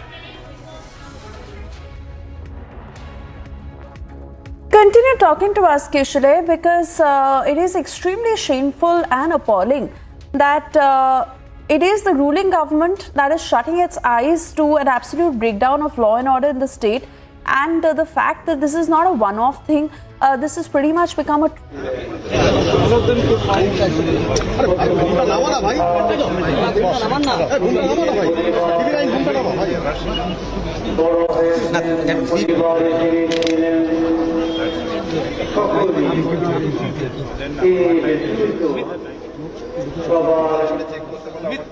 Kishore, I want to come back to you because we were trying to get the statement of the governor in case he is officially speaking on this matter. But while we wait for that, Kishore, extremely important to talk about this because it is an appalling state of affairs in the state of West Bengal. And what is most shameful is the fact that it has become a trend. This kind of violence ahead of the polls and goons taking over, an absolute breakdown of law and order, and how the TMC completely shuts its eyes to it. If the reigning government itself does not take responsibility and does not control what is happening on the ground, then who are the people supposed to go to? And this is something that the entire country is watching until the governor has now intervened. But what's expected next? Is the state government going to come down and give a record on that, set the record straight, submit a report, put out details, any detentions so far? What more can one expect? Yes, Suesha, extremely shameful that the government and police officials and the administrators who were responsible for maintaining law and order and were responsible for allowing the members who wanted to submit their nomination papers, they did not act yesterday. That's the fact. We could see on our camera. They did not act. The police did not act. They were eating their lunch and our reporters were asking them, how can you eat here when people are being killed in the whole area? Why are you sitting here idle and not acting? And they said, we cannot do anything about it. It's on camera, it's on record, it's on our record. Now, the next allegation which came again and again from ISF, the party we are talking about here, there are mainly two parties in that Bhangor area. One is the ruling party, TMC, as we know, Trinamool Congress, and also a local party called Indian Secular Front, or ISF. Naushad Siddiqui is the MLA of that particular area who is from ISF. These two parties clashed. And ISF MLA Naushad Siddiqui alleged on our camera that 2 ISF members were being killed yesterday. And what happened was that in the High Court, that case was taken up. And today, the High Court, that's a breaking I'm giving, today the High Court has asked a report from the state government about the killing of the ISF workers. Today, the High Court a few minutes back have asked a report, told the state government to submit a report about the killing of the ISF workers. That's the breaking. Also, day before yesterday, in Canning of South 24 Pargana, the nomination of the opposition parties like BJP, that they were stopped. Like Priyanka Tibrewal was saying, she was also there at the spot. Shajol Ghosh was there at the spot. They were trying to help the candidates to file their nomination, but they were stopped and attacked, and then police had to take over. But yesterday, the last day of nomination, what happened at Bhangor was unprecedented. Right now, the governor is at the BDO office of Bhangor. If I'm not wrong, the governor is at the BDO office of Bhangor. He is trying to probably talk to the BDO officer and the officials present there, and anyone who was there who was helping and aiding in the process of nomination. We can see he has gone probably inside. And on the right hand side, even today morning, there were fresh bombs, 7 pieces of bombs recovered from Bhangor, 7 bags of bombs recovered in Bhangor. Inside those bags, in each bag, there were multiple bombs. The governor went there, he looked at those overturned cars. It's a shameful vision to see. About 10 cars overturned, charred completely, charred like anything. And that the state governor, the governor of the state, has to go there and look at that. And then he has to go to the BDO office himself, the protector of the constitution, as Shukanto Mojumdar quoted. He said he's the protector of the constitution of this state. So he has to go himself in the BDO office and understand why this happened is also quite shameful, because yesterday he gave a statement and he used a term called shaitan. He said anyone who has done this violence, any shaitan, any sinner, any demon who has done this particular violence, taken part in it, will not be spared. That is what he said in his statement, official statement. And right now, governor in the BDO office at one hand. On the other hand, still now, situation at Bhangor remains tense as more and more bombs are recovered. On the other hand, the other breaking is that the Calcutta High Court has asked the state government to submit a report on the official report on the death of the ISF workers who were killed yesterday. Actually, they were shot in their head and they were killed. And allegation is that by Naushad Siddiqui that they were killed by TMC workers and TMC goons. After that, we saw Naushad Siddiqui and the Communist Party, all of them went to the State Election Commission. They staged a dharna. They were sitting in front of the State Election Commission. Just at that moment, another judgment came from the Calcutta High Court that in all the districts of West Bengal, the panchayat elections needs to be carried out under the surveillance of the central forces. And then we understood, we had a bite of the election commissioner. He was saying that we will abide by the direction of the High Court. So it's a fact that in next 48 hours, the central forces will be coming to the state and they will be taking over the law and order situation till the panchayat elections.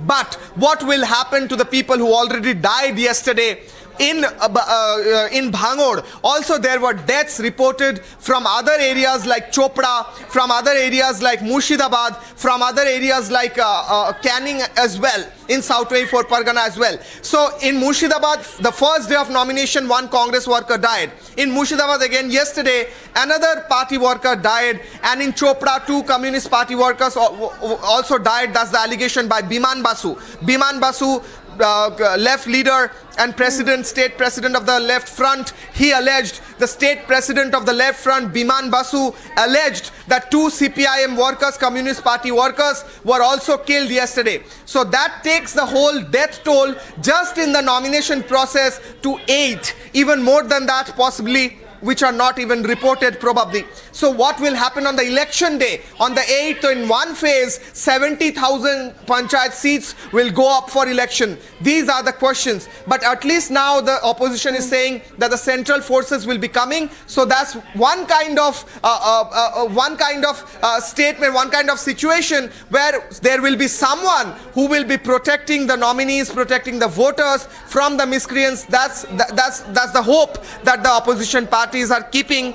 But right now, as we speak, Suesha, the governor is visiting the violent clash sites. He has already went. He already went to that particular field where the clashes, where the battleground was taking place, where the battle was taking place, and there were vehicles which were turned, upturned and burnt and charred. And right now he's in the BDO office. In the BDO office, the nomination process was going on yesterday, and it also turned into a war zone as the BDO office was locked up by allegedly Trinamool goons. That's the allegation of ISF. Allegedly Trinamool Congress TMC goons closed the BDO office, locked it up, and they were standing guard in front of the BDO office with bombs, guns and sticks to stop anyone from coming to submit nomination papers. That's the allegation from ISF. The governor is there right now trying to take a stock of the whole situation. Suesha. Kishale, it is absolutely imperative that the central forces take charge at this time, given the absolute breakdown of how the police is not being able to control the situation. Also, seeking accountability from the TMC government becomes all the more important given that this kind of violence has been continuing for days, and like you're citing instances of how they put up a blind eye to it, so much so that it is caught on our cameras with our reporters, and which is why, Kishale, extremely important to really put out for our viewers the extent of damage that has been caused due to days of violence that has been ongoing in South 24 Parganas, and how those who are actually to take charge are not being able to control the situation at all. Give us an account of it. Well, Suesha, the first day when the nomination process started in South 24 Pargana in Bhangor, we saw, those visuals are also recorded with us, as you said, we saw there were trucks in which people, goons, their faces covered with cloth and with sticks in their hand, wickets in their hand, they were just entering that area, taking their position in front of the nomination centers. Then we saw that the sticks became bombs. They had bombs in their hand. There were more people coming in. Then we saw that the bombs became guns. Yesterday we saw that there were goons with guns in their hand. Not only guns, but they had bullets. They were again and again refilling their guns and shooting as well. We have sequences, we have visuals yesterday where our reporters were trying to cover the truth, and they were attacked by these goons. We don't know of which party. The allegation is on TMC by ISF leader Naushad Siddiqui. He is saying these are TMC goons. Well, Mamta Banerjee is saying these are not TMC goons. Yesterday she gave out a statement where she said that these are their people, not our people. But also there has been, she also conceded that there has been in some areas some retaliation. The Chief Minister of the state conceded that there has been some retaliation from our people. She said, the Chief Minister is saying, she said that our people have retaliated. So of course we have this situation where such clashes happened. We also have this situation where the governor is visiting the spot, and we also have the situation where the central forces are coming in. We have to see what plays next. Suesha. Absolutely, and we will keep coming back to you for more on the same. Kishale, for the moment I want to thank you for getting us all these details. We move on.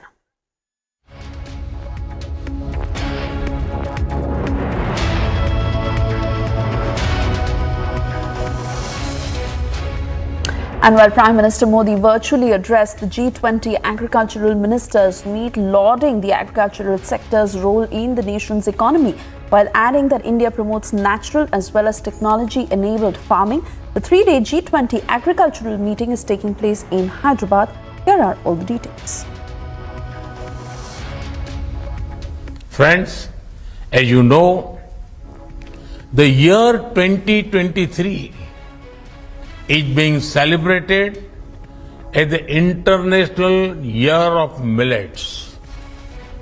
You will find a reflection of this on your plates in Hyderabad with many dishes based on millets or Sri Anna, as we call it in India.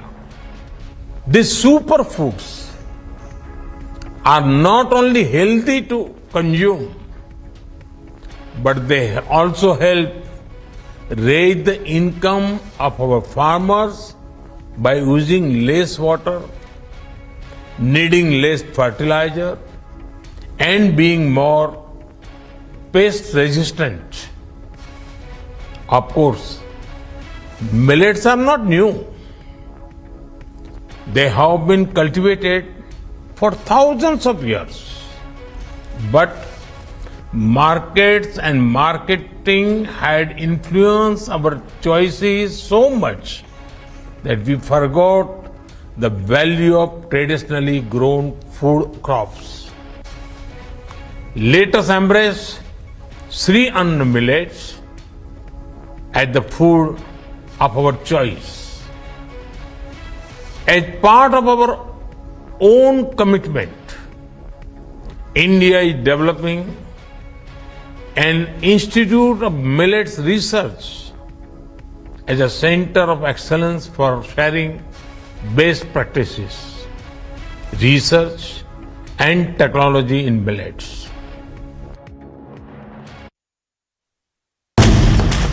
Motorola, India's best 5G smartphone brand. And well, in news coming in from Chennai, Tamil Nadu Students Federation along with DMK, VCK, SFI and Students Wing stage protests against Tamil Nadu Governor C.T. Ravi. This is related to the delay in convocation and other issues. Federations of student organizations, almost 11 federations have announced for a protest against the Tamil Nadu governor, and right now in Chennai's Little Mount area there is this massive protest where students from 11 different organizations are participating. This protest is against the Tamil Nadu governor where he is not providing permission for the convocations and other things to happen in the colleges, in the universities, and it is getting difficult for students to pass out of these colleges and find jobs. And the DMK Students Wing, the Student Federation of India, the Dravida Student Federation and many other student federations are protesting against Governor R.N. Ravi. Whereas we know that there is always a tussle between the government and the governor, which is mostly political. Now it has moved to the educational sector as well, where we can see students themselves coming to the ground and protesting. These student federations, though they are mostly, protesting for their reasons, which is inside of their colleges, restricted to their universities. On that note, we slip into a short commercial break. On the other side, getting you details as Cyclone Biparjoy leaves a trail of destruction in coastal Gujarat. NDRF continues clearing operations. Section 144 imposed in Chamba after arson and violence over a murder case.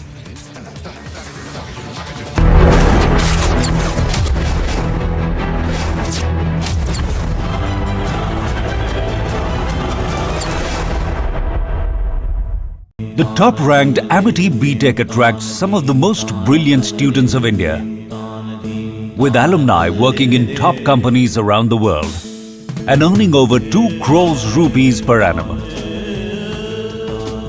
To apply, visit amity.edu.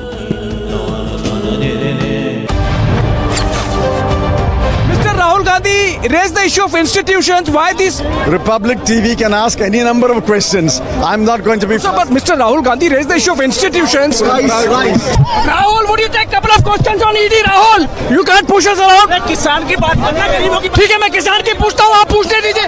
मैं किसान की पूछता हूँ, पूछने दीजिए. मैं पूछता हूँ, बेरोजगारी की बात पूछने दीजिए.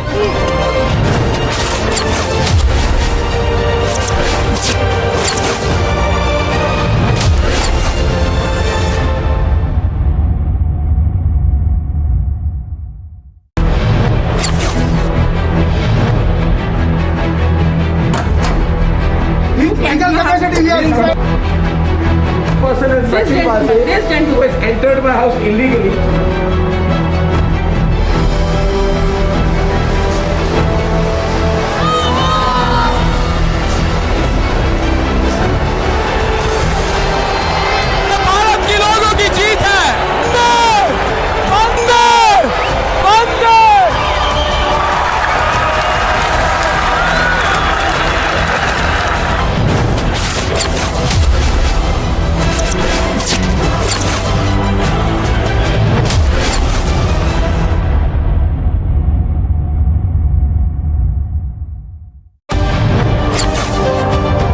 लालू जी, आपके शहाबुद्दीन से क्या रिश्ते हैं? अरे तुम बराबर यही सवाल पूछते हो। शहाबुद्दीन हमारे पार्टी में थे, जेल में है। बातें होती हैं जेल में? कैसे बात होगी जेल से? टेप चला दिया? तुम्हारे पास होगा टेप? हाँ, टेप है, वो चलाया भी है। चलाते रहो, हरि का भजन गाते रहो। There you can see Lalu Prasad Yadav losing his cool with reporters, saying that you have absolutely no stature to ask him questions.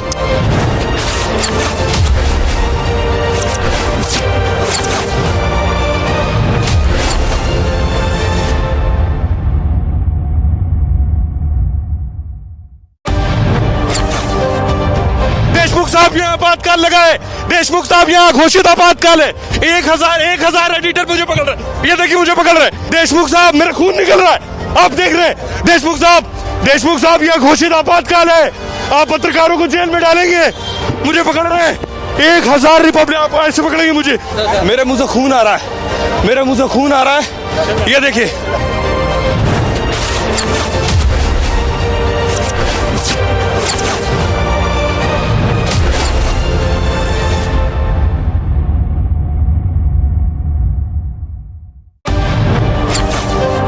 These are the cars carrying Christian Michel. You are going to see more and more cars on your screens right now. And that is Christian Michel. First visuals on your screen. Christian, would you want to speak? Christian, have you turned in a brewer? Christian, would you give facts to India?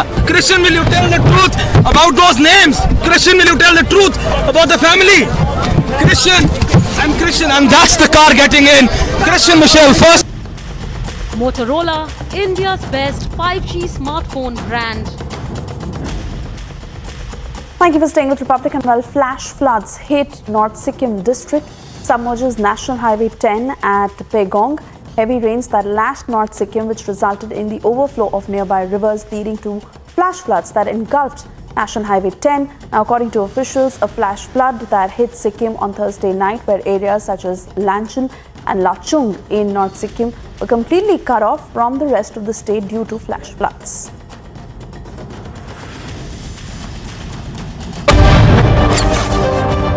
Deshmukh साहब यहाँ आपातकाल लगाए। देशमुख साहब यहाँ घोषित आपातकाल है। 1000 editor मुझे पकड़ रहे। ये देखिए मुझे पकड़ रहे। देशमुख साहब, मेरा खून निकल रहा है। आप देख रहे हैं देशमुख साहब यहाँ घोषित आपातकाल है। आप पत्रकारों को जेल में डालेंगे। मुझे पकड़ रहे हैं। 1000 रिपब्लिक आप ऐसे पकड़ेंगे मुझे। मेरे मुंह से खून आ रहा है। मेरे मुंह से खून आ रहा है। ये देखिए।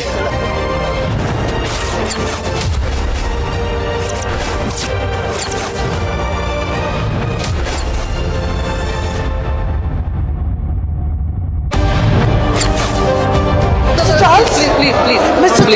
Please. Mr. Charles, what's lies ahead? Mr. Charles, what's lie ahead for you now? Mr. Charles? Are you really think the crowd's going to say for you?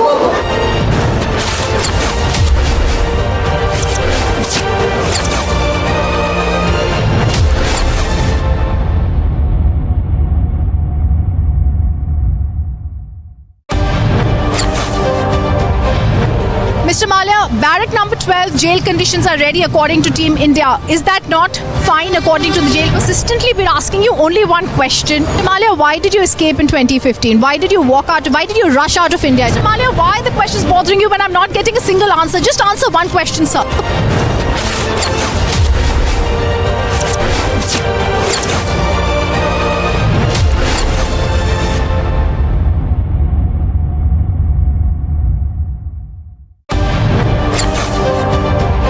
Men, women, they are marching towards the road, though some clashes are also witnessed here at the Sheikhpura road. See the tear smoke shells being used by the Jammu and Kashmir police.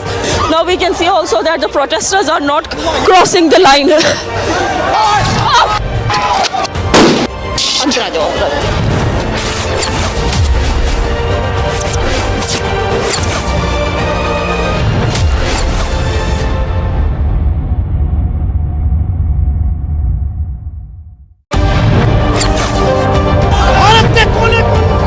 आज जब अपने उन शहीदों को याद करते हैं तो उसके साथ साथ जवानों की भी बात करना जरूरी है जो अभी भी ग्राउंड पर तैनात है। मैं चाहूंगी एक बार माँ भारती को याद करके एक नारा दे दे जो लोगों के दिलों तक पहुंचेगा।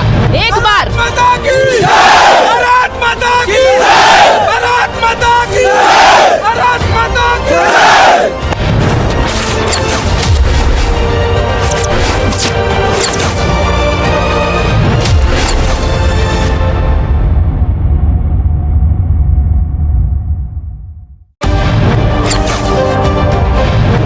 सिद्धार्थ 8 तारीख को हार्ड ड्राइव से डेटा डिलीट हुआ था। रिपब्लिक पूछ रहा आपसे। सिद्धार्थ मैं पूछ रहा हूँ 8 तारीख को हार्ड ड्राइव से डेटा डिलीट हुआ था। डेटा डिलीट हुआ था हार्ड ड्राइव से, आपने बताया है क्या था डेटा? 8 हार्ड ड्राइव का डेटा डिलीट हुआ था या नहीं?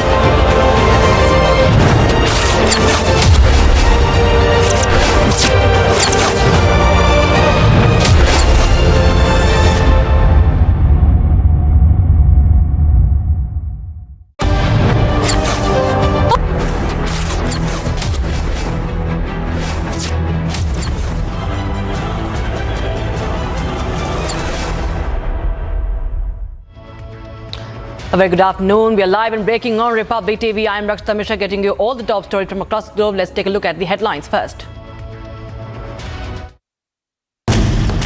Motorola, India's best 5G smartphone brand. A day after violence, Bengal governor visits the clash site to get a first-hand report in Bhangar. Bags full of crude bombs and explosives were found in Bhangar yet again. Is this not evidence enough for the state police? Is the big question. Union Minister's house attacked by insurgents in Imphal. Situation in Manipur continues to remain tense. VHP to stage protests against Congress government decision to repeal law against forced conversions in Karnataka. Cyclone Biparjoy leaves a trail of destruction in coastal Gujarat. NDRF continues the clearing operations.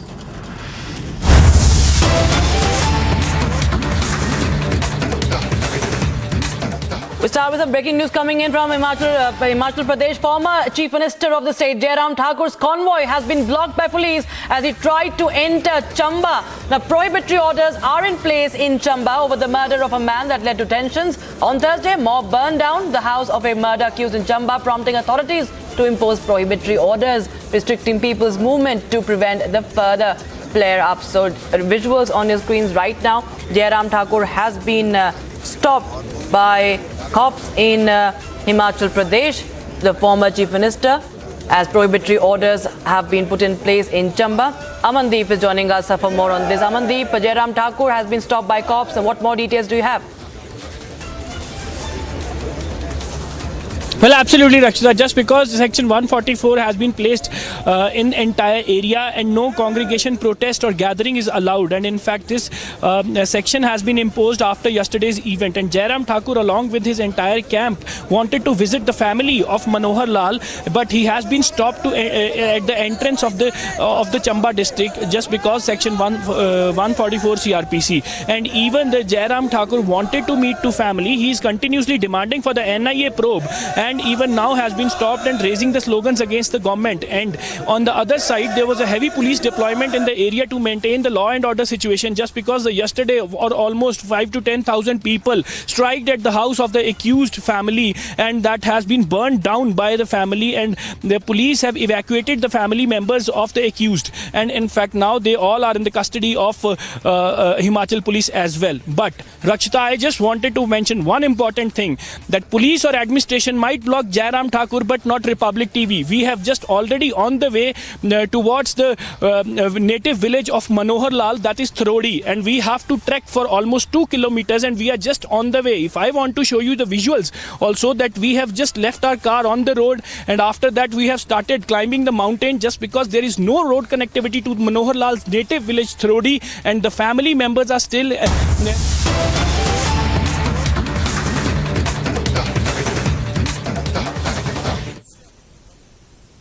सरकार की असंवेदनशीलता, Bharatiya Janata party के कार्यकर्ताओं पर जिस प्रकार के हिंसक और प्राणघातक हमले हो रहे हैं, 25 से 30 ऐसी घटनाओं की तो हम लोगों के पास सूची है जिसमें गंभीर रूप से हमारे कार्यकर्ता घायल हुए हैं और उनके ऊपर प्राणघातक हमले हुए हैं।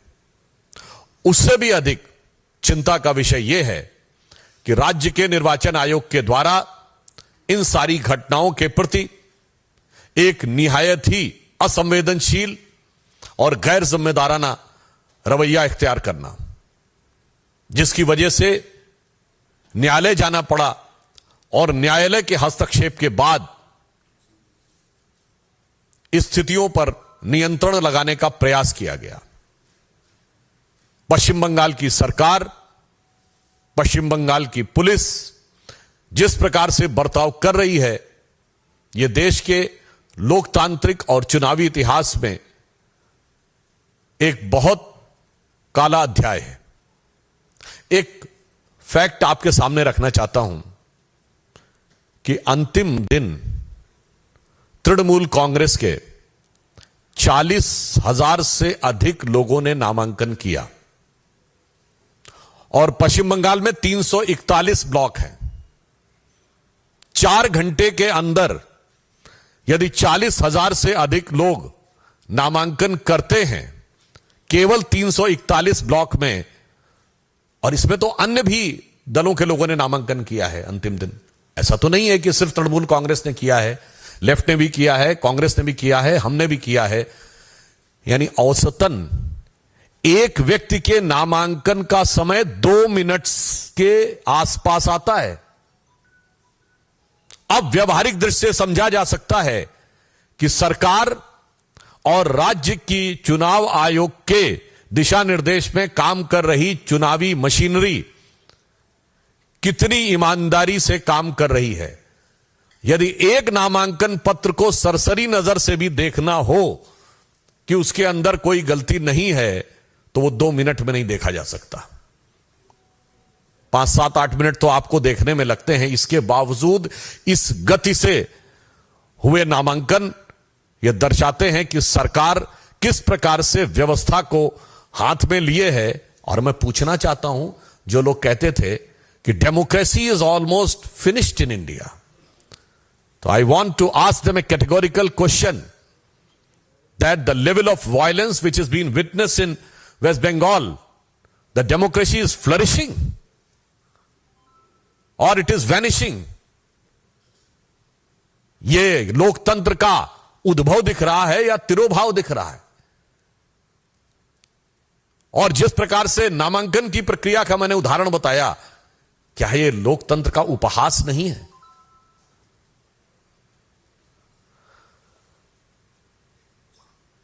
राज्यपाल महोदय भी, आप सभी को ध्यान होगा कि हिंसा की जिस प्रकार निरंतर सूचनाएं आ रही हैं और राज्य सरकार की निष्क्रियता, असंवेदनशीलता जो ममता बनर्जी जी के संरक्षण में चल रही है, उस कारण से राज्यपाल ने भी जाकर आज कई जगह हिंसा प्रभावित क्षेत्रों का दौरा भी किया है।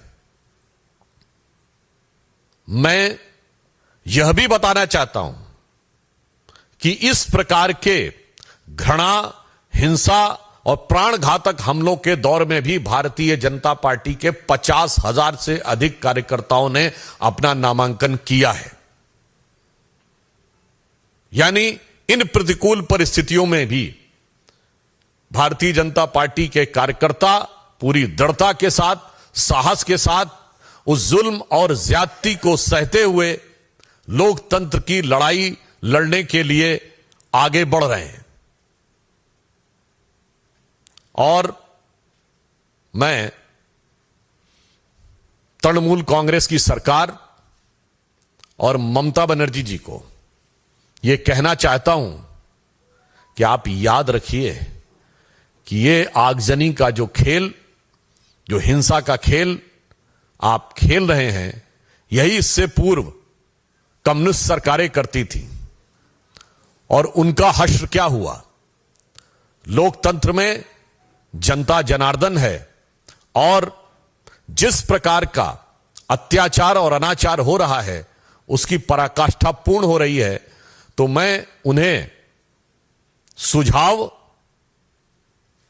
और आगाह करते हुए यह कहना चाहूंगा कि जो अटल जी की कविता की पंक्ति थी कि चिनगारी का खेल बुरा होता है, चिनगारी का खेल बुरा होता है, औरों के घर में आग लगाने का सपना अपने घर में ही अक्सर खरा होता है।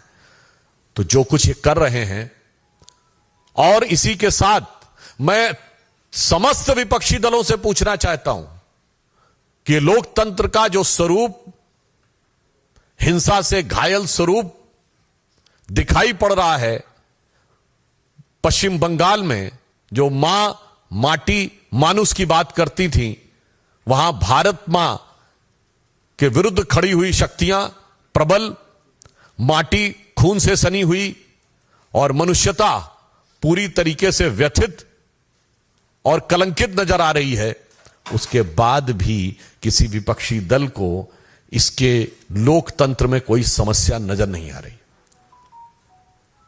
अतः हम सरकार को आगाह करना चाहते हैं और साथ ही साथ यह कहना चाहते हैं कि उनको अपने संवैधानिक कर्तव्य का पालन करना चाहिए और राज्य के चुनाव आयोग, जो कि अपने संवैधानिक दायित्व का नैतिक और संवैधानिक दृष्टि से अपेक्षित निर्वहन नहीं कर रहा है, उनको भी अपने दायित्व का निर्वहन करना चाहिए। और भारतीय जनता पार्टी के समस्त कार्यकर्ताओं के हौसले का हम सम्मान और अभिवादन करते हैं। धन्यवाद।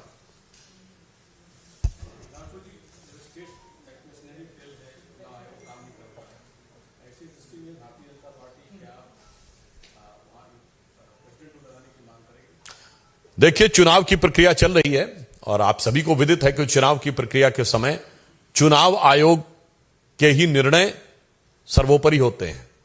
इसीलिए मैंने चुनाव आयोग यानी राज्य के चुनाव आयोग को से यह अपेक्षा की है कि वो अपने संवैधानिक दायित्व का नैतिकता के साथ पालन करे।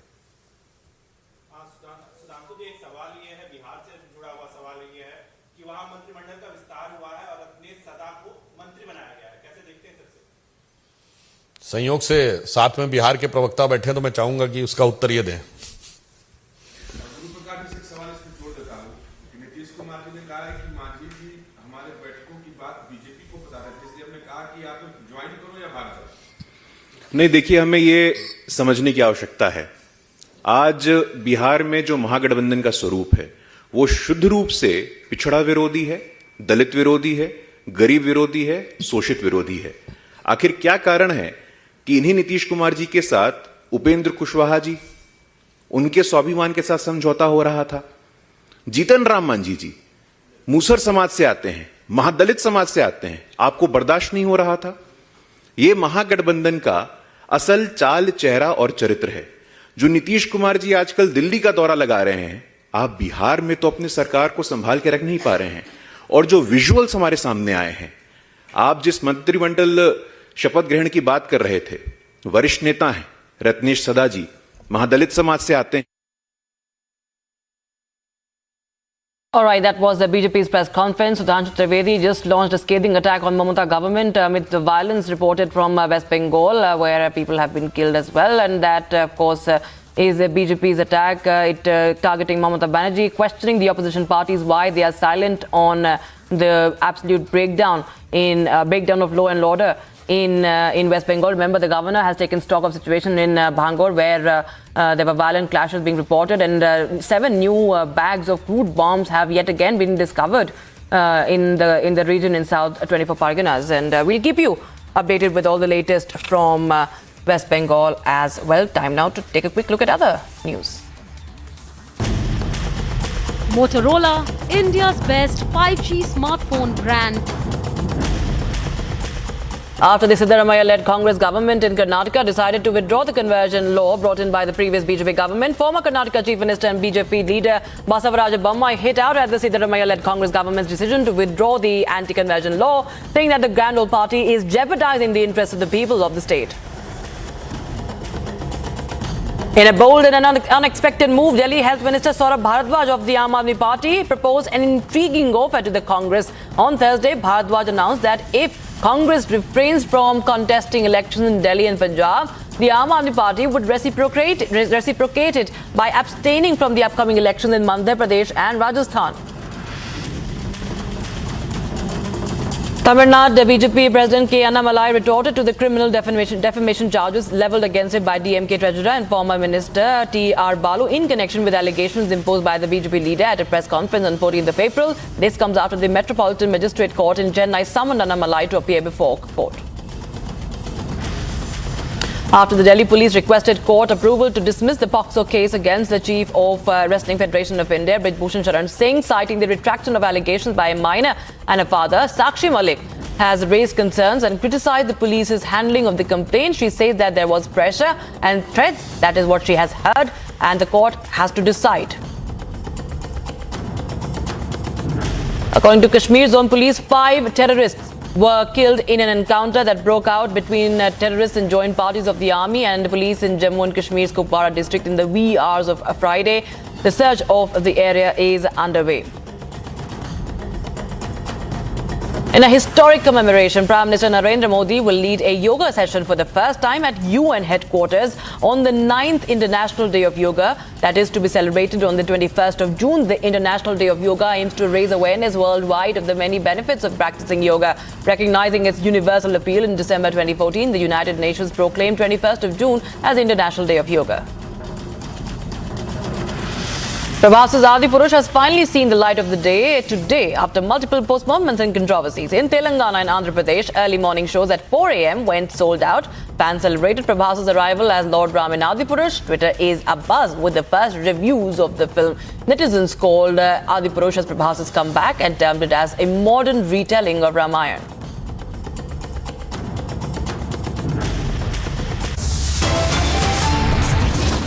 Very short break right now, but lots more on the other side. VHP to stage protests against Congress government decision to repeal the law against forced conversions in Karnataka.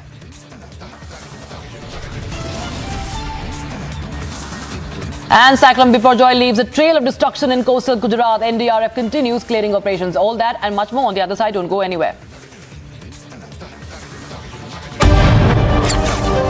Mr. Singh, you fabricated evidences against Republic TV. ED has given clean chit to Republic TV. Now India Today is under the scanner of Enforcement Directorate, Mr. Singh. Mr. Singh, who was there in this conspiracy with you? Who were your political bosses?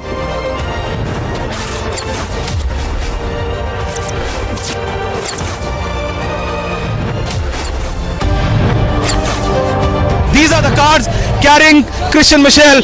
You are going to see more and more cars on your screens right now. And that is Christian Michel. First visuals on your screen. Christian, would you want to speak? Christian, have you turned an approval? Christian, would you give facts to India? Christian, will you tell the truth about those names? Christian, will you tell the truth about the family? Christian, and that's the car getting in. Christian Michel, first visuals.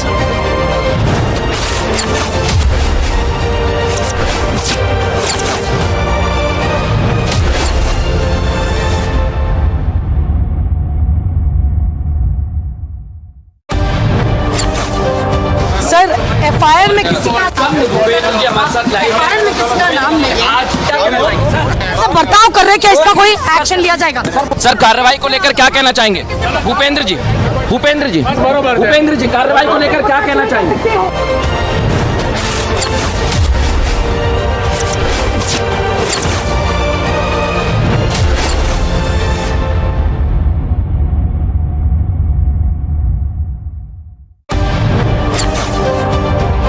Mr. Vaze, why have you arrested him, sir? The Alibag police has arrested him under section 306 and 34 of... Because it was a case, I believe, that was closed by the police itself. Yeah, the same police and same court has opened it. Sir? No, I'm not. I'm following. I'm doing my job. I'm doing my job. They're trying to stop us from reporting.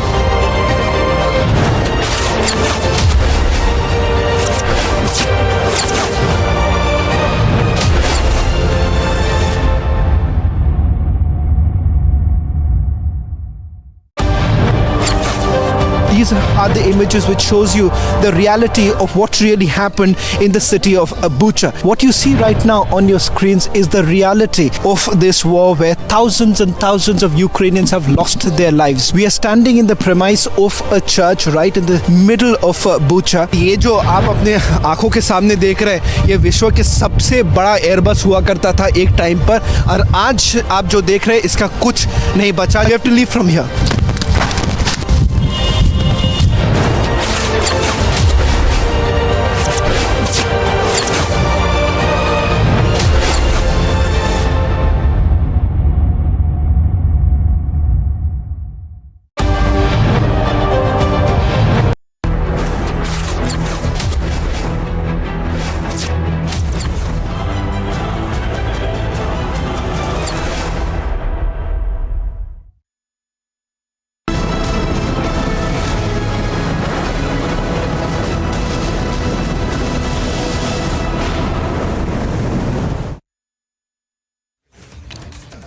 Cyclone Biparjoy, which ripped through Kutch and parts of Saurashtra region of Gujarat, has left a trail of destruction as gusty winds and rains wreaked havoc.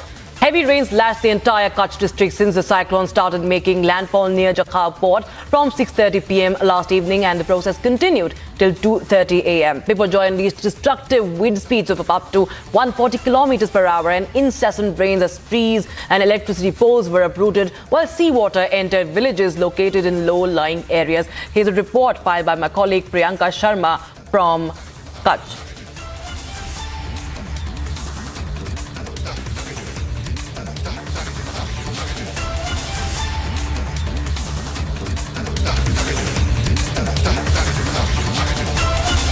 The worst part of the storm has passed, the night has passed, and the people have braced themselves for the storm. Through the night, there are images like this one where we're reporting from, the shelter homes that had been set up, the people that had come together through the night, bracing the storm, bracing the gusting winds that had been going on across 7 districts of the state, particularly in Kutch. This is of course the outskirts of Bhuj as well, where we are seeing more and more of these shelter homes that essentially show us a picture of how people have braved out the storm, how people had left behind their houses, and in fact we need to also speak to them to understand what really will be their journey going ahead, because life will not be back to normal very easily for a lot of people, and of course we will of course understand as to how life has really changed for these people as well. To understand, let's get in a word from them. आप बताइए, आप यहाँ पे shelter home में आपको यहाँ पे रखा गया था, कहाँ आपका घर है, क्या पूरी स्थिति हुई है, रात भर में क्या क्या हुआ, अपना पूरा अनुभव पिछले 24 घंटे का था. अभी ऐसा हो गया कि 24 घंटे के वावाजोड़े के हिसाब से संजय नगरी में हम रहते हैं. वहाँ तालाब फरिया है, तालाब फरिया में पानी का बहुत जोर रहता है, इसी के लिए इसके हिसाब से इधर हम स्कूल में आके ठहरे हैं. अभी सब नुकसान तो होता है, सब जगह पे नुकसान भी हुआ है. किसी का मकान उड़ गया, किसी का झुपड़ा उड़ गया, छापरा उड़ गया, सबके नुकसान हुआ है. ये तो कुदरत का आफत है, तो उसमें मालिक बचाता है सबको. आप क्या काम करते हैं और किस तरह से आपका परिवार भी साथ में था यहाँ पे, क्योंकि मैं देख रही हूँ महिलाएं और बच्चे भी यहाँ पे बहुत ज़्यादा हैं. हमें बताया जा रहा था 40 से ज़्यादा बच्चों को भी इस शेल्टर होम में रखा गया था. किस तरह से पूरी रात भी आप लोगों ने यहाँ पर पूरा जो स्टॉर्म पूरा था किस तरह से ब्रेव किया, और आप लोग क्या काम करते हैं और आगे जाते समय किस तरह से आप प्लानिंग करेंगे आगे?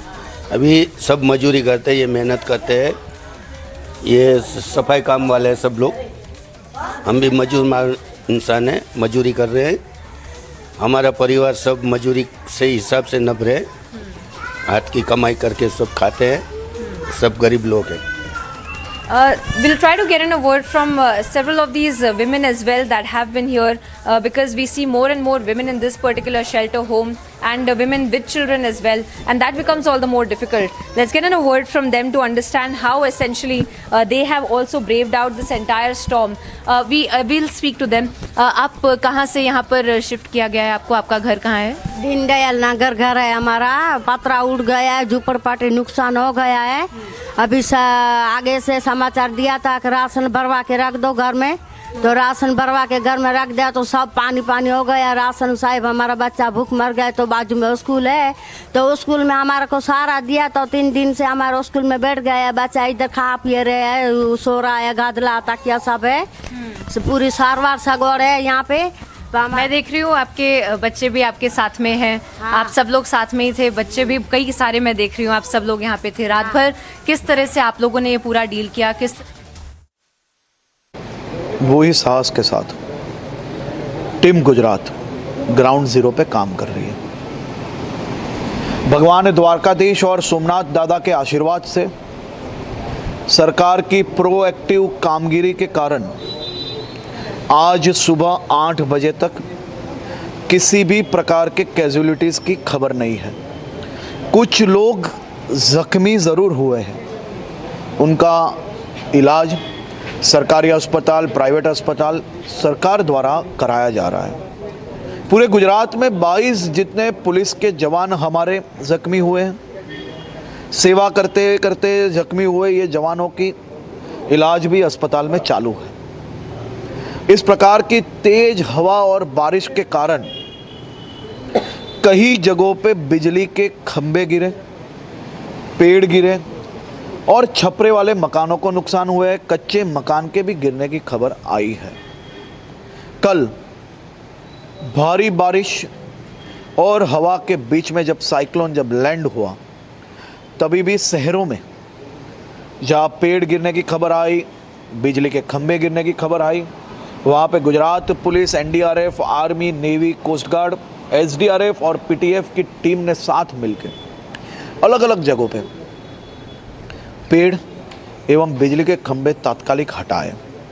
तेज हवाओं के बीच में जिस प्रकार से ये टीम काम कर रही थी, उनको देख के कहीं ना कहीं ऐसा लग रहा था कि देश के एक एक लोगों को उन पे गर्व हो, उस प्रकार का काम कल टीम ने किया है। हमने देखा कि पिछले कई दिनों से सरकार ने समंदर के तट पे बसे हुए गांवों को, हज़ारों लोगों को, हज़ारों नागरिकों को स्थलांतरित किया और उनकी सभी प्रकार की व्यवस्था की गई। कल पूरे देश के नागरिकों ने कश्मीर से लेकर कन्याकुमारी तक सब जगहों पे अलग अलग लोगों ने गुजरात के नागरिकों की सुरक्षा की प्रार्थना की। गुजरात के कई ऐसे ज़िले हैं जहाँ ये साइक्लोन प्रभावित नहीं है। वहाँ के सेवाकीय संस्था जो है, उन्होंने सरकार के लोगों के साथ मिलकर सभी प्रकार की व्यवस्थाओं में मदद की। आज आप देख सकते हो कि सभी जगहों से लोग आके मदद में जुड़े हुए हैं। सभी प्रशासन के लोग इतने ही एक्टिवली काम कर रहे हैं। कल शाम को प्रधानमंत्री जी ने जब मुख्यमंत्री जी से बात की, मुख्यमंत्री जी का ट्वीट मैंने पढ़ा। प्रधानमंत्री जी ने मात्र मानव जीवन बचाने की या उनकी चिंता नहीं की, मेरे गुजरात के गिर में बसते हुए एक एक शेरों की चिंता उन्होंने की, गुजरात के सभी प्राणियों की चिंता उन्होंने की, गुजरात के गांवों की चिंता की, गुजरात के गांवों के नागरिकों की खबर ली। गुजरात के गांवों में बिजली, पानी एवं जो प्रेग्नेंट महिलाएं, उनकी उन्होंने चिंता की। मुख्यमंत्री जी कल सुबह से सभी जिला प्रशासन। All right, that was Gujarat's Home Minister Harsh Sanghvi, who was talking about, who was in Dwarka. He was taking a look at what is happening on ground in the aftermath of cyclone, as it has wreaked havoc in Gujarat, and he was commending the work of the security personnel and the forces, saying that how thousands of people were migrated, those who were situated on the alert areas. We'll get you more details on that, of course, on the other side of this break. All right, bags full of crude bombs and explosive found in South 24 Parganas, Bangor. Now, is this not evidence enough for the Bengal police?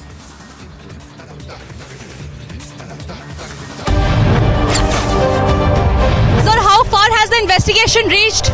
So, what is the update? Where is the station master, sir? Has he been questioned? What went wrong, sir? Who's to be held responsible?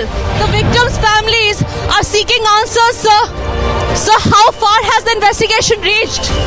So, you'll have to answer, sir.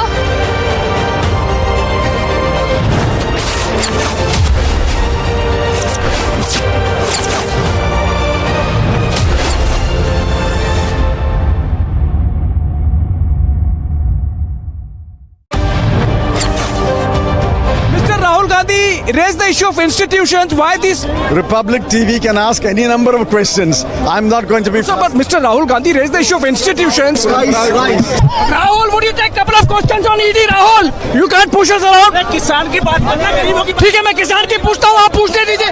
मैं किसान की पूछता हूँ, पूछने दीजिए. मैं पूछता हूँ, बेरोजगारी की बात पूछने दीजिए.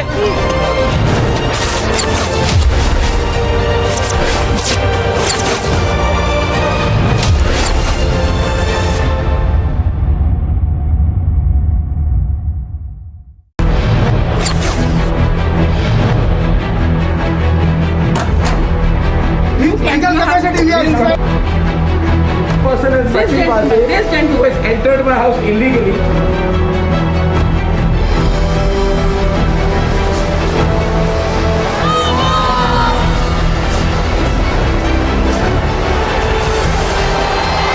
भारत के लोगों की जीत है। अंदर अंदर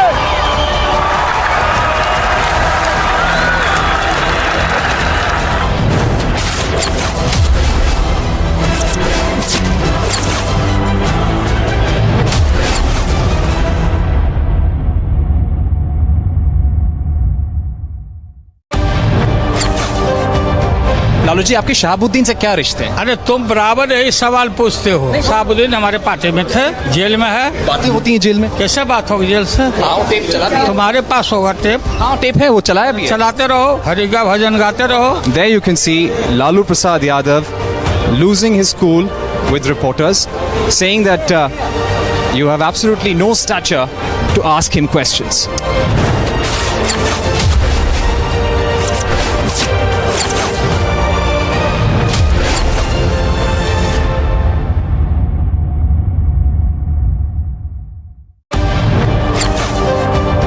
देशमुख साहब यहाँ आपातकाल लगाए। देशमुख साहब यहाँ घोषित आपातकाल है। 1000 एडिटर मुझे पकड़ रहे। ये देखिए मुझे पकड़ रहे। देशमुख साहब, मेरा खून निकल रहा है। आप देख रहे हैं देशमुख साहब यहाँ घोषित आपातकाल है। आप पत्रकारों को जेल में डालेंगे। मुझे पकड़ रहे हैं। 1000 रिपब्लिक आप ऐसे पकड़ेंगे मुझे। मेरे मुंह से खून आ रहा है। ये देखिए।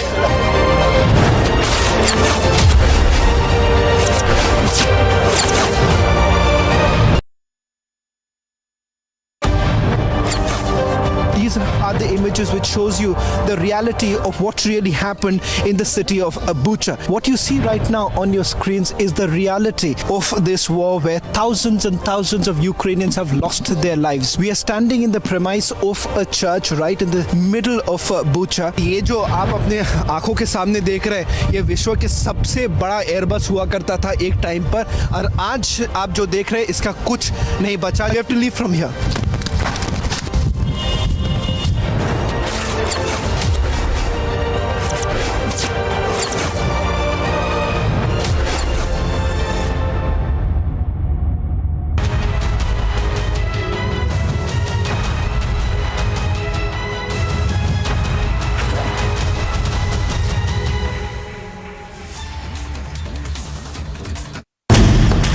Motorola, India's best 5G smartphone brand.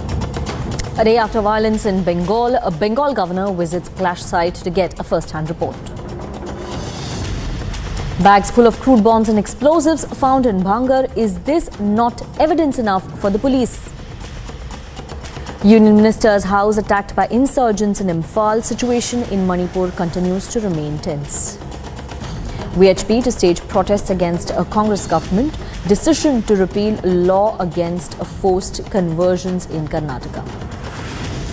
And Cyclone Biparjoy leaves a trail of destruction in coastal Gujarat. NDRF continues clearing operations.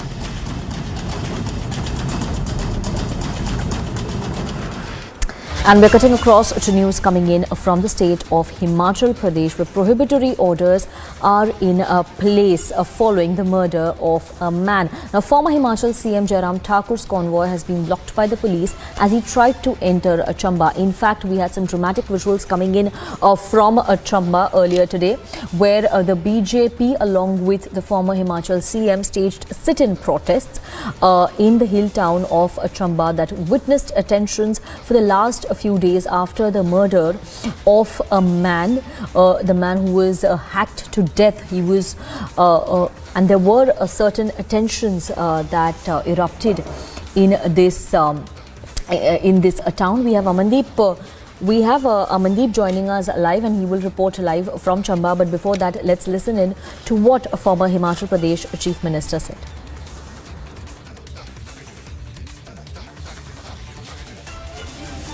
एक ऐसी घटना घटित हुई है जिसने पूरे प्रदेश को ही नहीं पूरे देश को विचलित कर दिया है।